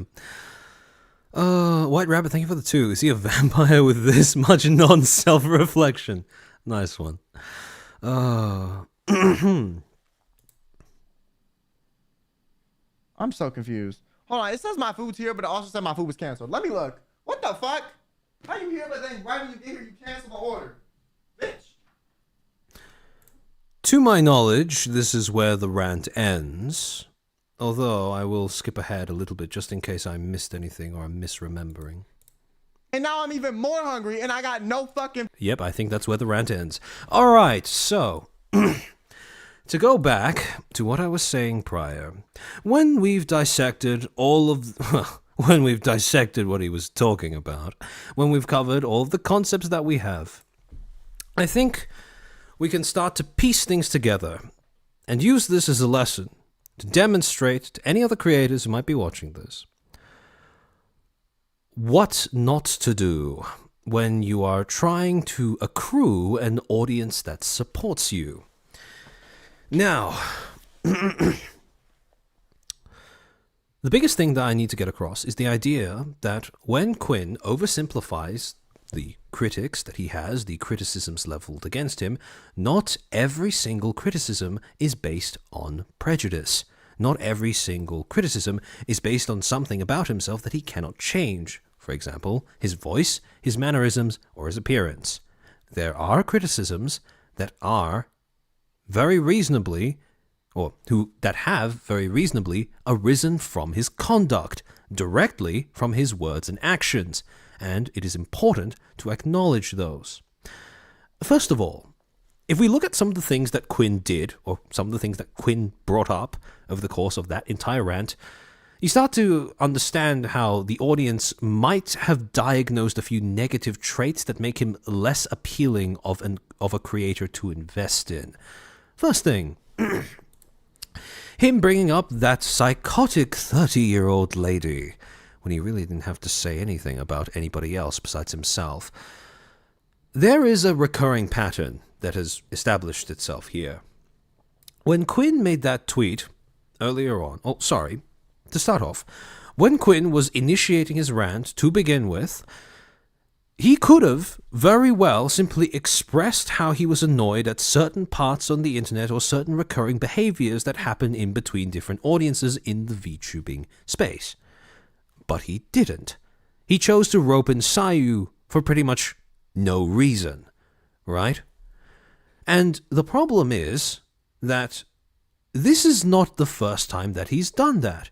He's, funnily enough, funny that you would bring up parallel Randot, because he talked about how him and Sayu are on a parallel path, but the only parallel I'm seeing here are the parallels between how he was acting while in Niji and how he's acting after leaving Niji. Corn and Bolters, thank you for the 10. Quinn needs to stop focusing on his detractors and how he didn't get the ex-Niji buff and instead just focus on himself so he can build his brand and image to grow as his unique persona as Quinn Bennett. Yeah, but first he has to shed Kyo Kaneko, and based on his behavior, he's not doing a great job of that. So, problem is, this is the exact same thing, this willingness to rope in unrelated talents in your personal drama, the willingness to turn other people into collateral when trying to make a point about yourself. That is the exact same thing that he did when he was still at Niji. That's what he did by replying to this tweet that was, well, in my opinion, quite obviously aimed at disparaging Sayu. And again, doing the same thing exactly 1.5 years later, or thereabouts, is not a great sign, or not a great way of indicating to audiences that you have changed or evolved at all in terms of your persona. On top of that, since he insists on drawing a comparison and initiating a dick-measuring contest between him and Sayu in terms of victimhood, let's take it a little bit further. Let's do a direct comparison between those two to determine why there are objective reasons as to why she would get more support than he did after leaving the same company. Because, contrary to his belief, it's not just all due to audiences being illogical, irrational, or unfair. No, there are very logical reasons as to why that's the case, and the reasons start from something as simple as how both of them got into Niji. See, prior to becoming Zion Lanza, Sayu was already a VTuber. Now, this gives her a notable advantage over Quinn when it comes to retaining her audience, because since she was a VTuber prior, her audience would probably also be familiar with the trend of when you have a talent that you watch who suddenly has chosen to go on extended or indefinite hiatus / is graduating out of the blue. It probably means that it's a sign that you should start paying attention to the upcoming debuts in the corpos around you to see if you can find a suspiciously familiar voice. However, by contrast, when you look at the kind of content that Quinn was doing prior to joining Niji, yeah, it's Omegle stuff, it's, well, Instagram stuff, just your classic, flesh tuber content. I would go so far as to say this is kind of, well, antithetical to VTuber content. Pretty much the opposite end of the spectrum, right? So, he was essentially starting from scratch when he went over to Niji, because this was an audience that had pretty much, I'm willing to bet, very little, if any, overlap with his prior one. So already, he's slashed his audience in half, right? But that gets even, well, that problem of slashing his audience becomes worse when you look at the whole, making jokes debacle. When he went through this entire cycle of making a joke about Korean plastic surgery, then doubling down immediately, then apologizing afterwards, albeit possibly through a skin-walked post, he has essentially taken... Well, okay. When he joined Niji, there were, roughly speaking, you could separate fans of Kyo Kaneko into 3 broad groups. There is overlap between them, but they do have some distinctions. First, people who are interested in him because he is a VTuber. 2, people who are interested in him because he is a part of Niji. And 3, people who are interested in Kyo Kaneko and would be interested regardless of who is behind Kyo Kaneko, right?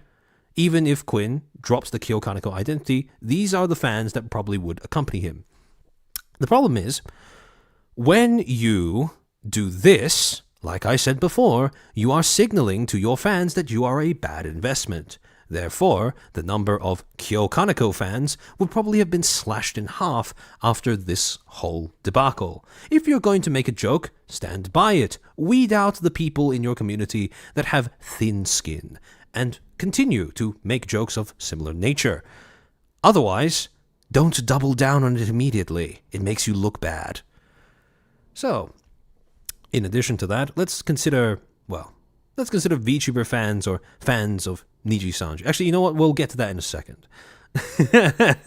Billy Oki, thank you for the 698. Fee to Wen. Glad to see you keep up the tradition.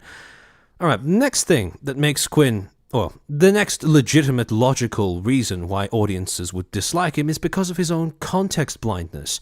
Bro joined Niji in 2022 after the whole debacle in 2021, where a whole segment of Vox Akuma's rabid fanbase decided to go to town on Reimu for simply talking to her colleague midstream. I don't know how you can go on and on and on about creators fostering uncomfortable, unhealthy, parasocial relationships with their audience that have the potential to backfire immensely on them when this is your coworker.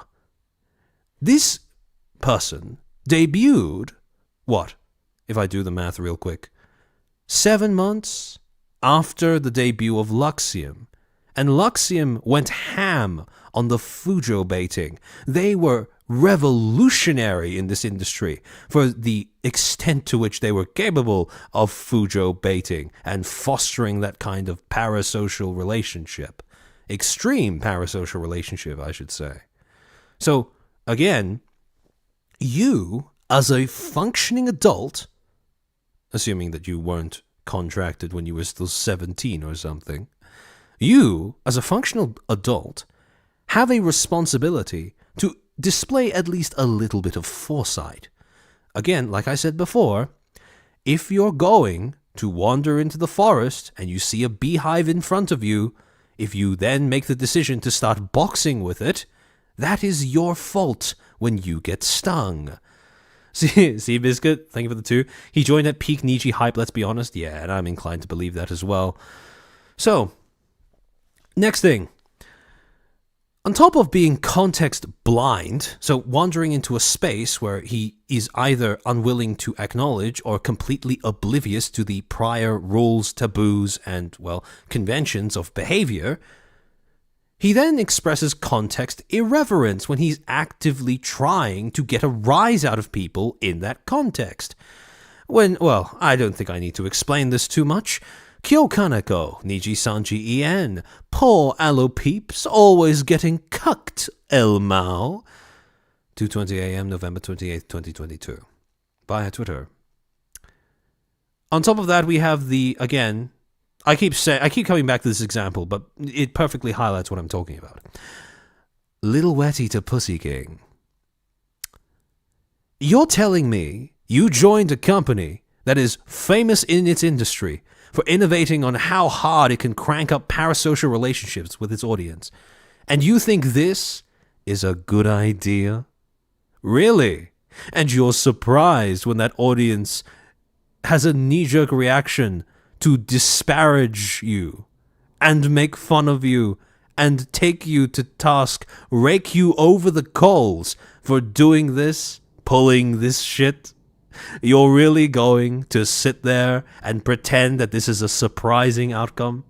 In your own words, if you're going to foster that kind of relationship, well, again, personally, he didn't, but his company certainly did.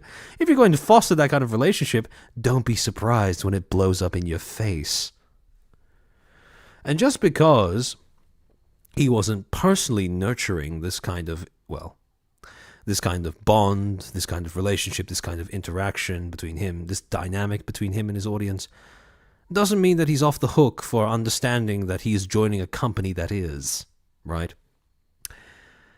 And to give you another example of this context irreverence that might have earned him a few enemies, there is a stream, an off-collab that he did with Enna Alouette, where there was a very interesting interaction.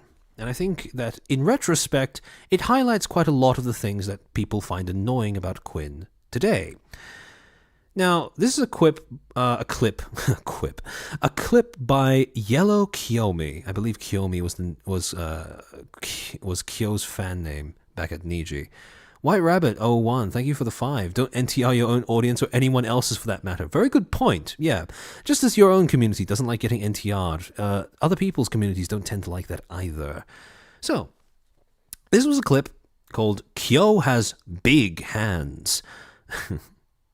You know what they say about men with big hands. But in any case, this was a clip from an off-collab that he did with Enna Alouette, where they were both cooking together. And during this stream, the topic of comparing hand sizes came up. And so he held out his hand, and she held out her hand, and they put their hands together to compare their sizes. Fairly innocent gesture, if that was where it ended.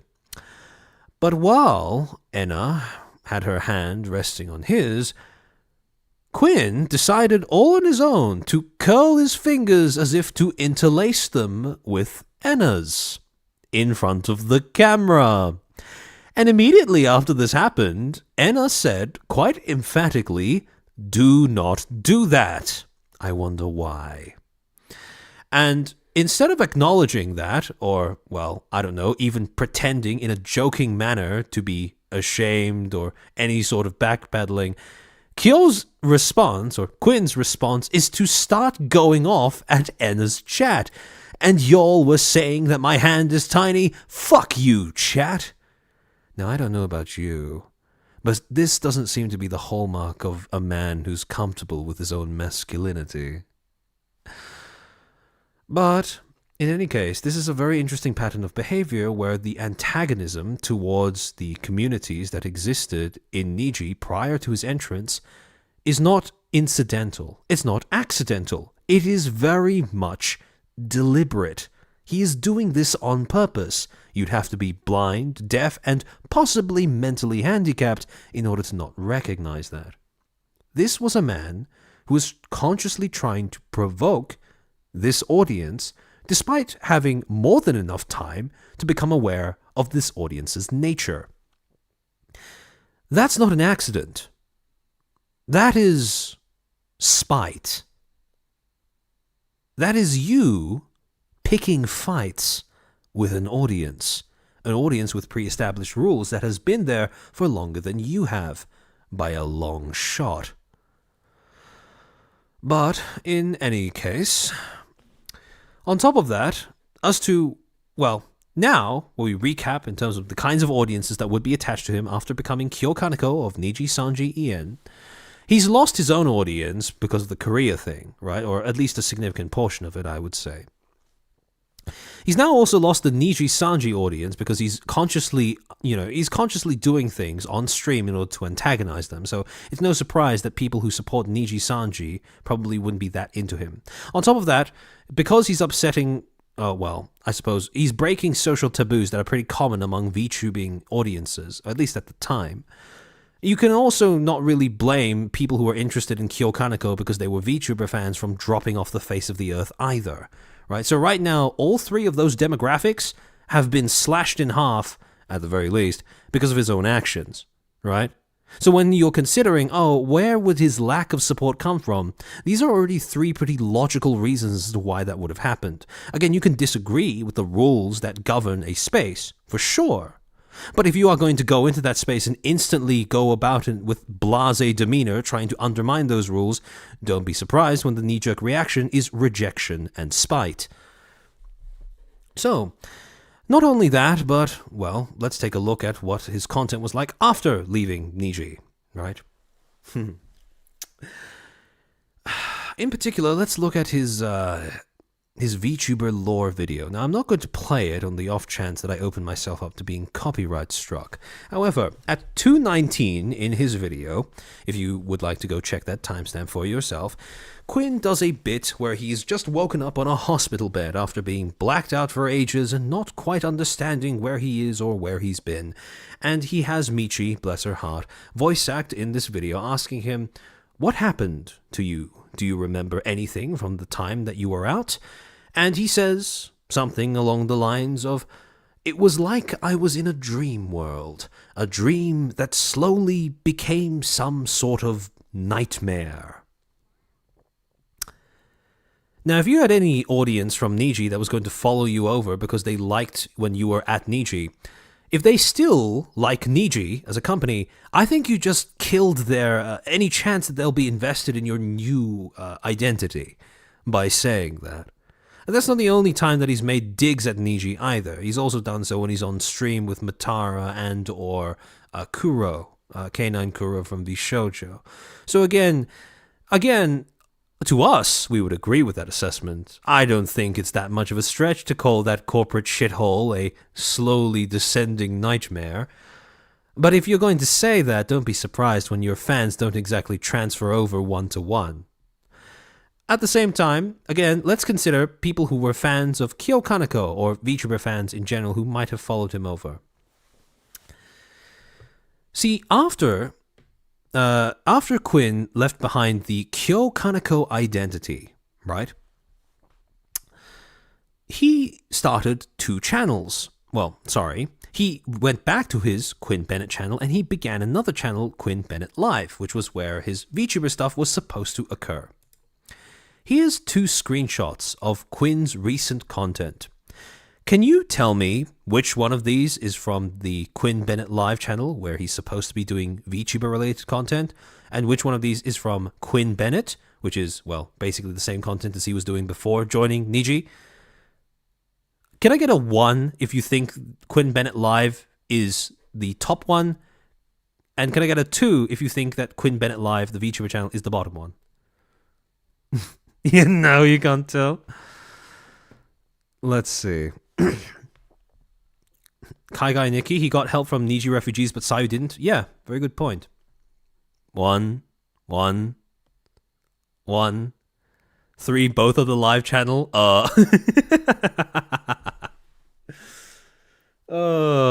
Brother, why is there flesh on the VTuber channel? My point exactly. I'm seeing a lot of ones. Yeah, see, that's the funny part. The answer's 2. This is Quinn Bennett Live, which is supposed to be the VTuber channel.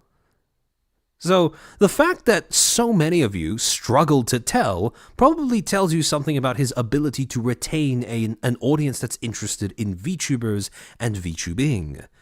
So, again, when questioning why he doesn't receive so much audience support compared to other Nijis, this might be it. Maybe just possibly. Again, to clarify, when he split off between Quinn Bennett Live and Quinn Bennett, well, on his Quinn Bennett channel, he basically went back to making the content that he was making previously. Mind you, most of his previous audience is gone because, well, he didn't make content for 2 years. And I think it's pretty understandable if, as an audience member, you move on from a certain creator when they don't make any content over the course of 2 years. After all, you have your own life to live. However, when he also made the Quinn Bennett Live channel, initially he started doing VTuber stuff, but now he's basically gone back to doing IRL stuff as well. So essentially what he's done is he's switched the product, right? People who were coming over from his old VTuber identity were faced with a product that they did not sign up to receive. And, well, let's be honest, this split seems to be pretty superfluous. because well, based off thumbnails alone, it looks like pretty much just the same content, but split over 2 channels for some reason. So, yeah. Sinful Lad, that reminds me, didn't Quinn have a VTuber model debut? Well, not that you'd be able to tell by watching his average streams, but yeah, he did. That is supposed to be his VTuber model, but yeah, I don't know, he doesn't really seem to use it very consistently. I'm not even sure if he cares about having a VTubing audience anymore. But yeah. Experienced New Light, it seems like he tried to do a smash and grab of the VTuber fanbase and crash and burned with that. Well, yeah, joining Niji will do that to you. So, Sniper Wolf looking yeah, kind of. It is a bit of a waste. He says he regrets buying that model. I would too, it looks expensive. So, the long and short of it is, Quinn, through virtue of his own actions, his conduct, has signaled 2 things to his audiences. 1, that he's not interested in giving them a consistent product. And 2, that he's not interested in changing his own behavior, depending on his prior stint at Niji Sanji versus his current stint as an indie. I'm not even sure if he's an indie VTuber. Indie part-time VTuber, I suppose. So when you are asking the question, why does Quinn not receive as much support as the other Nijis? And when he asked the question, why does it seem to be such a blatant double standard between the support received by someone as disagreeable as Sayu Synchronicity, and why those audiences wouldn't support him, there's a very simple reason for that. When you look at the behaviors that characterize Kyo Kaneko, and you look at the behaviors that characterize Quinn Bennett, well, you've got a fucking mirror. When he was Kyo Kaneko, he was known for having a petulant and abrasive demeanor, a lack of foresight and respect for the established norms of the space he was entering. Again, remember that he debuted 6 months plus after Luxium debuted, and after the 6 months plus after the Reimu controversy, the Reimu Vox controversy, I should say. In the exact same way as he exhibits a similar lack of foresight and respect for established norms of the space he's entering now, that he is actively disparaging all VTuber audiences by being willing to generalize them as just unicorns and nothing else. Again, willingness to turn other creators into collateral when attempting to make a point about himself, hence him replying to a post that was, ribbing Sayu for making an essay joke in relation to a fictional character and storyline.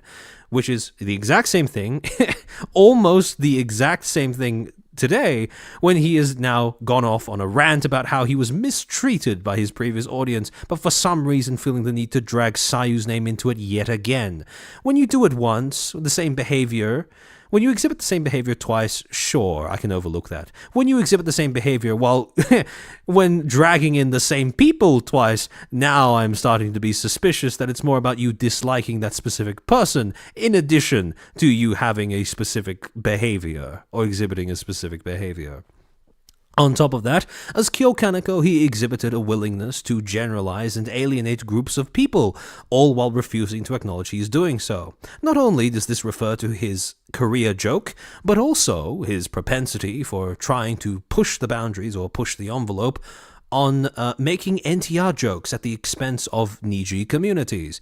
Again, do I think that those rules are unreasonable? Sure, but then again, I don't work for Niji, so I have the right to hold that opinion. Now, same sort of thing here, when he's now quick to generalize and alienate groups of people, but not just people from Niji. No, now he's doing the same to VTuber audiences in general throughout this sphere. Yugure-chan, you forgot barely legal. True. I don't think I needed to say that, though. So again, not really any difference there. And finally, oh, Rayman 2, thank you for the Canadian 20. I was okay with Quinn at first. My only complaint about him was the fact that his model was the embodiment of the cardinal sin of asking an artist, can you draw me, instead of something more original. I don't like him now. Yeah, a lot of people have come to that conclusion. Omen, thank you for the 2. Drama baiting because he's floundering in shit sea. Yeah, it might just be the case. I mean, he did say right at the beginning of his stream that he needs a little bit of controversy, right? He might have gotten more than he bargained for, though. And probably, unfortunately for him, the criticisms this time round are not as simple as simply saying you're gay or you're NTRing a fan base. It's a bit more complex than that. And finally, while he was at Niji under the identity of Kyokaneko, he displayed that he was capable, or he was more than willing, to buckle under public pressure. Now, again, that could have been explained away had he said that his hand was forced by management, but he never specifies this. So as a result, when he is under the identity of Quinn Bennett and he exhibits the same thing, that he buckles under public scrutiny through his use of double standards, lack of self-awareness, and overall petulance and childishness, I don't think it's that much of a stretch to say that when people look at what you would have been when you were at Niji and what you are now, they see the exact same thing. They see a fucking reflection in a fucking mirror. Your character arc has been a fucking flatline. So don't be surprised if, after you leave, you don't get the same Niji, post-Niji buff as every other refugee. Because you've exhibited that you are still the exact same person, prone to the exact same flaws, weaknesses, and, well, eccentricities, or I suppose unreasonable tendencies, as you were back when you were still at that corporate shithole. When people make the decision to hop onto the, well, even if you say that other people were getting the post-Niji buff as a result of hopping on the hating Niji bandwagon, you didn't exactly make it difficult, because when people look at you as you exist currently and look at the way you were when you existed at Niji, again, like I said, you exhibit the exact same traits, with absolutely no indication of self-reflection, with no guarantees to your new audience that you are a safe investment, free from the flaws that marked your previous identity. And on top of that, you refuse to acknowledge how you've slashed your own audience in half on several occasions. Now, to any creators that are watching, let this be a lesson in the importance of accepting responsibility for your own community. And on top of that, the importance of getting good data from good sources when you're trying to get feedback from your community. Let this be a lesson in understanding the difference between audiences and community so that you know who to speak to so that you know who to speak with and who to speak at. And last but not least, let this be a lesson to always question why it is that you are being treated the way you are. To not hide behind your relative youth or lack of experience to justify mistakes that you have made. If there is one person you should never lie to, that person is yourself. If you have flaws, be honest. And if you're unwilling to confront them yourself, don't expect any audience to hold your hand as you confront it with them. But in any case, that about sums up the entirety of the thoughts that I have on Quinn Bennett and of this particular rant of his.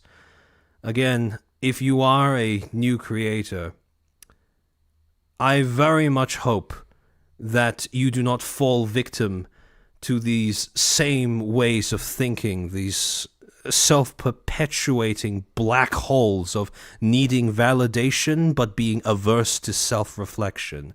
It's not a great place to be. Sue and I, thank you for being a member for 2 months. Can we please palate cleanse with a Rima rejection clip? You know what? Yeah, sure.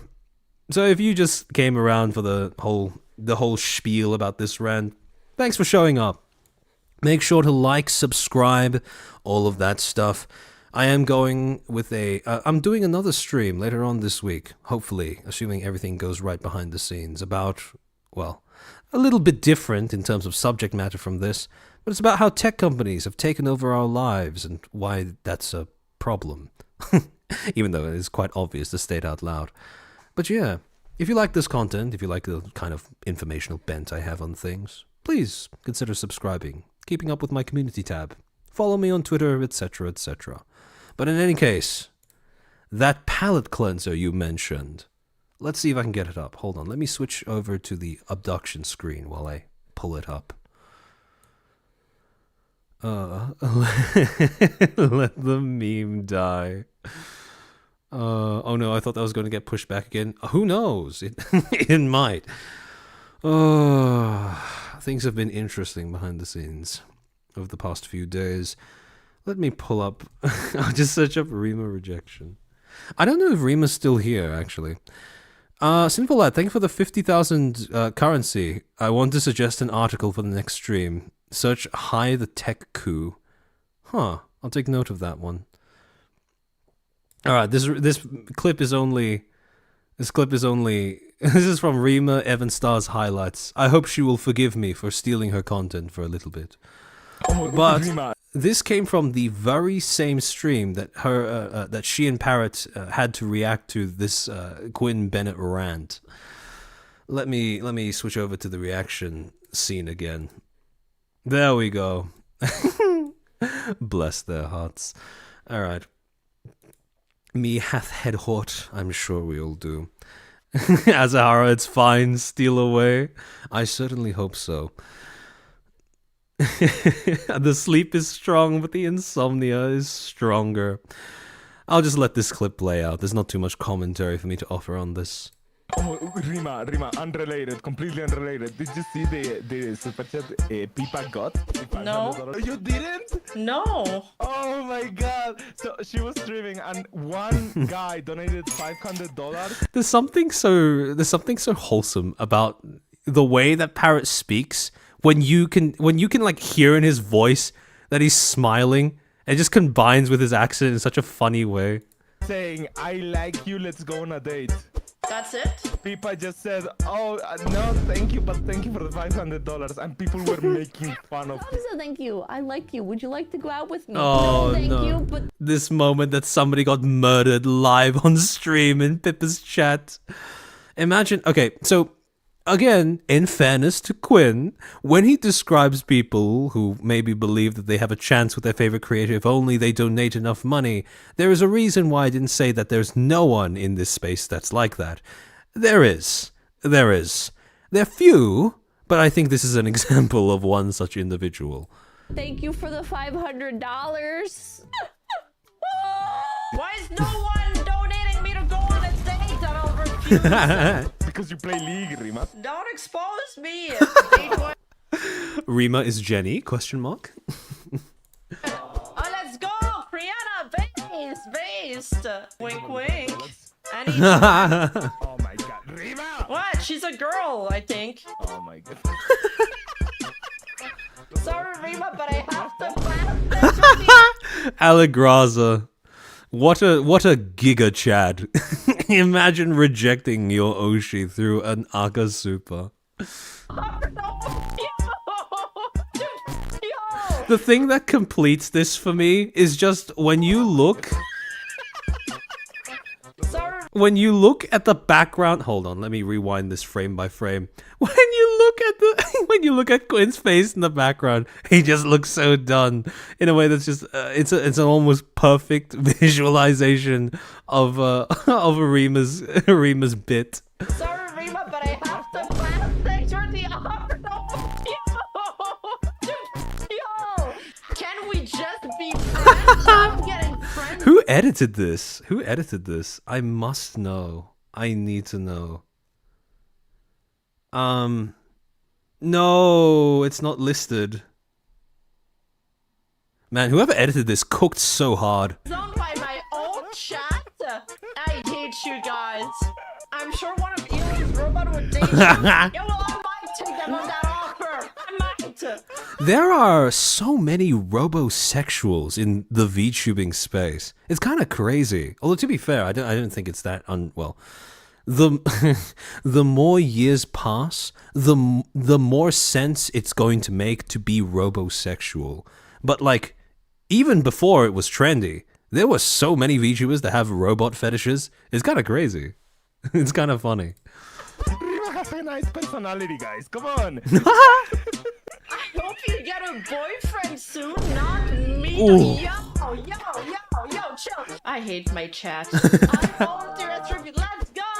Let's go. Based. I'm into girls. No. I'm into girls, just not like you. F's in the chat for Rima. All right. That's well, actually, let me switch back to the. I hope that was a nice palate cleanser for all of you guys.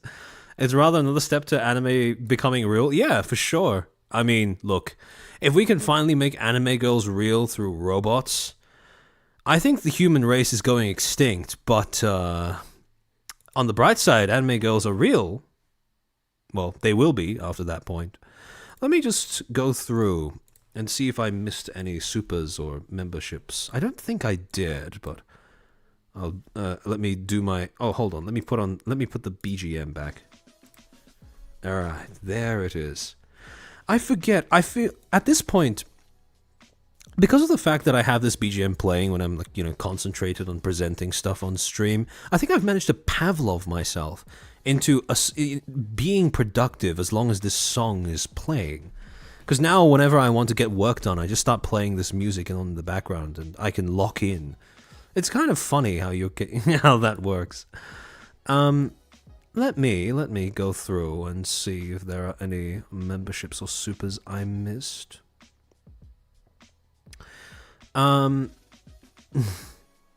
Talking about that, somebody brought up the Animatrix thing and drama got stirred up in some rather unexpected way. I'm not familiar with that. We'll keep ourselves alive through pod babies. Pod babies is so... It's such a stereotypically sci-fi thing, right? It's so weird to think about what human reproduction would look like if it's all robots and nothing else. Oh yeah, Charlie Spurs, you didn't accept my marriage proposal. I'm sorry for your loss, comrade.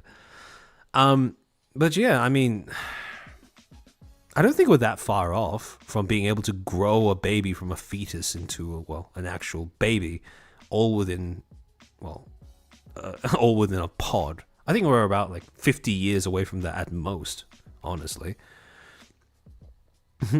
Bye guys, gotta go. See ya, Gibron. Hope you had a good stream. Hope you had a good time here. White Rabbit 001, leave the 4chan digging to schizo. Oh wait, I think I've read that out already. New member, Footstool's White Rabbit. I've already read that out. It would be difficult to say he's going to be sued. Scotland's the best community. There's a difference in... hold on. I think usually, when I'm, presenting stuff, I'm not that good at keeping up with super chats while I do that. I usually have to get to them at the end, but I think we managed to stay pretty on top of them for this stream. Oh, Mayon O, thank you for the 5. Probably not holding himself to his own... Oh, Quinn's probably not holding himself by his own standards very well. For all we know, he didn't say anything to Sayu in DMs either. Again, I'm willing to believe that he did say something to Sayu. It's just that if he did, this entire rant kind of... It kind of spits in the face of that. JV Robergato, why would anyone screw with a borderline barely legal adult? You're asking me. Nowadays I can't look at 18 or 19-year-olds without viewing them as children either. It's honestly so odd because again, when you look at it in terms of just pure years, right? Just age, just objective, literal age. Like 18 and 19 and 20, it doesn't seem to be that it's not that big of a gap, but the gap in maturity that I often observe between like 18 to 20-year-olds and like everyone above that age is like it's so huge, it's insane. But yeah, hold on, let me find this.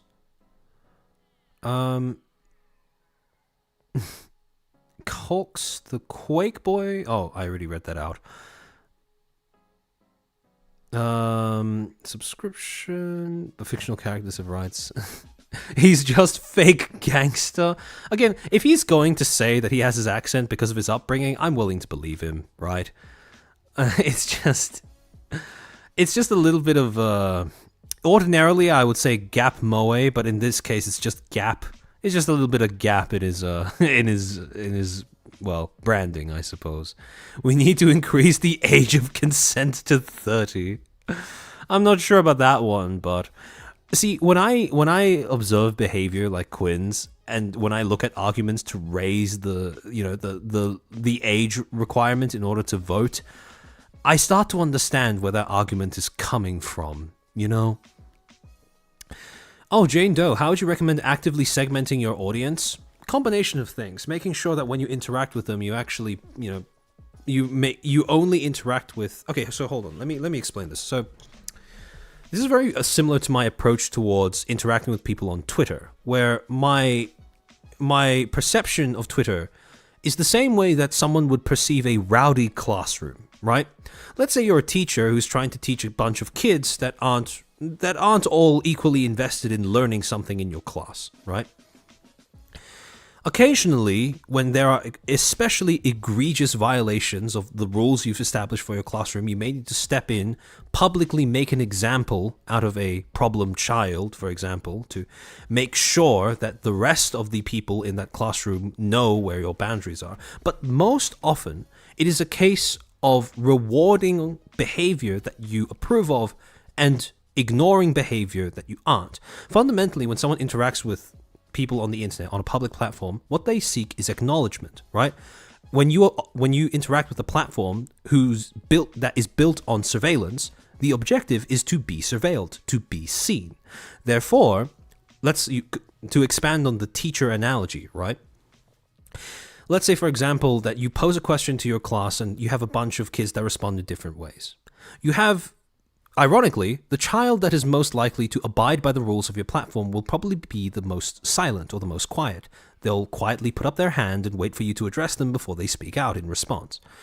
On the other hand, you have other kids, like, for example, a class clown that might just try to turn what you're saying into a joke, or you might have somebody who doesn't receive quite enough love at home and who wants attention at any cost, who just yells out an answer, right? The key is you ignore the person who's just yelled out an answer until they're willing to engage with the rules of until they're willing to comply with the rules of engagement. And you only acknowledge the class clown when what they say is actually funny. And more often than not, you only interact with the kid who's obeying your classroom's rules. It's the same thing when it comes to content creation. If you want to curate your community, more often than not, when somebody actually speaks up in your comments, in your chat, etc., it's because they want validation. It's because they want attention. It's the same reason why we make content, right? Us content creators. So you only reward the people who are interested in speaking with you, not the people who are speaking at you. That's what I meant when I talked about compartmentalizing your audience, right? So to answer your question about how do you segment your audience in that way, you need to make sure you only engage with people who are exhibiting behavior you like, unless you're trying to make an example out of somebody. And on those occasions, it's only rarely that I think you need to do that. Usually your content will filter people out in and of itself. For example, most of my streams go over the 4-hour mark. People who tune into these probably won't be the kind that have short attention spans, the overwhelming majority of the time. So the content kind of filters the audience out a little bit. On top of that, all I need to do is make sure that when I read out messages in chat, for example, that I only interact with people who are engaging with what I'm saying rather than being too caught up in things like connotation and controversy, who are actually trying to engage with the topic of the stream, right? Yeah, Jane Doe, exactly. Spare the rod, spoil the child. Again, when I see especially egregious behavior, I will, I or my mods will ban them. It doesn't matter if I spot it on stream or not. I always review the VODs, so if I see somebody acting out in chat, they are getting banned after. They're not going to be speaking up in the next stream. Again, it's all about denying the main premise behind the platform, which is getting seen. And that's how you, it's a very simple reward system, right? I feel Chair really wants to say something, but he can't. Don't know what you mean by that. We have VOD gang chairman. Yeah, that's true. But again, being seen is a privilege, not a right, when it comes to the platforms you use. Mods are here. They are a covert bunch. They don't tend to speak up all the time. But in any case, yeah, again, just make sure you only acknowledge behavior and give it attention / platform it when you agree with it, unless you're making an example out of it. If it doesn't fall into either category, just leave it alone. And this is where it's important to both have balls and thick skin.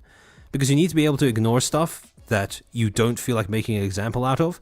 And when you do make an example out of something, you need to be able to stand behind that. So you can see why certain creators might have problems if they're a little too sensitive to, well, audiences that don't watch them, let's say.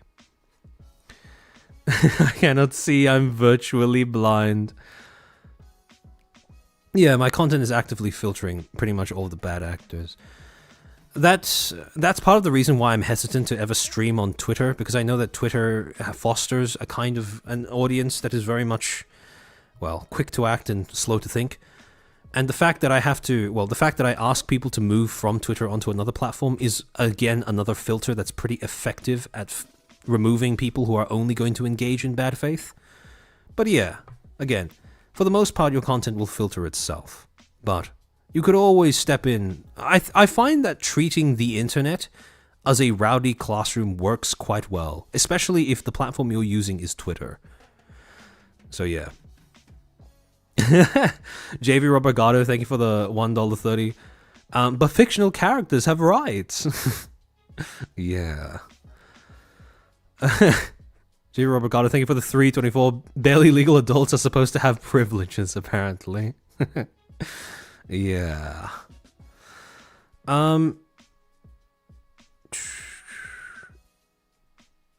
Overlord Jensen. I think I've already read out. Hold on, let me do a quick scroll. Funnelist, thank you for the $7.46. It's not a nice voice, but it's a nice voice. I can understand that Parrot's voice is maybe not to everyone's taste, but it's unique enough for me to like it. To be, I'll be a good student. I'm glad to hear that. I'm glad to hear that. You can stream on Twitter? Yeah, you can. You can. Armchair Expert, that's where I respect Kuro a little bit more than Quinn, because at least Kuro is openly trying to weed out those fans. Yeah, exactly. I mean, Kuro was definitely, like, he was a lot more active in regulating his fan base after leaving Niji. And I do suspect that he's one of those talents where his rabid fan base from within Niji was more a restriction that was imposed on him by management than anything else. I don't think the guy is bad at fostering a community. I don't think he's totally, well, I don't think he's, for want of a better way of phrasing it, I don't think he's as irresponsible and context blind when it comes to his audience as Quinn seems to be. It's just that he's now been given an environment where he actually has the control and the agency in order to finally do that, which is good to see. I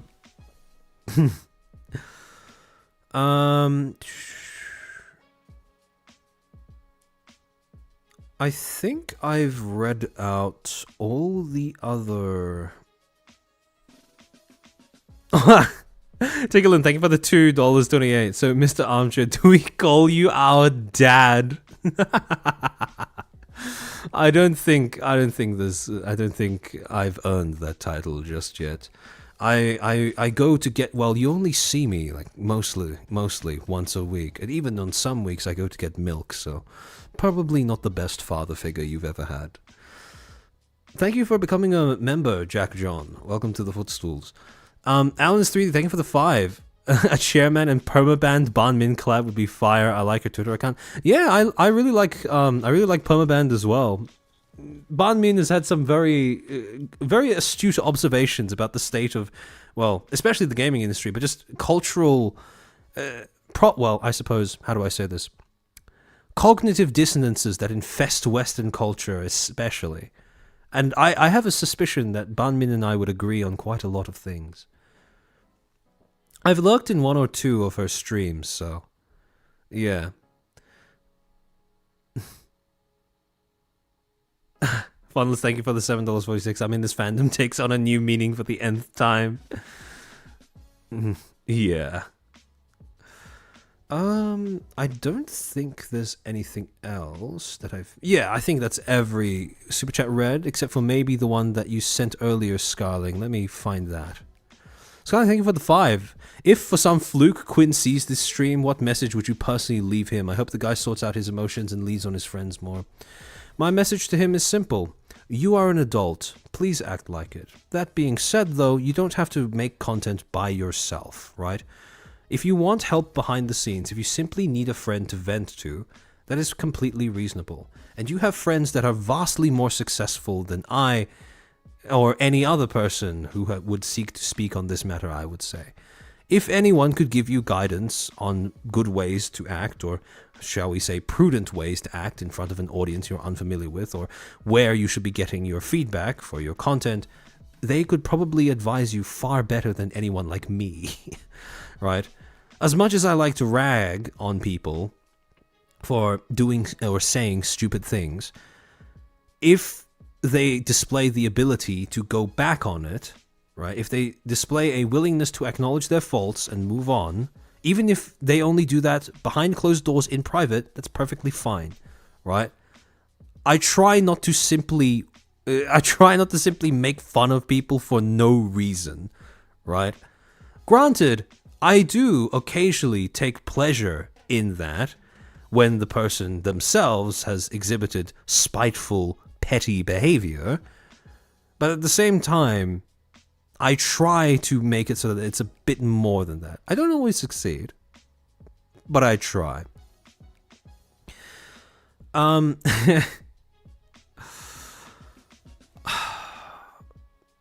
is something else I want to briefly acknowledge as well, and that is when I was talking about, creators being judged by various audiences based on experience versus prejudice, I didn't really touch on the middle section, associations. I want to reiterate that I don't think that it is reasonable to not dislike, but I don't think it's reasonable to condemn creators simply for associating with other creators that you find to be disagreeable. And I say this specifically because over the course of this stream, a lot of people have brought up the fact that VShojo collabs pretty often with Quinn, despite how disagreeable Quinn is at the moment. Again, just like I said earlier about how audiences only have, it's important for creators to remember how their audiences can only judge them based off of what they show their audiences. It also goes the other way in that it's important for audiences, in my opinion, and I class myself as audiences when I'm talking about another creator, like for example Quinn, or Kuro, or Matara, or Michi, or whatever. It is also important for audiences to acknowledge that they are only judging their any given creator based off of what has been shown, a small selection of curated material that they have chosen to share with the internet, right? So when you see a creator associating with another creator that you find to be disagreeable, it is very possibly because those creators have shared stuff with one another behind the scenes that give each other reason to stay friends, or at least to stay friendly with one another. Reasons that we cannot account for by simple virtue of the fact that we are only observing them via the internet. So as a result, guilt by association, not a big fan of that. That being said though, if you choose to stop watching because they associate too frequently and you make that your own private decision, you're perfectly within your right to do that, right? But yeah. Yeah, also the Nux collab stuff, yeah. Sorry for bringing it up again. That's perfectly fine. Don't worry about that. Except for me, I've seen inside your soul. Based? Yeah, I hope so. Man, there is so much. Again, guilt by association is probably the easiest justification you can go with in order to dislike somebody. And I suspect that that's why it's so common over the internet, because again, we need to, on the internet, snap judgments are king, right? The more superficial your reason for disliking someone is, the more likely it is to be the only reason why you dislike them, I suspect. But yeah. We are the audience 100%, yeah. We are open-minded adults. I sure hope so. I sure hope so.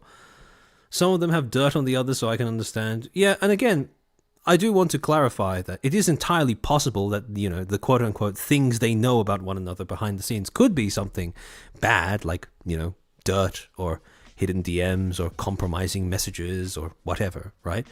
But it could equally be something as innocent as simply them being aware that one creator being aware that the other's going through a tough time offline that the audience isn't aware of, right? It could be something as benign as that.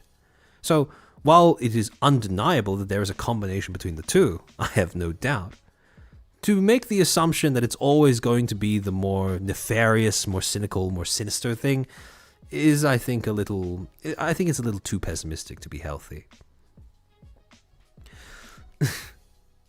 With some of the tangents Michi has started, we should be grateful for Pharaoh. Every creator needs somebody to rein them in. If not online, then definitely offline. And this is why, in response to your question, Scarling, I did say that what would benefit Quinn's public image above all is simply having someone behind the scenes tell him first, someone who he feels safe opening up to, right? And two, someone who can anticipate based off of what he's shared, what he might do and why those things might be bad for his career or might affect other people or other creators badly as well. Again, the biggest flaw in all of this was a lack of foresight and awareness. You can remedy that, but only if you go looking for somebody to give that perspective for you. So, essentially, he just needs to get out of his own head. And he's an adult, so he should be able to do that. Tard wrangling is a privilege. Yeah, everyone needs a wrangler, right? Be open-minded, but not so open-minded that your brain falls out. Yeah, that's one way you can put it. Yeah, one... What is that that username? 1337YO105VV4G. Sonny, hey friend, you're getting into drama again. Comments once, leaves. The more I think back on that particular interaction, the more I genuinely do think Sonny was trying to be that friend who would, like, again, subtly, without alerting the stream to the fact that anything was wrong, try and tell him that it would probably be a good idea if he stopped talking. But yeah. Thrice she tried 3 times, yeah. At a certain point, you kind of have to just go hands off and let them poke holes in their own tires, you know? You can't save people from themselves. By the way, that's why... Well, that's why we don't give children too much agency. Because the whole point of controlling a child, right, telling them what they can and can't do, is because they don't have the faculties in order to comprehend when they shouldn't do something because it's harmful for them in the long term or harmful for other people in the long term. Once you become an adult, though, you lose that privilege that we afford to children.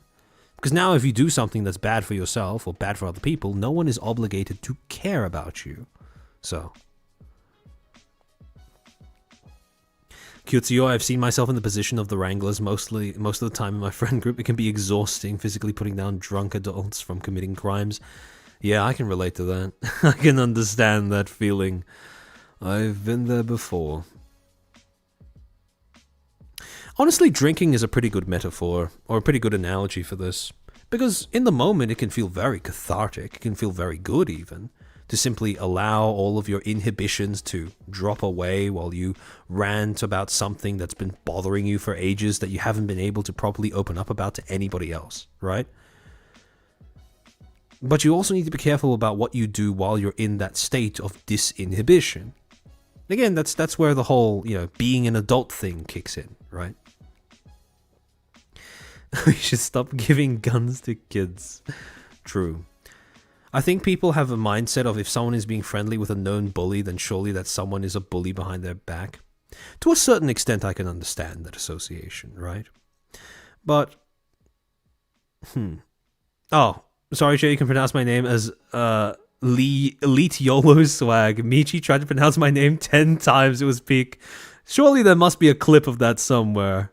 Surely. I'll search it up. I'll search up Michi's struggle to pronounce name and see what comes up after this stream.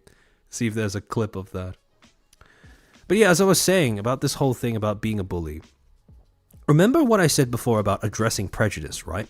How Usually, when you are acting as an individual, it is very difficult for you to address prejudices that audiences may hold against you, because that would require you to essentially tackle the data sources from which those audiences are deriving that prejudice, which, again, requires you to not only identify the other creators that your audiences are viewing as being similar to you, but to also start policing their words and behavior. Again, as an individual creator operating alone, that is pretty much impossible to do.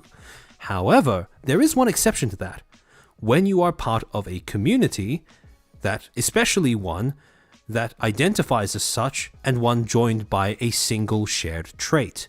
Now, in those circumstances, it becomes very important to police your own members, because any community that does not gatekeep strongly enough, effectively enough, inevitably gets represented or becomes represented by the worst people that would seek to join it. And so when you fail to gatekeep your community properly, when your community is represented by people who act in a way that is detrimental to everyone, or disdain, or worthy of disdain or disapproval, and when audiences respond to that by gaining a prejudice, you can't really blame that audience for doing so, and you can't tackle that prejudice until you start policing those bad actors in your community. And again, this applies to communities that are joined together through anything, right? Especially like if the ties between your community are as simple as simply the fact that you are all small VTubers, for example, that all of you are part of that you're only a community because of the fact that you all have less than 3-digit CCV. Like, that's not going to be enough to make sure you guys act as a single coherent, as a single cohesive mass, right? That's not enough to act as a value or a common shared set of principles that governs your behavior and your conduct. And as a result, if you become represented by a few members of that clique or that group that will do things like putting down other creators, try to initiate harassment campaigns, false allegations, etc., don't be surprised when various audiences, start developing a prejudice against, for example, small VTubers or VTubers with small counts.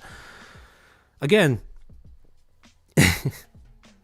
this is a very common thing, but yeah, I really do feel like the word prejudice has become so overloaded with its negative connotations that people are no longer capable of viewing it objectively, and therefore of understanding how to address prejudices, right? Because condemning prejudices is all well and good until you actually have to start solving them or getting rid of them. Then you get into a problem where how do you solve prejudices without acknowledging that they come from certain sources, right? If it's an education problem, then the solution is simple. Make information more accessible. If it's a data problem, well, figure out where that data is coming from. If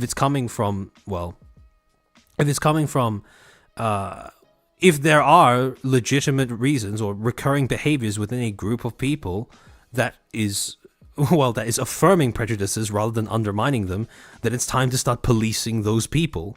Again, the same sort of thing. In any population, any community, any group, same concept. Gatekeep or else accept that you will be represented by your worst members, right?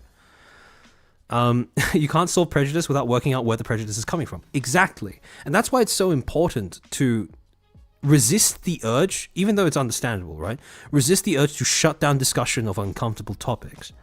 Because just because you stop people from bringing up things like biases, prejudices, etc., doesn't mean you get rid of the feelings that give birth to those thoughts, those beliefs, right? Yeah, Kyutsuyoi, nowadays prejudice can be confused with pattern recognition, as you see where the confusion starts cropping up. Exactly. And the problem is that prejudice is, in and of itself, when you really break it down to its base definition, prejudice is based on pattern recognition. That is where prejudice comes from.